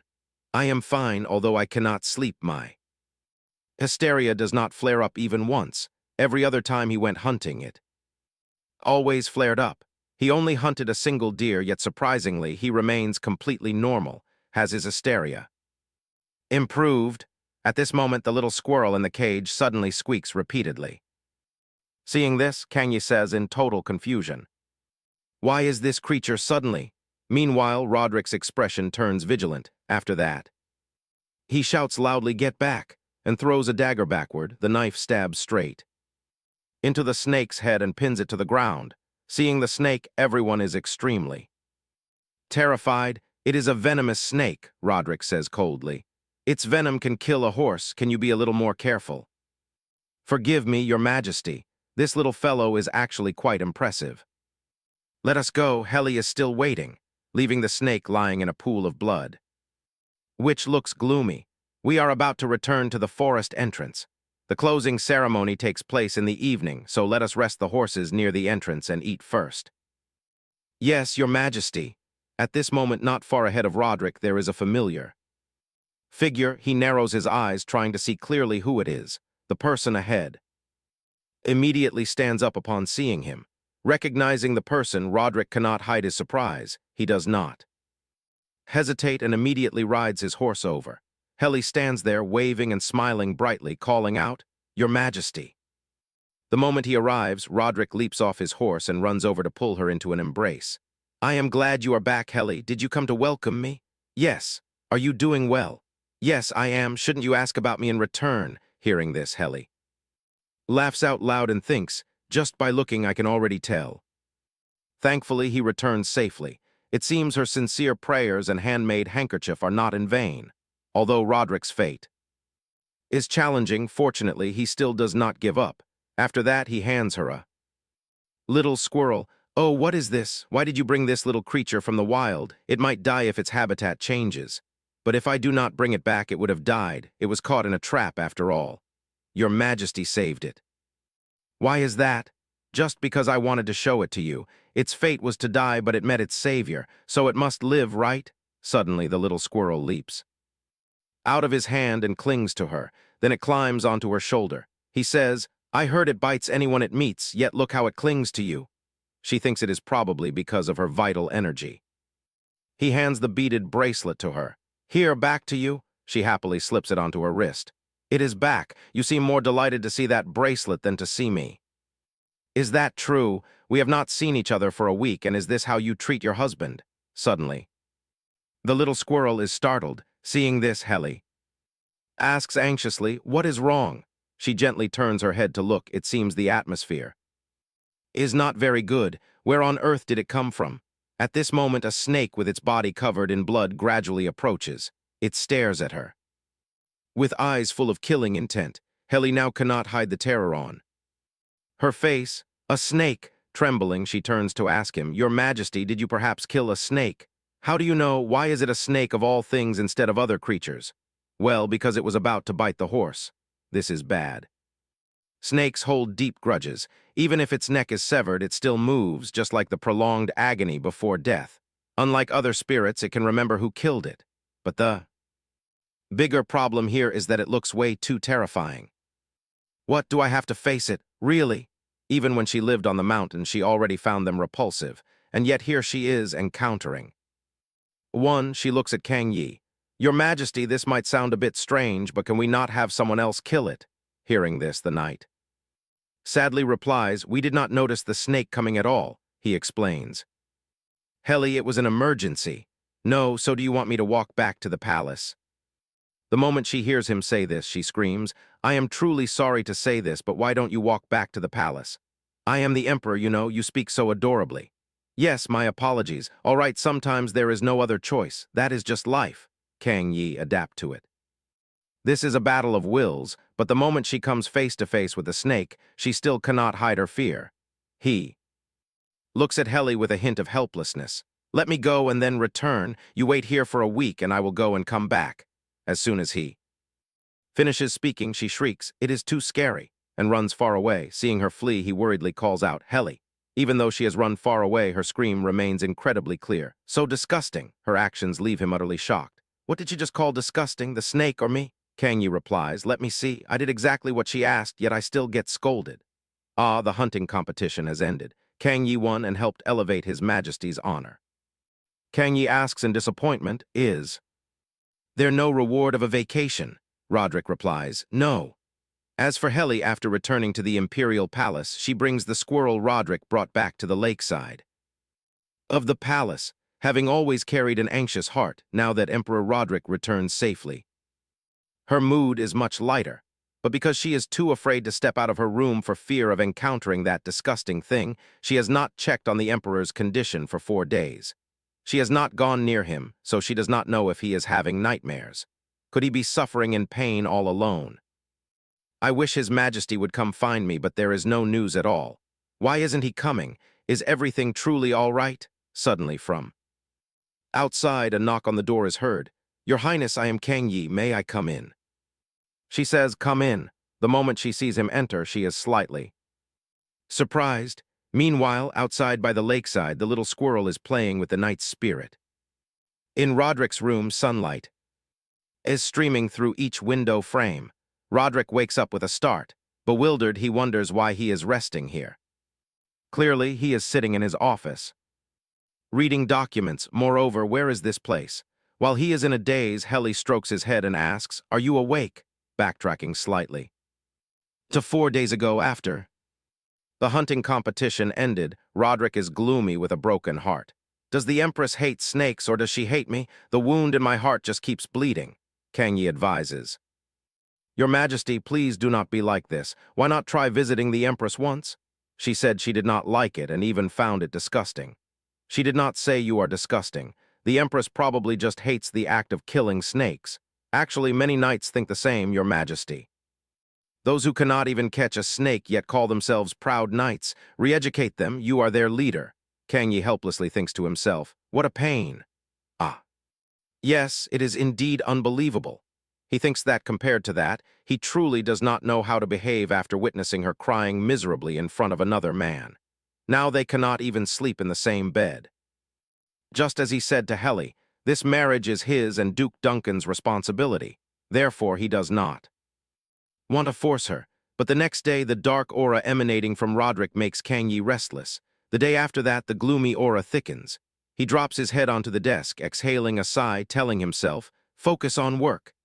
The day after that, Roderick's dark aura and impatience grow even more severe. Kang Yi secretly thinks, he has not slept a wink these past few days. He must be reaching his limit. Should I bring in his suppressor? Meanwhile, Roderick senses someone calling his name in a horrifying tone. That voice asks, Do you want to kill? I crave blood. Kill them all. He leans back against his chair with a weary face. It has been a long time since he last heard this voice. This is driving me crazy. What on earth is this hysteria? Why does it make me lose my mind? And why when I get close to her? Meanwhile, Kang Yi, who is currently sorting documents with a sigh of worry, grumbles. Even though I do not know the reason, as long as he is by the Empress's side, he is completely fine. Why does he keep tormenting himself like? This, while he is pondering, a loud crash suddenly resounds. He immediately whips his head around only to see Roderick collapsed in pain on the desk, trembling. Panicked, he calls out, "Your Majesty!" He lets out a low hiss. Damn it, this is so frustrating, Kang Yi furrows his brows and deduces. Is it because of the incident between the Empress and Sir Lauren that he is being so stubborn? Forgive me, Your Majesty, but I cannot stand to watch this any longer. He carries Roderick on his back and runs. Wait, did I not also carry an unconscious person before the hunting competition? What a fate. It is precisely because of his actions back then that leads to the current scene. He is now lying on Heli's lap, his face flushed red as he thinks angrily. Kang Yi, how dare you throw me into the Empress's room? He smiles. She smiles and waves back, accepting her own self-inflicted fate. She gently caresses Roderick's hair, causing him to blush even deeper. The surrounding atmosphere changes entirely. I no longer hear that obnoxious voice anymore. I am truly going mad. Every single touch is so gentle, but then, if I must go mad, I would rather it be because of Heli. With those thoughts, he softly complains, "You do not even come to find me once. Do you not know that I cannot sleep without you?" Heli offers a helpless smile and replies, "I want to see Your Majesty very much as well." Is that so? Yes, but I am a little afraid. Afraid of what? Heli answers silently in her mind, I am afraid Your Majesty will become like this. I am sorry. Truly. Sorry, but I really do not like snakes at all. Nevertheless, you must drop by occasionally. You do not even need to bring your pillow. There are already 2 in my room, His Majesty's bedroom. I should visit to see. She silently recalls her list of worries. First on the list, she suddenly places her hand on his chest and presses down gently. He lets out a soft gasp. Of surprise, he furrows his brows, sensing a sudden shift. His body feels remarkably lighter. Is Heli using some special magic? Since 400 years ago, a mysterious power has existed in the Empire. Most dismiss it as a myth, but it is real, carefully preserved. Within the royal records, the Duncan bloodline possesses such extraordinary power, so perhaps Heli has inherited it. At this, he asks, Heli, have you studied medicine? Or did you once wish to be a priestess and learn the basics at the temple? I have done nothing of the sort, but perhaps a sincere prayer works in a similar way. Is it not effective? Your answer is far too vague. I am not jesting. Every time I am near you, my mind becomes clear and calm. Why is that? Ah, so he wishes to understand this. It makes sense given how he has suffered all alone for so long. But I am sorry, Your Majesty, I do not wish to be treated as an anomaly any longer. She then gently places her hand on his head and softly murmurs, Your Majesty, please just use me. He tilts his head, utterly confused. Use you?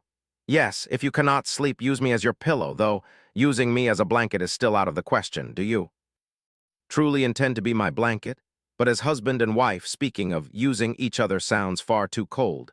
When we are together, am I the only one who finds solace? Heli quickly shakes her head. No, I truly enjoy speaking with you, Your Majesty. It is highly comforting. Yet you constantly keep your distance from me. In that case, let us kiss once more. Pardon.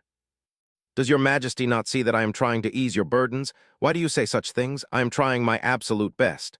I am only teasing, but I did not expect you to reject me so swiftly. My heart is wounded. Yet, deep down, he is not teasing at all. She falls silent, then asks softly, Are you truly hurt? I am merely jesting. But she shifts awkwardly, looking this way and that in hesitation. Finally, she leans down and presses a firm kiss onto his cheek.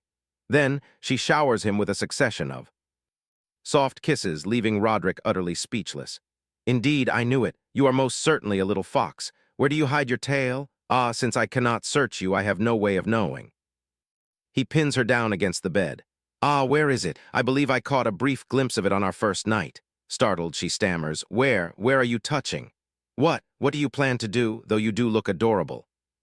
Like this, at this moment his large hand finds its way to Helly's back. He softly whispers her name and pulls her flush against his body, murmuring, "One more time, I wish to check." Check what? Oh, goodness. He wonders what his own heart is feeling. Why do I yearn to kiss her whenever she looks on the verge of tears? He cups her chin, slowly bringing his lips tantalizingly close to hers. Feeling the warmth of Roderick's lips, she closes her eyes tightly, letting out a silent, helpless sigh. In her mind, and just like that, the two of them melt into a kiss. Helly winds her arms around his neck, holding him close. She realizes she cannot possibly deny him. The bedchamber is now thick with intoxicating tension. Hovering over her, he murmurs softly, "Helly, give me your hand. Let us interlock our fingers. Otherwise, my hands will wander on their own, entirely against my will. Why must you be so shameless?" He weaves his fingers through hers, whispering, "We are husband and wife after all." "Ha ha, your way of asking. To hold hands is truly extraordinary, Your Majesty. I am merely babbling. If I wish to hold my wife's hand, do I need to make such a grand excuse?" She closes her eyes, welcoming the touch of his lips as they press against hers once more. Suddenly, Helly opens her eyes in a daze. Ah, what is this? Her body reacts differently than before. There is a breathless urgency in him. Why is he in such a rush? Is this not becoming far too passionate? In the heavy, sensual air, only her ragged breaths echo. After a long moment, Roderick finally breaks the kiss. He raises his hand and gently caresses her flushed, rosy lips. Helly shyly averts her gaze. "Have you finished?" "Your verification." He pins both of her wrists back against the bed. "I have." Then he reaches out to trace her features. "I have." He gently strokes her exquisite face. "You are someone incredibly special to me, I do not know when these feelings began to grow so rapidly." Now that the verification is complete, her entire face blushes a deep crimson. Why is he gazing at me so intensely? Should we proceed to the next step? No, why am I suddenly thinking such things? Suddenly he calls out to her. "Helly, you cared deeply for Lauren, did you not?" She places her hand over her chest. Her eyes fill with a poignant sorrow. Merely hearing the name Lauren brings a sharp pang of grief. Yet she still finds her voice to reply, "Perhaps, but that is all in the past. Even feelings fade with the passage of time. Therefore, this lingering pain will surely pass before long. You do not need to force yourself so. I will not rush you, but you must be certain." "Pardon? Forget Lauren and settle your heart completely. Only when you feel truly comfortable with our bond should we take the next step." She wonders silently. He is even willing to wait for this. "It feels as though I am an unfaithful empress." She offers praise. "You are truly a wonderful husband. Come here, I shall let you rest your head on my arm." "It is too heavy. There is no need." "Your head is barely the size of a bean. If that were heavy, how could I ever wield a sword? But if I sleep like that, it will strain your muscles. It is not good. You are only talking in circles because you are reluctant. Helly, I am trying my utmost to find excuses just to have you near." She hesitates, looking up at him. Unable to contain himself any longer, he pulls her into a tight embrace. "Just find a comfortable position. We shall be doing this often from now on." She blinks in a daze. "Oh, wait, what?" His hand is on my waist, which is fine, but why is his leg draped over mine?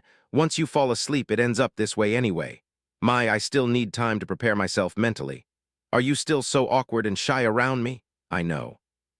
Your Majesty is trying his best to close the distance between us. She quickly denies it. But what if one day he suddenly grows to despise me? It seems those who draw closest to me always end up suffering or leaving. If he begins to hate me as well, I do not think I can bear it. No, that is not it. It is not his fault. Then what should I say? I would almost prefer he not treat me so kindly, for I find myself growing far too dependent on his warmth. He playfully pokes her waist in mild frustration. "There you go again, that vexing Duncan habit of trailing off mid-sentence. Stop, that tickles. I am sorry, truly." "Sorry, Your Majesty, I simply forgot what I was about to say." "Is that so? Then your punishment is to sleep exactly like this." He gently presses a kiss onto her hair. "There is no other way. This is my responsibility, holding a girl whose thoughts I cannot decipher." As the deep night falls, Helly stirs from her slumber. "Ah, I fell asleep just like that. Why does a strange discomfort linger in the air?" Suddenly, a sound outside the window startles her. Goodness, truly, how can I sleep with such anxiety? First, I must banish it. But how am I supposed to get up? Please do not drape your asterisk Leg over me and I told you to stop touching me so freely. Summoning her remaining strength, Helly manages to slip off the bed. It is a swift, albeit precarious, escape. The entity outside reaches its hand through the gap. Give him to me, Roderick, she speaks sharply to banish it. Are you the spirit haunting his majesty? Begone at once. Who are you speaking to, Helly? Throws open the window. Her face is etched with a chilling, formidable aura that makes the entity recoil in fear. Cease your nonsense. Do I amuse you? She extends her hand, revealing her beaded bracelet.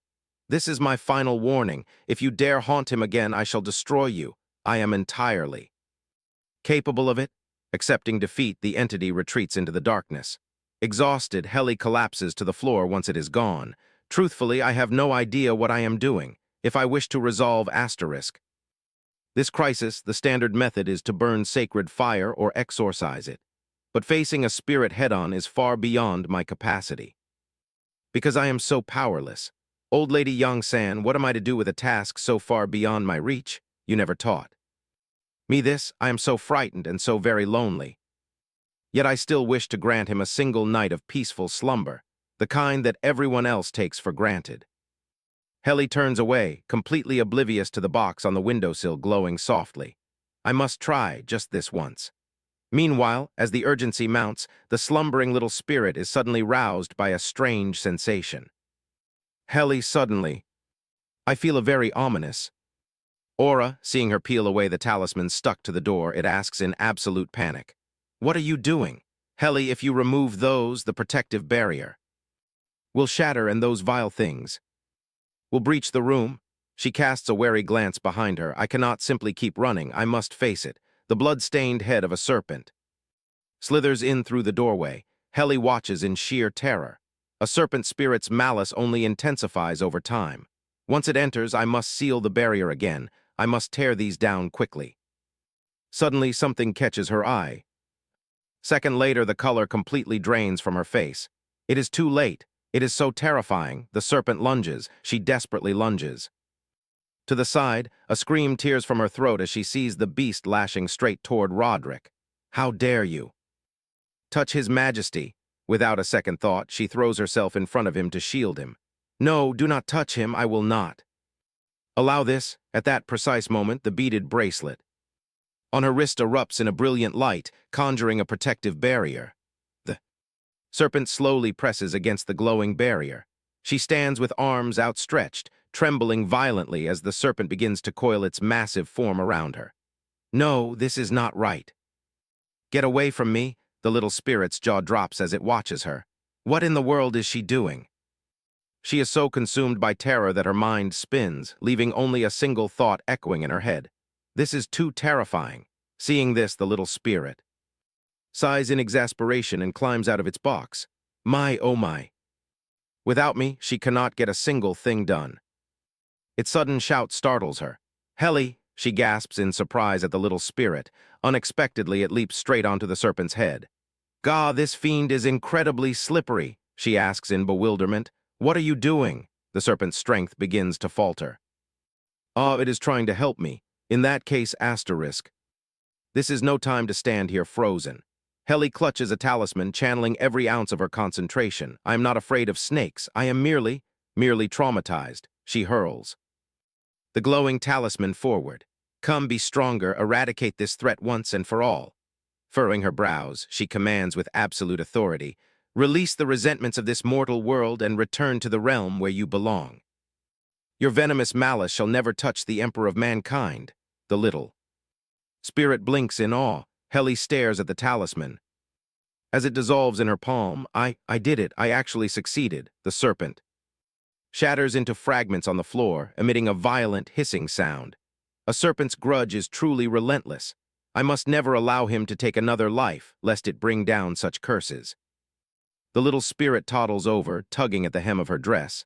Helly, I feel rather sick to my stomach. You actually possess a stomach, though I feel a bit nauseous as well. Exhausted, she collapses back onto the bed. It is finally over, let us rest. The spirit nods in agreement, equally drained. Yes. Outside, the night remains deep and silent. The next morning, Roderick stirs, pressing a sleepy, tender kiss onto her hair. She murmurs, asking, Are you awake? Did you sleep well? If you are awake, could you please move your leg away? All right. He scratches his head in confusion. Why is her face so pale? I slept so well. Your face does not look very well, did you? Have a nightmare? He recalls last night's events. Come to think of it, was Helly not lying on this side last night? Did I accidentally roll her over to this side? Yesterday, she cups her face, whispering that she wishes it were only a dream instead. He starts in surprise. What could it be because of yesterday's kiss? Did she dislike it because I forced her? Your Majesty, may I speak? Go ahead and speak. Have I ever stopped you? She turns to him, her eyes glistening with tears. If possible, could you please stop killing snakes? Do you truly hate it that much? Everyone has unhappy memories. She sits up abruptly. If there is truly no other way, then it is fine, but you must try. Then what should I do? Do you not know the saying about relying on others to achieve your goals? You have Zen, so just demand that he catch them. Zen, who is sitting next to a pile of documents, suddenly feels an ominous chill. Why do I suddenly feel like I am about to be handed more troublesome chores? Roderick coughs awkwardly. This is the first time in my life I have ever heard of such a thing. I know I understand, so please stop sighing. Yes, my sincere thanks for listening to my words. He also sighs in relief. All right. Your Majesty is so easy to talk to. Thank you for your praise. He.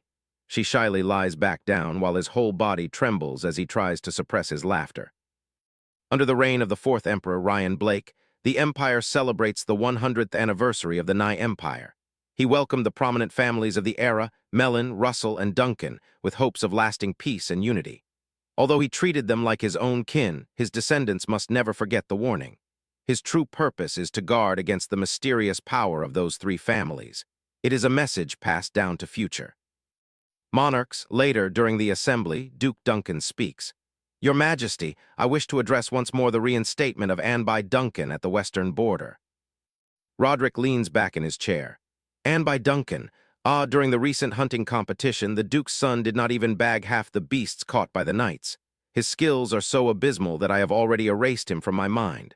So, what of it? I have sought an audience with the Empress to discuss this matter, but I have been rejected twice. He is highly disgruntled and raises his voice. Your Majesty, I am the father of the Empress. Even if there are disagreements regarding imperial affairs, cutting off all contact between a parent and child is truly too excessive. Indeed, Roderick raises a hand to his lips, signaling. Silence, Duke Duncan, he demands, his voice dripping with a murderous aura. I have warned you not to mock the Empress. You speak as if I am the obstacle here. Have you ever considered that it is the Empress herself who does not wish to see you? The Duke feels vexed, grumbling silently. HMPH, what is he playing dumb for? Where is her will? She has no authority of her own. I went through so much effort to tame her, after all. He continues, speak no further of this. I have never once intervened. I know nothing of whatever conflict lies between you two, so resolve it yourselves instead of sitting there and complaining here. He thinks to himself, a father who knows nothing about his daughter. He strolls down the corridor, gazing out the window. What warning did our ancestors leave regarding the Duncan family anyway? The elder Duncan and his eldest son are equally incompetent and useless. Suddenly, he notices Helly diligently working on something. What is she doing? He cannot hide his delight.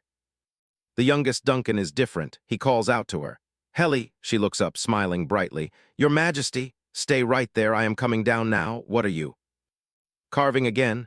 You are here. This is just like the one I gave your Majesty last time. He recalls the wooden logs carved with human faces, which look like actual horror props. She silently calculates, I will strengthen the defensive barrier in my room so the spirits will not dare to appear. He asks with a laugh, you have not changed at all. Thank you. It is rare to find someone who remains as consistent from beginning to end as I am. You even take that as a compliment. I have not done anything bad, have I? He thinks, but the wooden statue she gifted me not long ago is already quite damaged. I must find Helly a better type of wood. I am rather surprised. He smiles. All right, play to your heart's content. Hey, this is not playing, but shouldn't your Majesty head to the study now that the meeting is over? You are the one who is playing around and doing nothing. I came here to ease my weariness, because I lost my temper quite a few times during the meeting. What happened? Duke Duncan told me to stop hindering you from meeting him. It seems he thinks I am the one preventing you from meeting him. It is truly an injustice. So my father decided to lose his mind in this manner today, huh? He is utterly speechless.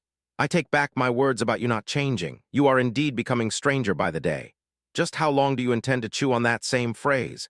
He then observes her in silence. She clearly detests the Duncan family. So why does Duke Duncan act as though the Empress would never oppose him? What is the reason behind this disparity in attitude between the Duke and the Empress? It seems I have missed something. Already, suddenly, she speaks up. Let me meet him, he gasps in astonishment. What? She explains. I will meet my father properly just once, and I will do as your majesty wishes. He finds it hard to understand. What? Why? Because I already said that your majesty can just use me anyway. Roderick is completely outraged upon hearing this. He angrily slams his hand down on the table. Helly, do you not understand what I am saying? Yes. Does that mean you think I treat you so coldly that you believe it is only natural for me to use you? I do not want you to speak like that. Ah, it seems. He truly detests the concept of exploitation. She places her dagger on the table. Adjusting the distance between people is indeed difficult. If he were a spirit, I could just stay away. Is he already tired of me? She tightly grips the block of wood in her lap. The atmosphere between them suddenly becomes heavy and he lets out a deep sigh. He slumps into his chair in frustration. Her silence like this makes me feel so stifled. He speaks up to break the heavy silence. Helly, I am angry. Aren't you going to comfort me? Angry, really? Helly clumsily rubs her hands together, then turns to clasp his hand. Please do not be angry anymore. He is secretly thrilled. Inside, she is holding my hand. Why? Are you going to get angry too? I will not get angry, just a little sad. Suddenly, he bangs his head onto the table, asking, why do you do this to me? What are you doing? If your mood is bad, he remains slumped against the table. So what if it is? That is not good. Why does she keep acting as if she wants to give up on everything? We have only just begun. It is driving me mad. I have already said that no matter what, it is my fault. So please stop. But before he can even finish his sentence, he pulls her into his embrace.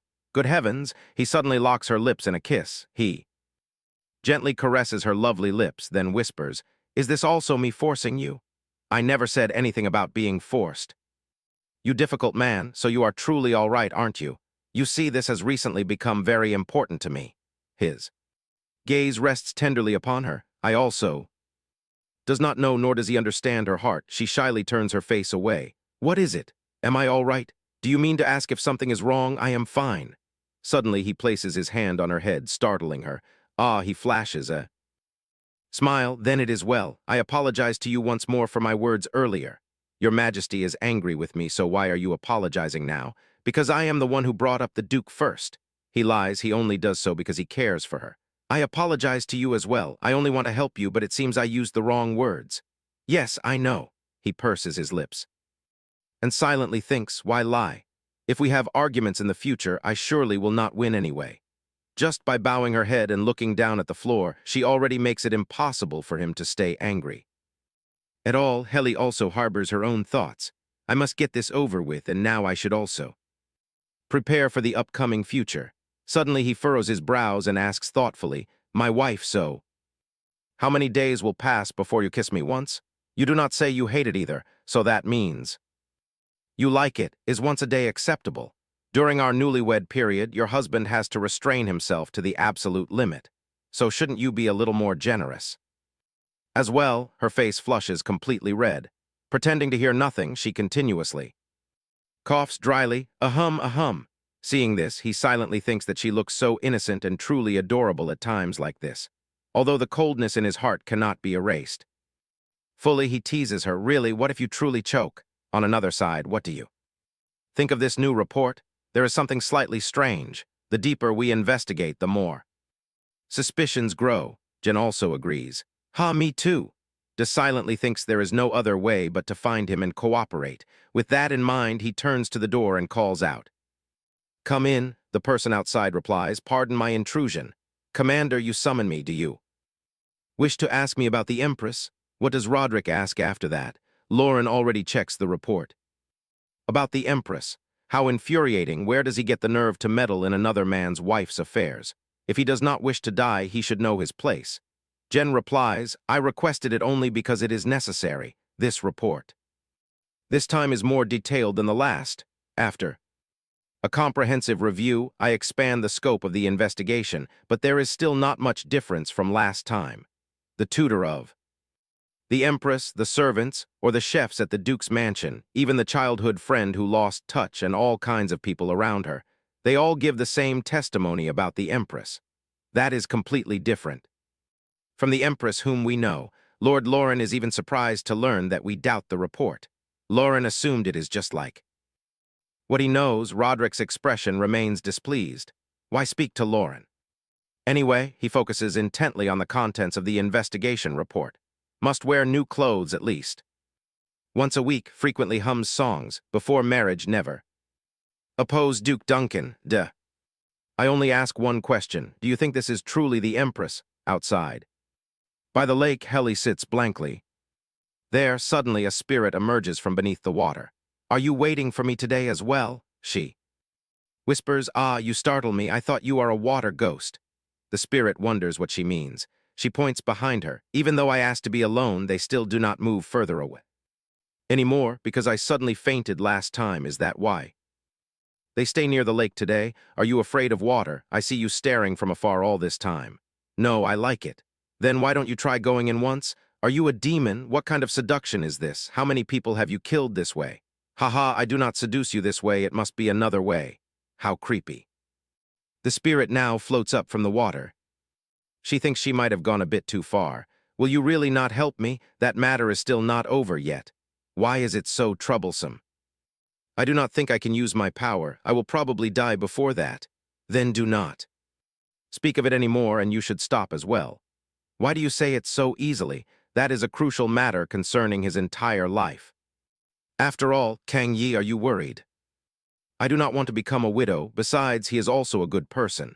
Roderick, I do not know about that. I am serious. His personality is not that bad. At any rate, he does not deserve to be punished. Like that, help me. Suddenly speaking so highly of him. Did something happen between you two? How far is the progress between you and Roderick? She crossly says, This is my private life. Her actions leave Deborah and the knights behind her utterly bewildered. The spirit speaks again. It seems it is not that deep yet.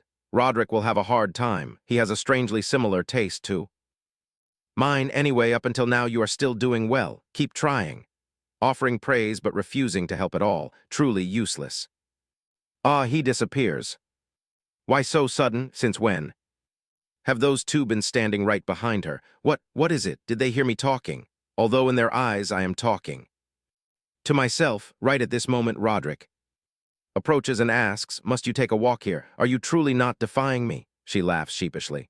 Haha, your majesty, if you want me to fill this lake with soil, then keep walking here. It will probably take 3 years. Ah. What is wrong with you? He sighs. Hearing that she is at the lake, he runs here with an anxious heart, but she seems fine. You all do well as I request. Thank you for your hard work. The knights and Deborah say in unison, Thank you, sire. She silently thinks, So it is because of your majesty that they stay so close. How sharp, he tells her, Do not make me worry any more. I do not do anything, do not worry too much. He pinches her cheek and stretches it out, wanting to ask directly about the suspicious matters from earlier, but if he does so, the distance between them grows even wider. She cradles her flushed cheek with a grimacing face. He sits down and suggests, Helly, try singing. I want to hear you. What is this? No, I do not sing very well. Besides, I do not like singing in front of other people. His face darkens as he thinks to himself. That is true. She only has a habit of humming lines to herself. I will have to vent my frustration on the goats later. Suddenly she asks, Does your majesty sing well? Why do you not try singing instead? I am very good at listening. Requesting an emperor to sing, your actions are truly adorable. You are the one who requested it, though. Is that not a bit unfair? If you feel wronged, then become the emperor. Haha, what emperor? I would rather continue living with my grievances. This suits me better. Hearing this, Roderick turns to look at her in confusion, a faint, inscrutable sorrow flitting across her face. He reaches out his hand to stroke her silky hair. I do not care, let us kiss. Haha, have you left something special for me? Yet, I believe I have, and so the two of them share a deeply sweet kiss. Suddenly, she pushes him back. Wait a moment, I am sorry. My dear, Helly, I will go slower. No, it is not. It seems I am overreacting. This is madness. Oh my, in broad daylight we are actually. Roderick trembles with laughter at her flustered reaction. No, it is not like that. It is perfectly fine for you to do that. Let us have dinner. Together, can you stand up? Yes. Ah, Your Majesty, if we keep walking like this, my waist is going to tilt to the left. Just walk. This close to each other, or we can. Hold hands. You tell me that too late. Why did you not just do it? She suddenly realizes. Ah, my list of worries. It is a failure talking to that spirit again.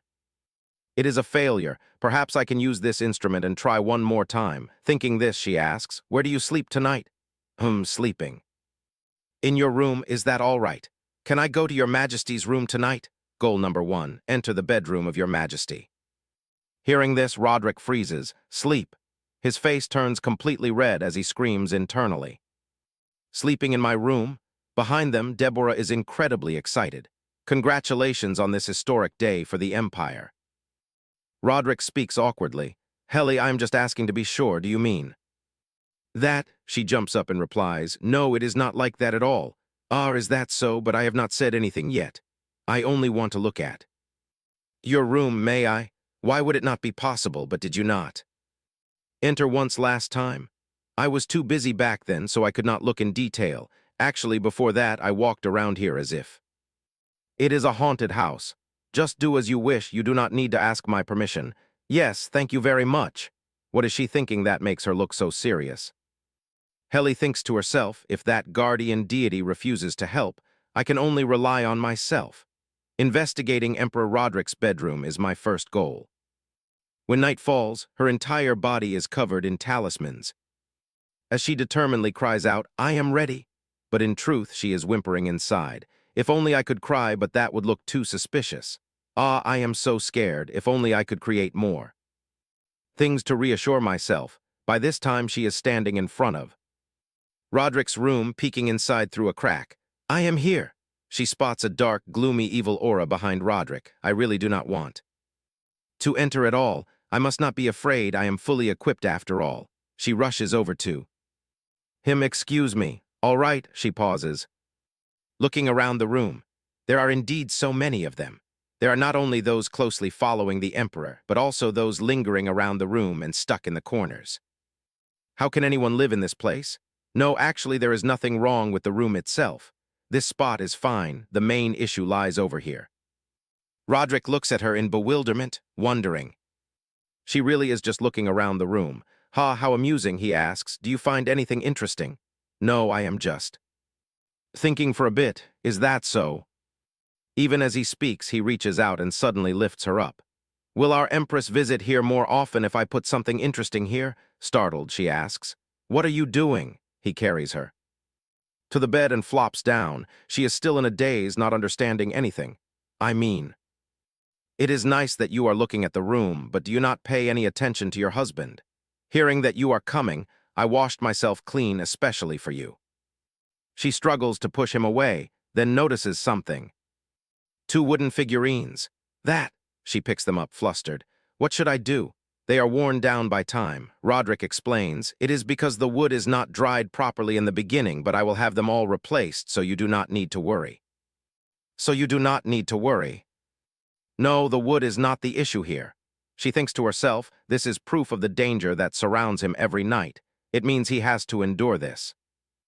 Every day, she says, I will carve new ones for you soon. When that time comes, throw all of these away. They seem to be completely ruined. I am looking forward to it. I wonder what kind of bizarre creation you will give me next. She sits in contemplation as the bright moonlight shines inside. She speaks up and asks, Your Majesty, have you ever committed any grave mistakes? She thinks to herself, if it is not a sin deserving of severe punishment, I cannot explain this current situation. Or is this the karmic retribution of the Empire over the last 500 years? I think I have heard of this before. Roderick replies, let me see. That is a tough question. Among those who ascend the throne, who dares to confidently say they never have, doing Something beneficial for one person causes harm to another, but I only hope that.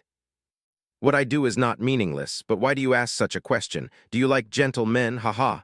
No. It is not that, I am not a good person either. You, unbelievable, have you committed some great crime? Tell me, I do not think I have done anything bad. If so, why would you be punished? In the past, I always resented someone. Whenever I was tired, I felt that it was all their fault. Even if they had their own reasons, I did not want to know. I only thought how nice it would be if they understood how I felt. How childish of me, right? He replies, that is not true. And so, the funny thing is, one day I start to feel pity for everyone. I know. There are many people in this world who suffer. Those feelings of resentment and pity are so strong that my heart cannot find peace. Every day I hate someone and then pity them. Just like that, I do not realize that I am becoming lonely. How foolish. Lonely. Only sometimes. But I can only resolve my emotions within my own heart. If I vent them on others, it only increases my karmic retribution. At this point, she tells herself that she will catch the eye of those things, no matter how. One looks at him, he cannot possibly be that kind of person. Ah, perhaps it is because it is night that I am wavering like this. She smiles and says, I am sorry, my conversation is not interesting at all. Roderick silently demurs. No, it feels as if someone is walking into my heart. Even if it disappears without a trace, I think that is the face she is hiding. Seeing him silent, she says, Your Majesty, please say something. Suddenly, he hands her another wooden figurine. Here, write your name on it and play with it. Haha, it seems you hate this thing, but now you have a little affection for it. You tell me to write my name, but I do not even know what this is. This is a guardian deity. You said it helps me escape nightmares. He smiles and thinks, I am very happy to see a glimpse of her true self, no longer hiding. Helly says thoughtfully, so this is Helly. He immediately teases her, is this a self-portrait? It looks so fierce, do you not know how to look in a mirror? She tells herself, and on this side is Yi, protecting your majesty with all her body and soul. Roderick teases, its face does not look like you at all. Now, even if it is split in half, I cannot throw it away because my wife's name is attached to it. She silently says, it is not like that. My name is not Helly, but Yi, so please do not throw Yi away. What is wrong with me? I never think like this before. Seeing her turn her face away, Roderick silently worries, did I say something wrong? The atmosphere settles and her face continues to show a lingering loneliness. Suddenly, she calls out, Your Majesty. Unexpectedly, he leans forward and kisses her on her lips. The rule is once a day. Why are you doing this again? It is a bit underhanded, but you do not answer me back then, so there is still room for negotiation. Honestly, I find it a bit underhanded too. Can we reduce the frequency? Why are you not managing politics instead of your father? You are like a fox. Hearing this, she bursts out laughing. Ahaha, he silently rejoices. With a smile, then he continues to tease, let us see how long this fox's tail is. Do not do that, or I will play along in the exact same way. Try me. But my tail is not in the back, it is in the front. Ah, does a pervert's imagination reach this level? Yes, being married is very good. Suddenly, he grabs her hand and pins her down. She lets out a soft cry. Ah, is he joking? What should I do now? How annoying. After thinking for a moment, she kicks him. Tusk, are you kicking your husband? From now on, I will not boast any more. Why, give it a try. I like it very much. You said you would not tease me anymore. You speak so well, Helly. What? I think I can. Sleep right now, even in this room, have sweet dreams. Helly blushes, thinking to herself, chatting together, warmth washing over both body and soul. The reward for what I do for him today is indeed enough. Sleep well, your majesty, too. The moonlight slowly rises higher. Helly presses her hands against him. All right, Hugh. If he wakes up midway, it is not to my advantage at all. It is better to let him have a wonderful sleep. I have aligned all the vital energy in his body, so even if someone carries him away, he will not wake up. With that, she turns back to the spirits. Whoever holds resentment, line up. It seems none of you want to pass on peacefully. A massive, hideous spirit speaks up. You have no intention of getting lost, do you? Ha ha ha, do you? Think you can make it to the end? Helly cries out in silent terror. Ugh, These spirits often seize on weaknesses to shake people's hearts. Therefore, I must not confront them directly. Even if my grandmother returns to life, you will not have a good ending. Evil nature is already deeply rooted. I must not show fear, I must be strong. This one seems very powerful. If I only have talismans and beads, it is not enough. I need something to bolster my power. Suddenly she remembers the two wooden figurines and quickly turns to run. The evil spirit challenges her. What do you think you are doing? After all, you cannot touch me. Helly grabs the two wooden figurines. How noisy. She recalls Roderick's words. Now, even if it is split in half, I cannot throw it away, because my wife's name is attached to it. With that, she hesitates slightly before reluctantly thrusting them forward.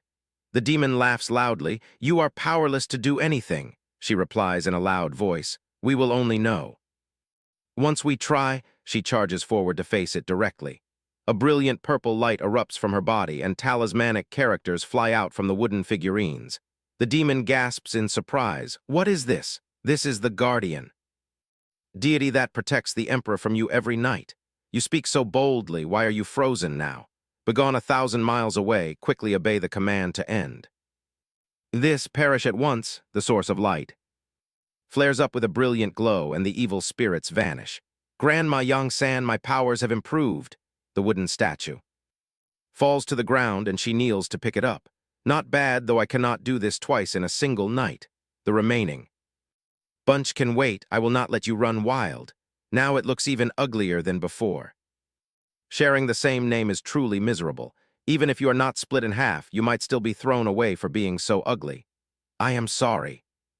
But I am not Helly. She places the statue back in its place and flops down. Sigh. Why does her heart feel so heavy? The next morning, Roderick wakes up. He sits up, thinking that as long as his empress is near, he can sleep anywhere. Has that wood carving deteriorated this much? A few days later, Emperor Roderick seems to have a new favorite pastime. Helly, sleep in my room tonight. Sure, you have been sleeping in my room all this time anyway. What? My feelings are hurt, you know. After spending an exhausting night in His Majesty's chambers, she realizes that even without any deities or sacred protection, he holds his ground. Indeed, his vital energy has been immense since birth. Helly, what is wrong with you? Why do you fall ill every now and then? Do you have a chronic illness? She silently thinks His Majesty is the real patient here. But she does not want to leave him alone in that chamber. Every day, she coaxes him to sleep in her room, and whenever he prepares to leave, she puts on a pitiful face. Are you really not sleeping here? Perhaps he enjoys this, as he often secretly watches her reaction before agreeing to stay. But I am quite sharp, you know. With this thought, she says, well, I only said that anyway. Not fooled, are you? It turns out our little Empress has finally grown up. Wait, your finger is not quite in the right place. If you do not like it, just kick me away. Did I say I do not like it? Moreover, His Majesty grows increasingly fond of physical contact with Helly. She does not know when she became so accustomed to being in his arms. For some reason, whenever she is by his side, she feels completely at ease, even longing to hold him tightly. Is this really all right? It turns out that in relationships, sincerity is the most important thing. Yet, with so many secrets to hide, everything feels as though it no longer belongs to her. Regardless, she still takes care of everything and deals with the pesky spirits clinging to His Majesty. Her brutal tactic is to lure one into a barrier and beat them to a pulp. What are you carving now? This one will be stronger than the last one I gave you. So you are going to make another bizarre creation. Are you that excited? It seems you are influenced by my hobby, aren't you? My apologies, but I cannot bring myself to be influenced by this particular hobby of yours. My, such sweet talk so early in the morning. Now I must concentrate. He looks at her thoughtfully, thinking that she is so calm and quiet, yet at times, a wave of loneliness seems to envelop her. I am not influenced by this hobby, but it seems I am influenced by her instead. Later, the maids whisper among themselves, the Empress is rather stubborn, isn't she? Indeed, she was already told he wouldn't like it. Why does she keep pacing around the lake? Deborah glares at them. Do not speak so freely. The two maids nervously reply, we are sorry. On her side, Helly listlessly thinks that Western spirit has vanished without a trace since that day. Did he run away because I asked too many favors? How stingy. She turns back to her maid. Let us return. Let's stop by the study while we are at it. To check. Yes, Your Highness. Suddenly, Deborah runs over. Your Highness! Making Helly ask in surprise, Deborah, what is wrong? It turns out she sees Lauren approaching. Helly's face darkens as she spots him. No, why are Helly's emotions steering in this direction? I must run. He chases after her and calls. Out, Helly, wait, Helly. Tears suddenly fall from her eyes. She pleads with herself, please, legs, move. Deborah angrily reproves him. Forgive me, but how dare you address Her Highness directly by her name like that? Helly shakes her head. Deborah, it is all right. He bows his head. I apologize for this rudeness, but just once, please grant me an opportunity to speak with you. Seeing him bow and plead, Helly agrees to speak with him in private. I have something to ask you. Speak. He turns to look at her and she notices that his eyes are filled with pure sincerity. She quickly turns her face away, realizing those eyes are meant for the real Helly, not her. I do not like this at all. It feels like I am stealing what belongs to Helly. Lauren asks, I heard you met with an accident right before the wedding day. Was it because of me? Why did it happen? Did we not make a promise? I want you to live happily, and I will be the knight who protects you. She replies, no, that cannot be. That day was just an accident. Besides, the tie between us ended long ago. She thinks ever since. Helly chose death, Lauren, you cannot do this. If you do not let go, how can Helly rest in peace? He asks in confusion, then why did you cry like that just now? Hearing this, her tears stream down uncontrollably. Lauren holds out a handkerchief, stepping forward to call her, but she immediately brushes his hand away and runs, ignoring his desperate calls of, Your Highness! Empress! Your Highness! She silently wonders why Helly cried and ran away like that, leaving behind a man who loved her so passionately, someone she could never have in this life. How could she? And as always, another problem arises. Roderick asks, Helly, I hear you cried today. She feels like a fish on a chopping block. Indeed, everyone knows about it. Suddenly, he asks, are you going to continue having an affair like this? She pretends to know nothing. What are you talking about? A wife meeting her ex-lover in private, is that not an affair? How utterly frustrating. Before this, Jen reported, I hear the Empress met Sir Lauren by the lake. They even spoke with each other for a while. Does Lauren not know that the Empress's husband is the Emperor? Roderick trembles with rage. What? Why does that bastard come in and out of the palace as he pleases? He is a knight, so he must train at the palace, sire. But why does he stir the already troubled heart of the Empress like that? What on earth did they talk about? He wishes to protect the Empress as a knight. Roderick slams the table in a rage. That bastard! If this continues, my hysteria will surely relapse and destroy everything. Have you been living so well lately that you dare joke about your hysteria? Then he falls into deep thought, Helly crying again. But the Empress replied that their connection is already over, sire. And she is the one who walked away first, so what is the use of crying while saying that? That bastard will surely be swayed when he sees her tears. Sometimes the Empress drives people absolutely mad. That way, just how intense is that love of theirs that she cries every time she sees his face? I should have shot that bastard dead during the hunt. Hearing this, Helly turns to reproach him. You are going too far. What affair? And why did you cry there anyway? Are you completely unaware of how you look? Do you not look in the mirror? She immediately retorts, how cruel. Does your majesty mean you also find my face unpleasant to look at? What are you talking about? HMPH, how unfair. She thinks being misunderstood about Lauren being her lover does not matter anyway. After all, Kang Yi's past is completely blank, like a clean sheet of paper. She asks, you said you would not rush me until I feel comfortable. I said I would not rush you, not that I would allow you to go there. Why are you not eating? Let me cut it for you. Give it here. She hesitates. But in the past, what? Speak. In the past, you said you would not care about such things. Is the situation back then and now the same? Could it be that your heart is still the same as it was then? Helly lowers her eyes and remains silent. Offering no reply, Jen looks at Roderick, feeling ready to go mad with frustration, caught between anger and care. You only need to do one of those. Roderick, cutting the meat, says irritably, if you keep this up, one day you will surely witness me going completely mad. He passes the plate of meat to her. Suddenly, Helly buries her face in her hands on the table and giggles.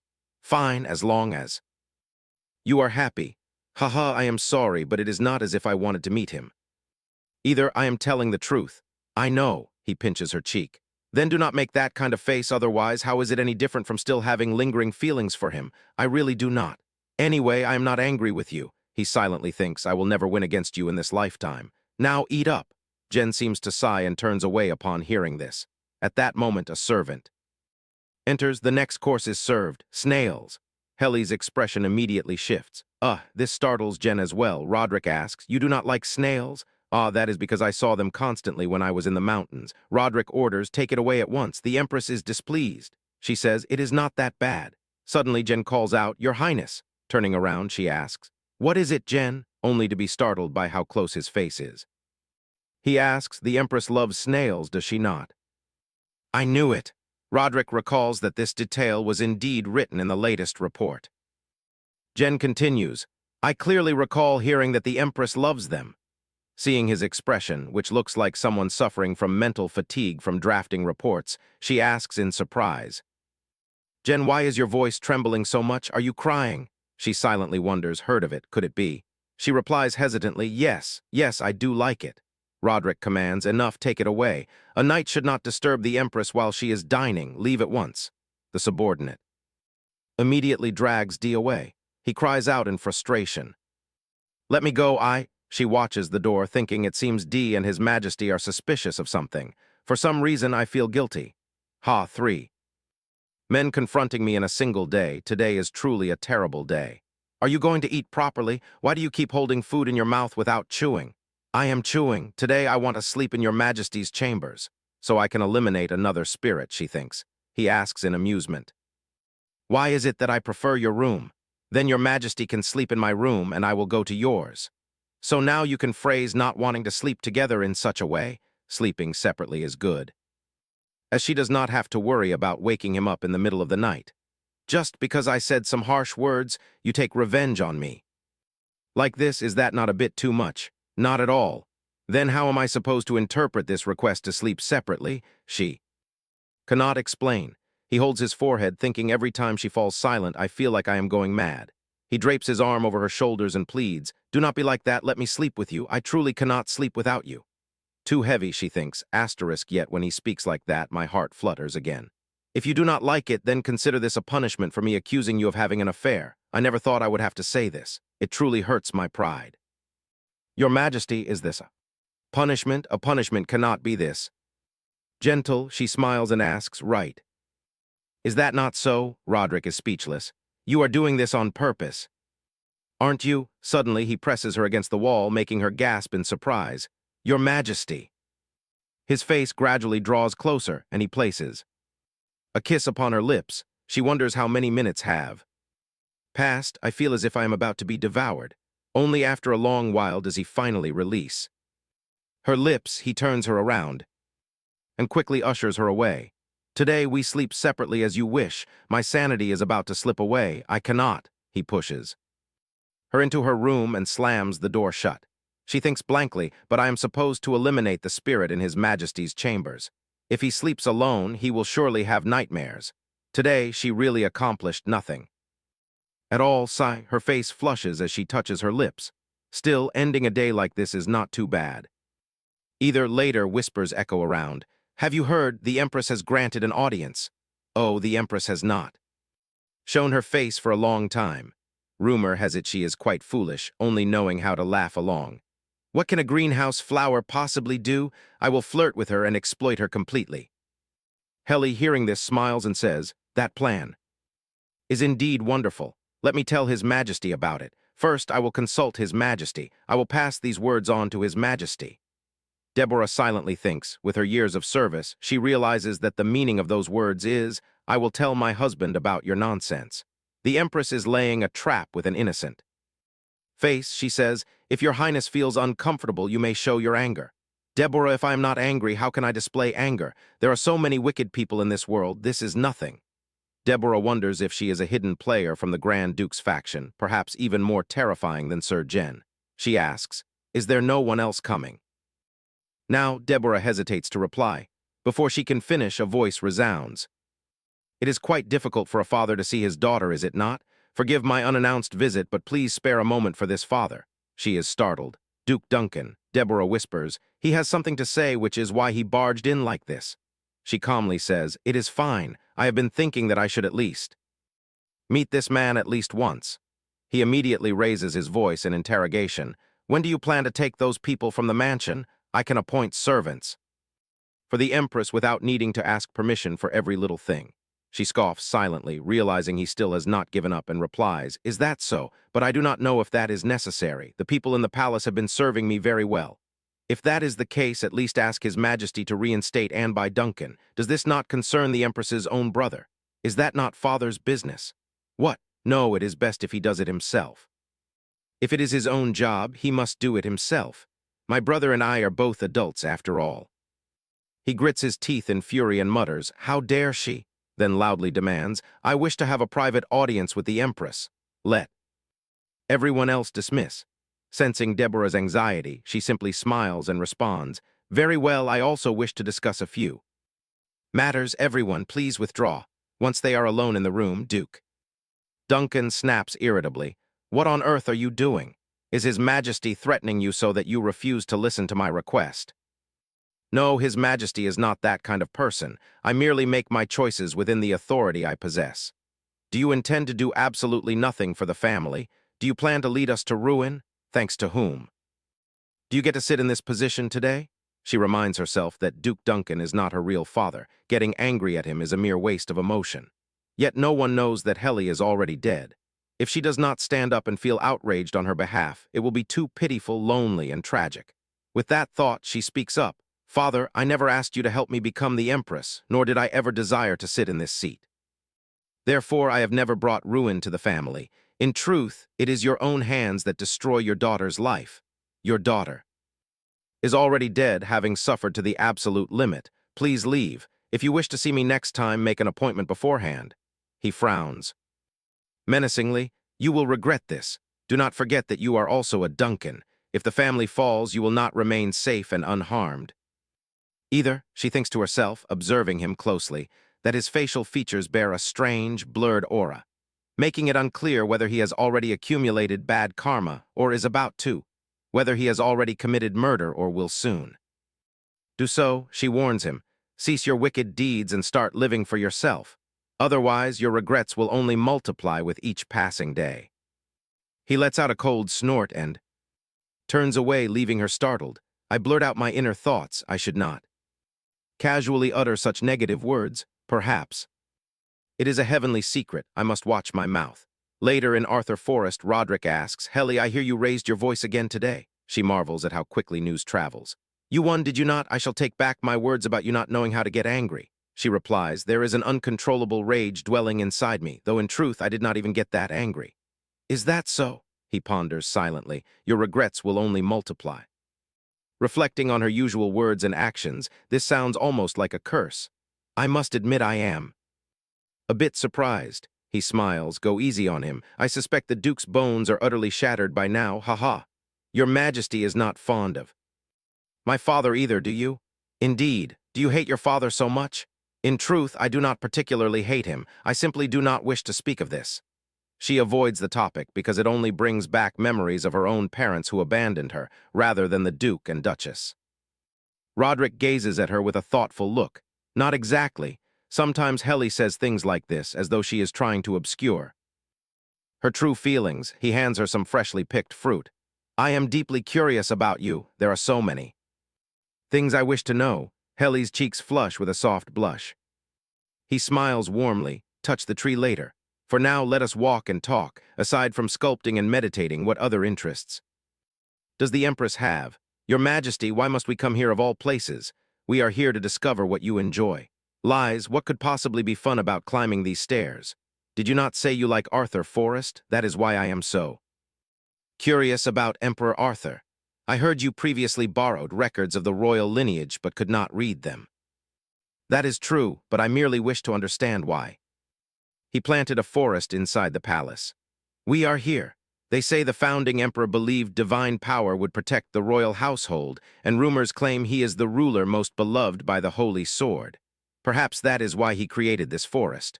though that is ancient history. This tower houses the portraits of all past emperors. I want you to witness them with your own eyes. He is both the master of this forest and the founding emperor of the Nigh Empire, the young Emperor Ath. Luxbreak, so that Western spirit is indeed Ath Luxbreak. Oh, look, the portrait of the 15th Emperor even includes his empress. Indeed, they say he loved his wife dearly and was quite the romantic. Perhaps we should have a portrait painted of us as well. I decline. I have no wish to be depicted in a painting. Roderick chuckles. How cold you are to me. In any case, my portrait. What is that reaction? Why are you staring at my portrait and laughing? It is simply because the painting fails to capture reality. Such a massive surge of vital energy. Does that mean I look more handsome in person? I knew it. Still, why have you been staring at another man's portrait this entire time? She cries out inwardly. Ah, I have no choice. Could this person really be? How could that spirit be the emperor? Suddenly Arthur appears and says, "It is quite amusing, is it not? I died when I am nearly 40, yet I retain my youthful beauty right up until my death." Startled, she asks, "When do you arrive? Why is my luck so dreadful today?" Spirits assume the form of their final moments because memories linger there. You are 40, so why are you wandering about in this boyish form? Are you perhaps trying to seduce innocent young maidens? Because until my very last breath, I still embrace the ideals of my youth as I fall into my final sleep. To dwell in a moment of suffering or to dwell in a moment of happiness.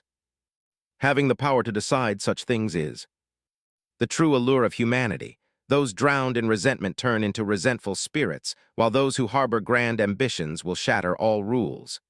Is that why you become a guardian deity? And besides, my face looks much younger than my years. Oh, I am so flattered. Gross, seriously, even if I do not know what ideals you harbor, you are a guardian deity. You ought to help at least a little. It seems Lady Kangyi is harboring a misconception. For the deceased to interfere in the affairs of the mortal world is a violation of the laws. Do I look like those mindless, resentful spirits who run amok without reason? You of all people should know this well. And while we are on the subject, no matter how much you beg, it will be in vain. Do not waste your energy on such matters, but everyone deserves to be given a chance.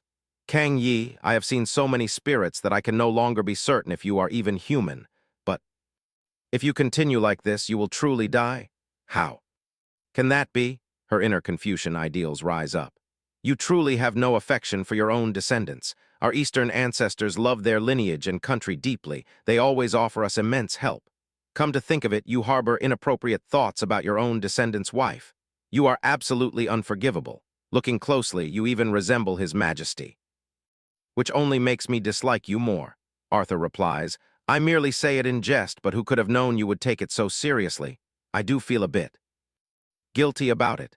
Helly glares at him and scolds, You infuriating man, you have absolutely no morals. Do you not know who I am by now? Yet you still refuse to speak with courtesy. You should address me as ancestor. Forgive my insolence. Only now does my sense of respect finally awaken. Later, during the Imperial Council meeting, a conflict at the western border. We have successfully suppressed it, Your Majesty, and the border is now secure. Are you proud of such a feat? I have stated before we must crush the demon restoration forces in their infancy. You boldly claim to have them under control, yet you carelessly allow a raid to occur. How utterly shameful. We launched an attack on what we believe to be their primary base. Roderick grits his teeth in frustration. Damn it. Why must they raise this excuse at this exact moment? Duke Duncan smiles slyly and proposes, We must hold the commander of the Western Knights accountable, Your Majesty. This failure alone is more than enough to justify a demotion. Everyone chimes in agreement. Indeed, this is a clear neglect of duty. Roderick immediately sees through his scheme. Is he trying to install his precious son into that position? He declares, I shall deliberate on this later. Once the detailed report arrives, I will make my decision. A book slams onto the table. Ewan asks, Why do you not simply crush them? Do you suggest we leave the western border as it is? That is precisely why I ordered you to go to the west. But if I am not here, who protects Your Majesty? Ewan thinks to himself, if the hysteria relapses, no one will be able to stop him. That is not true. We have the Empress now. Suddenly, Roderick says, I have found it, the letter left for the future emperors. During the reign of the fourth emperor, 3 great nobles of demon origin joined us under the guise of racial harmony. But in truth, we were keeping watch over. Their power, those three great nobles of demon origin are Melon, Russell, and Duncan. Do not trust Duncan. The roots of the Duncan family lie in demon, and the demon restoration forces are rampant in the west. This is why I exiled Anby Duncan from the west to the south. Duke Duncan's persistence in securing the position of commander of the Western Knights only proves his lack of loyalty. The previous emperor's suspicion of an alliance with the demon restoration forces is correct. Yet how does Duncan still retain such massive influence? They became great nobles of demon due to a unique power they possessed, but it is said that this power completely vanished after the reign of the fifth emperor. Even so, with these thoughts in mind, Roderick calls for the commander of the knights. Yes, summon my brother here. Drag him here if you must. He continues to contemplate that entrusting the West to Anby Duncan is out of the question. Duncan. When night falls, Helly hands him a wooden statue. Here it is. This is the gift I mentioned. Before, if you place it around this area, it will look lovely. Roderick silently recalls the warning, do not trust the Duncans. He asks, I am quite curious to know what this is. Look how fierce it is. In battle, seizing the upper hand from the very start is crucial. Your Majesty needs allies, and they must be incredibly strong and formidable allies. He laughs until tears well in his eyes. Haha, I have no idea what it is, but feel free to express your artistic side. I shall support you with all my heart. HMPH, she thinks to herself, there are not many talismans as powerful as a statue of Yama. It is far better than that useless guardian deity who speaks of others' hardships as though they are child's play. He places the statue right by the head of the bed. Thank you for introducing this new friend to me. My room is becoming stranger by the day. Now let us go to sleep. You did say you wanted to sleep in this room after all, she replies. Yes, the moment the word leaves her lips, he lifts her up and carries her to the bed. Roderick lies over Helly while pressing a deep kiss onto her lips. Only after a long moment does he finally pull back. Helly quickly pushes him away. Wait, I did not come here for this. How did things turn into this? Then what exactly does a wife come to her husband's room for? Why do you keep pushing me away? Is it because you dislike it, or are you afraid? B, because I feel embarrassed, and this position is embarrassing too. What is there to be embarrassed about? You might be composed, but I am burning with impatience. Should I not be the one feeling embarrassed here? Me composed? Absolutely not. He pulls her closer to him. Helly, give me a kiss. What? She gently lifts his chin, her face slowly drawing closer as she softly places a sweet kiss on his lips. He chuckles softly. Ah, so clumsy yet so incredibly sincere. Her face flushes as she asks, did you laugh because I am terrible at it? I laugh only because you kissed me. You are just like a little kitten slowly opening her heart. Suddenly she wraps herself in the blanket. That is enough, is it not? I am going to sleep now. Very well. Ha. Going to sleep after only this? Do not be angry, do not be angry, he murmurs to himself. Oh well, let it be, as the night deepens. Only Roderick remains in the bed. He reaches out to feel the space beside him. Where is Helly? Suddenly he spots her. Sitting on the floor, she is murmuring strange words.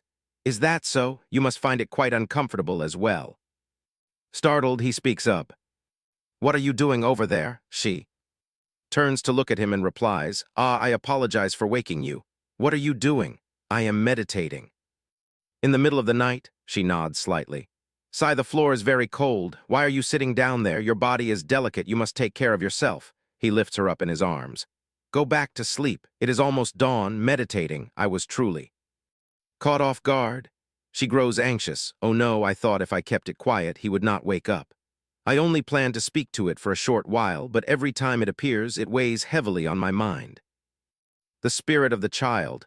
Just moments ago it cried, you lied, you said you would listen to me. No one came to help me back then either. I was so hungry.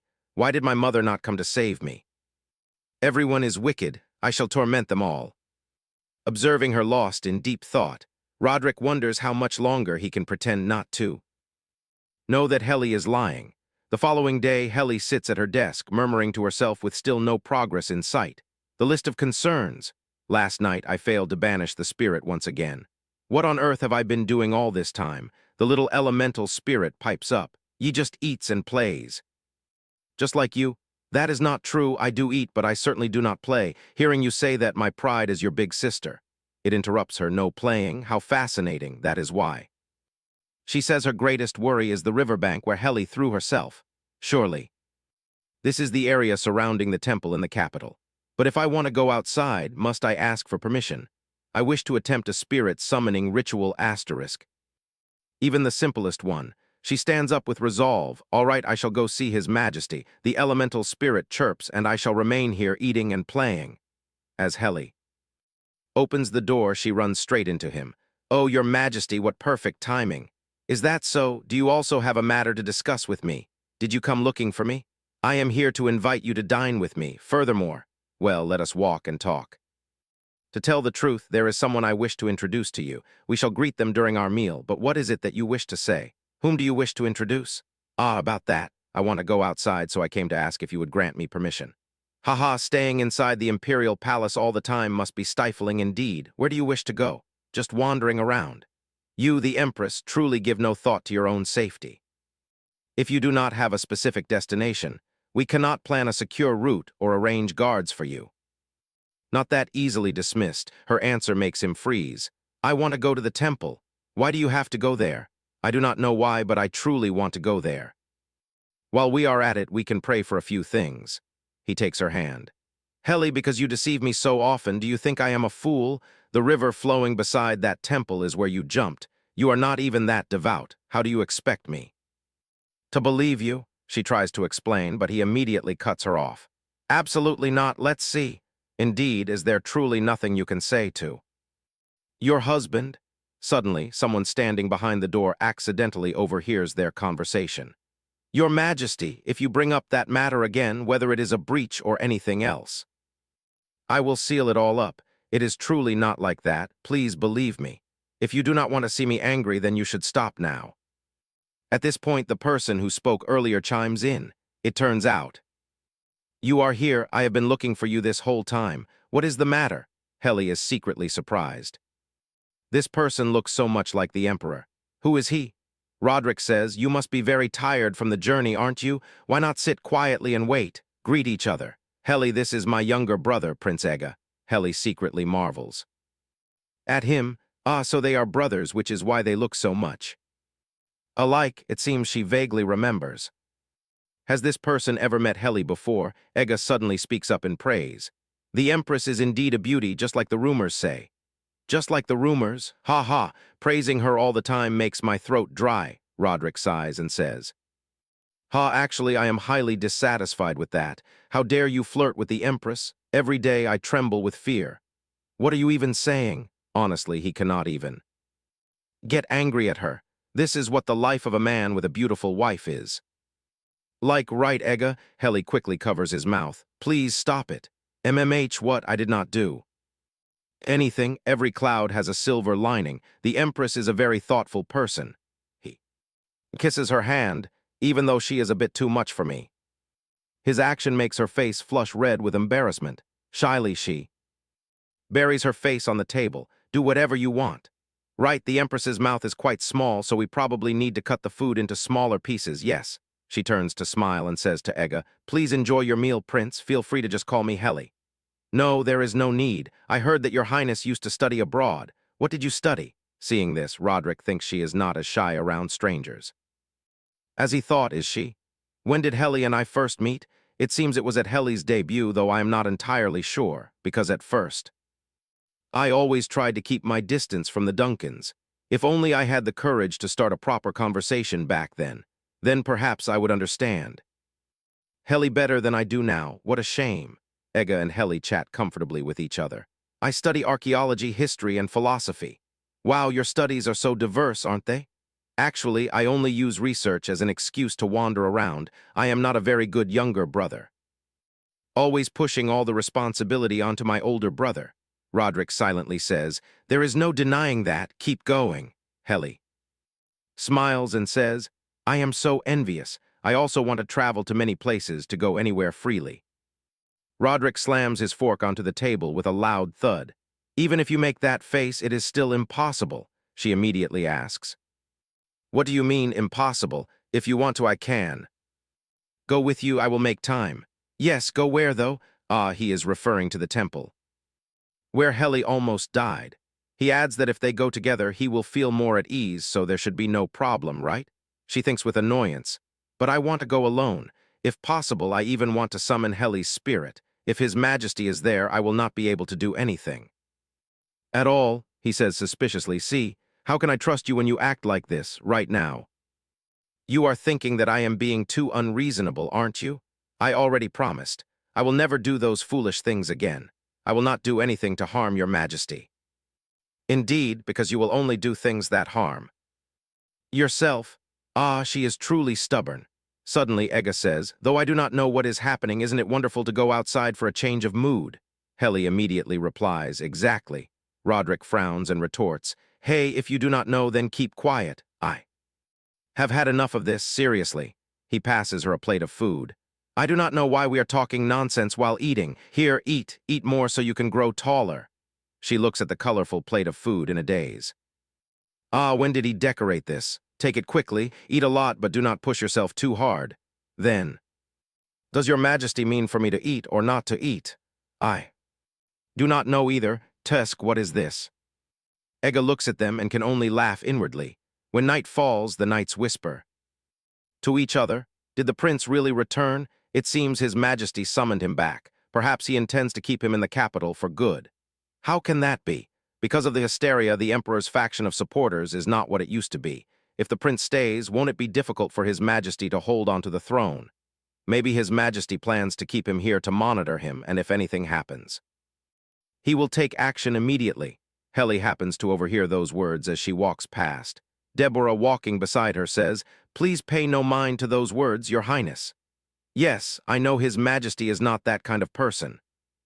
She contemplates silently, but did the prince truly go to another country just to avoid being dragged into political affairs?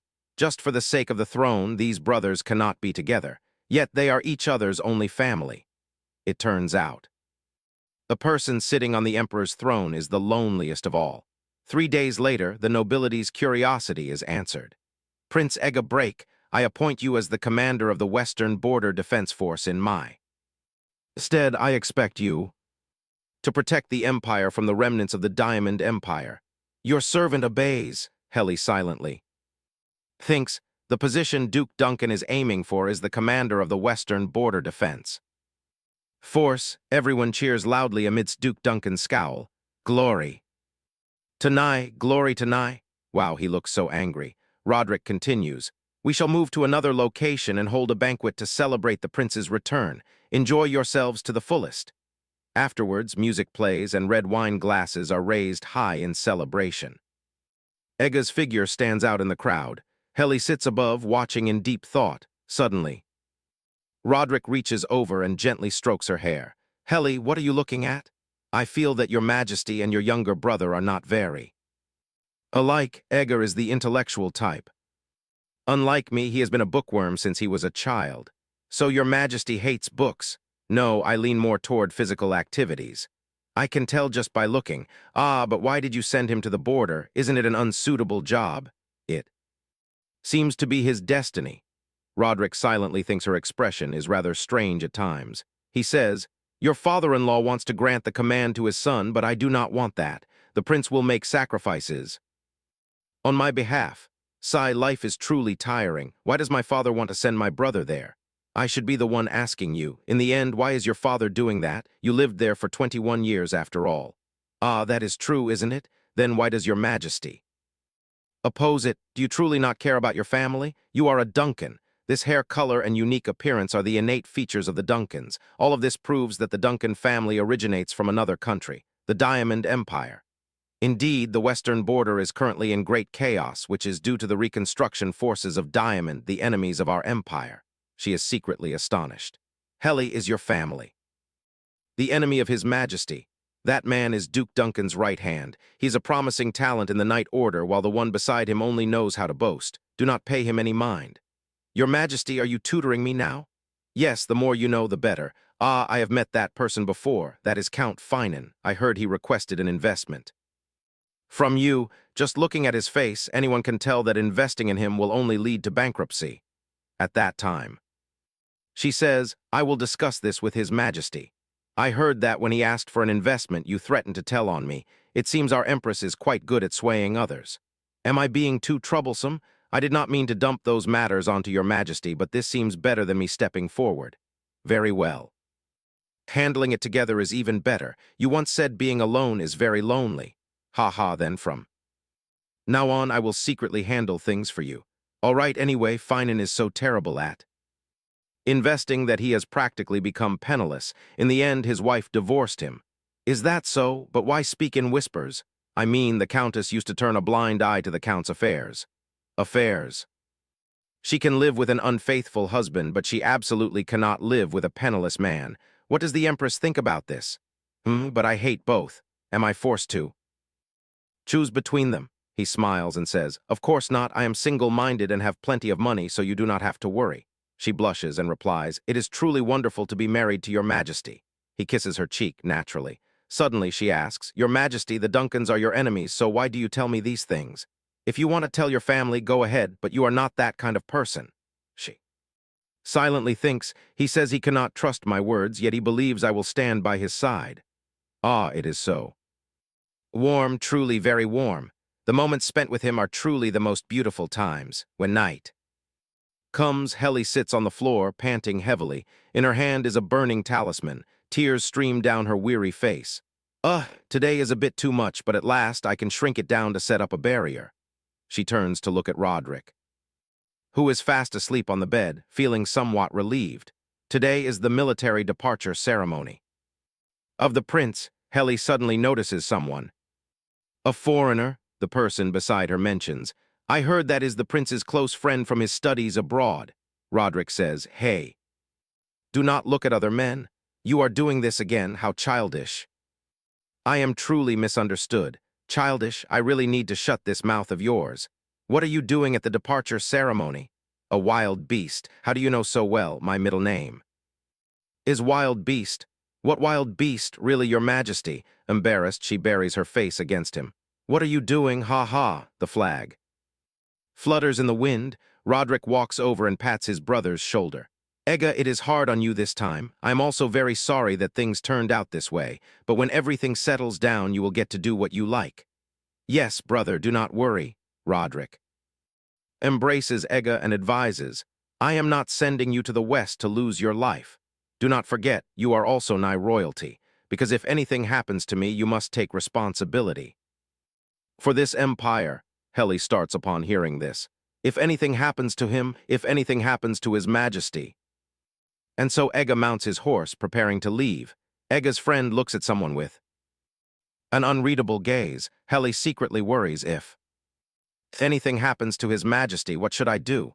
Will I be able to endure it? She reassures herself.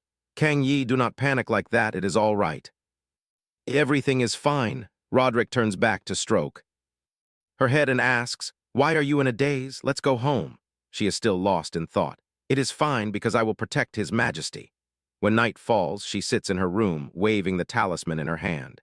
Dispelling evil in his majesty's room every day will surely bring results. Today I will perform the exorcism again, and today I must set up the barrier. 2. I have already designed the shape of the barrier.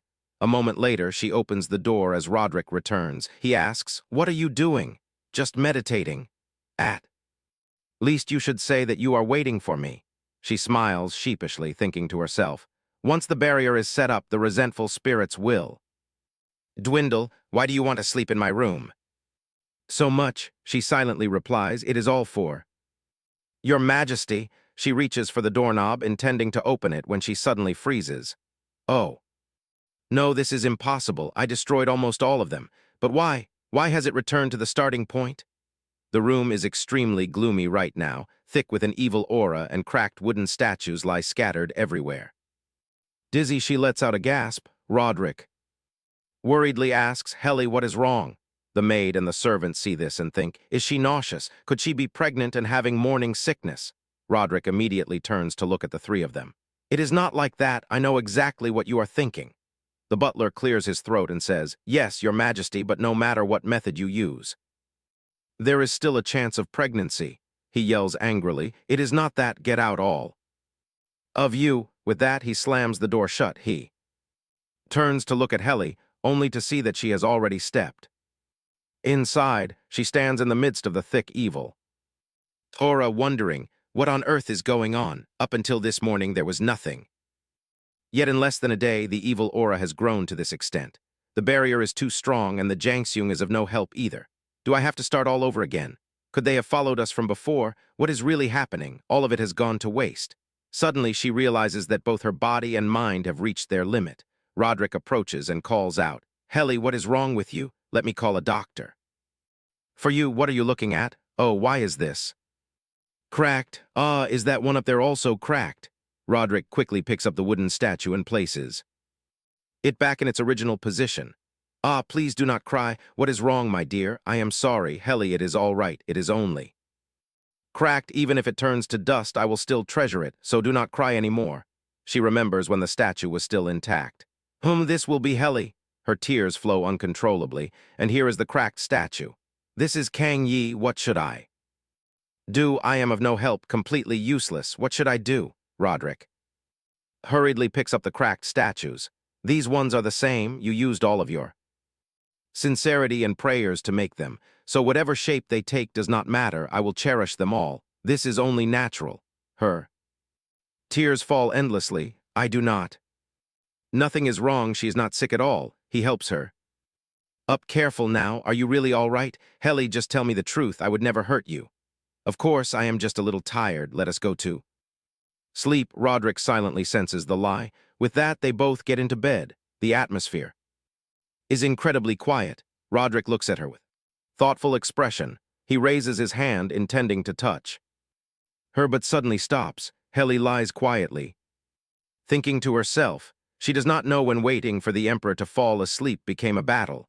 But this battle is incredibly easy. After all, who can sleep when they see this sight? Indeed. How could my life pass by so peacefully? I know it well, but please do not let him experience the same thing. I thought my presence here is to help His Majesty, but perhaps that is just my own wishful thinking. There is no such thing as the will of heaven. So, in the end, how far must I go? There is no other choice but to do my absolute best.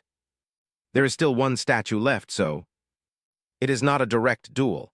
Once my mind is made up, even demons must steer clear. Unbroken even if bent 100 times.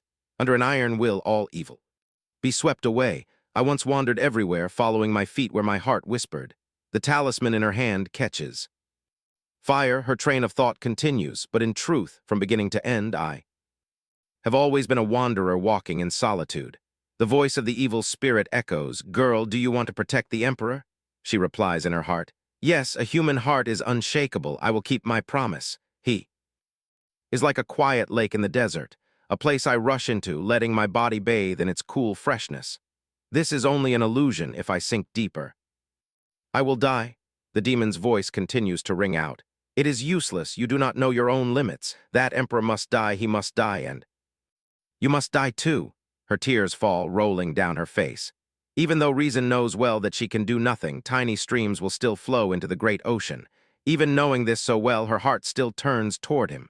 At this moment she speaks, even in the deep darkness, the order of the universe remains unchanged, so humans will not bow to the darkness.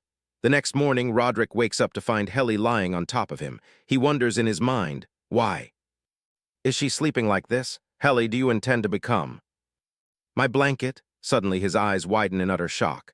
Blood is dripping from her nose, staining a bright red. He screams in panic, "Helly, someone call the doctor immediately." He fearfully holds her in his arms. "Hurry." A moment later he stands outside, pacing restlessly. In a cold voice he asks, "Is the reason for the Empress's bleeding illness or poison?" The doctor timidly replies, "Her Highness is neither ill nor poisoned. Though she is somewhat weak, she is actually very healthy."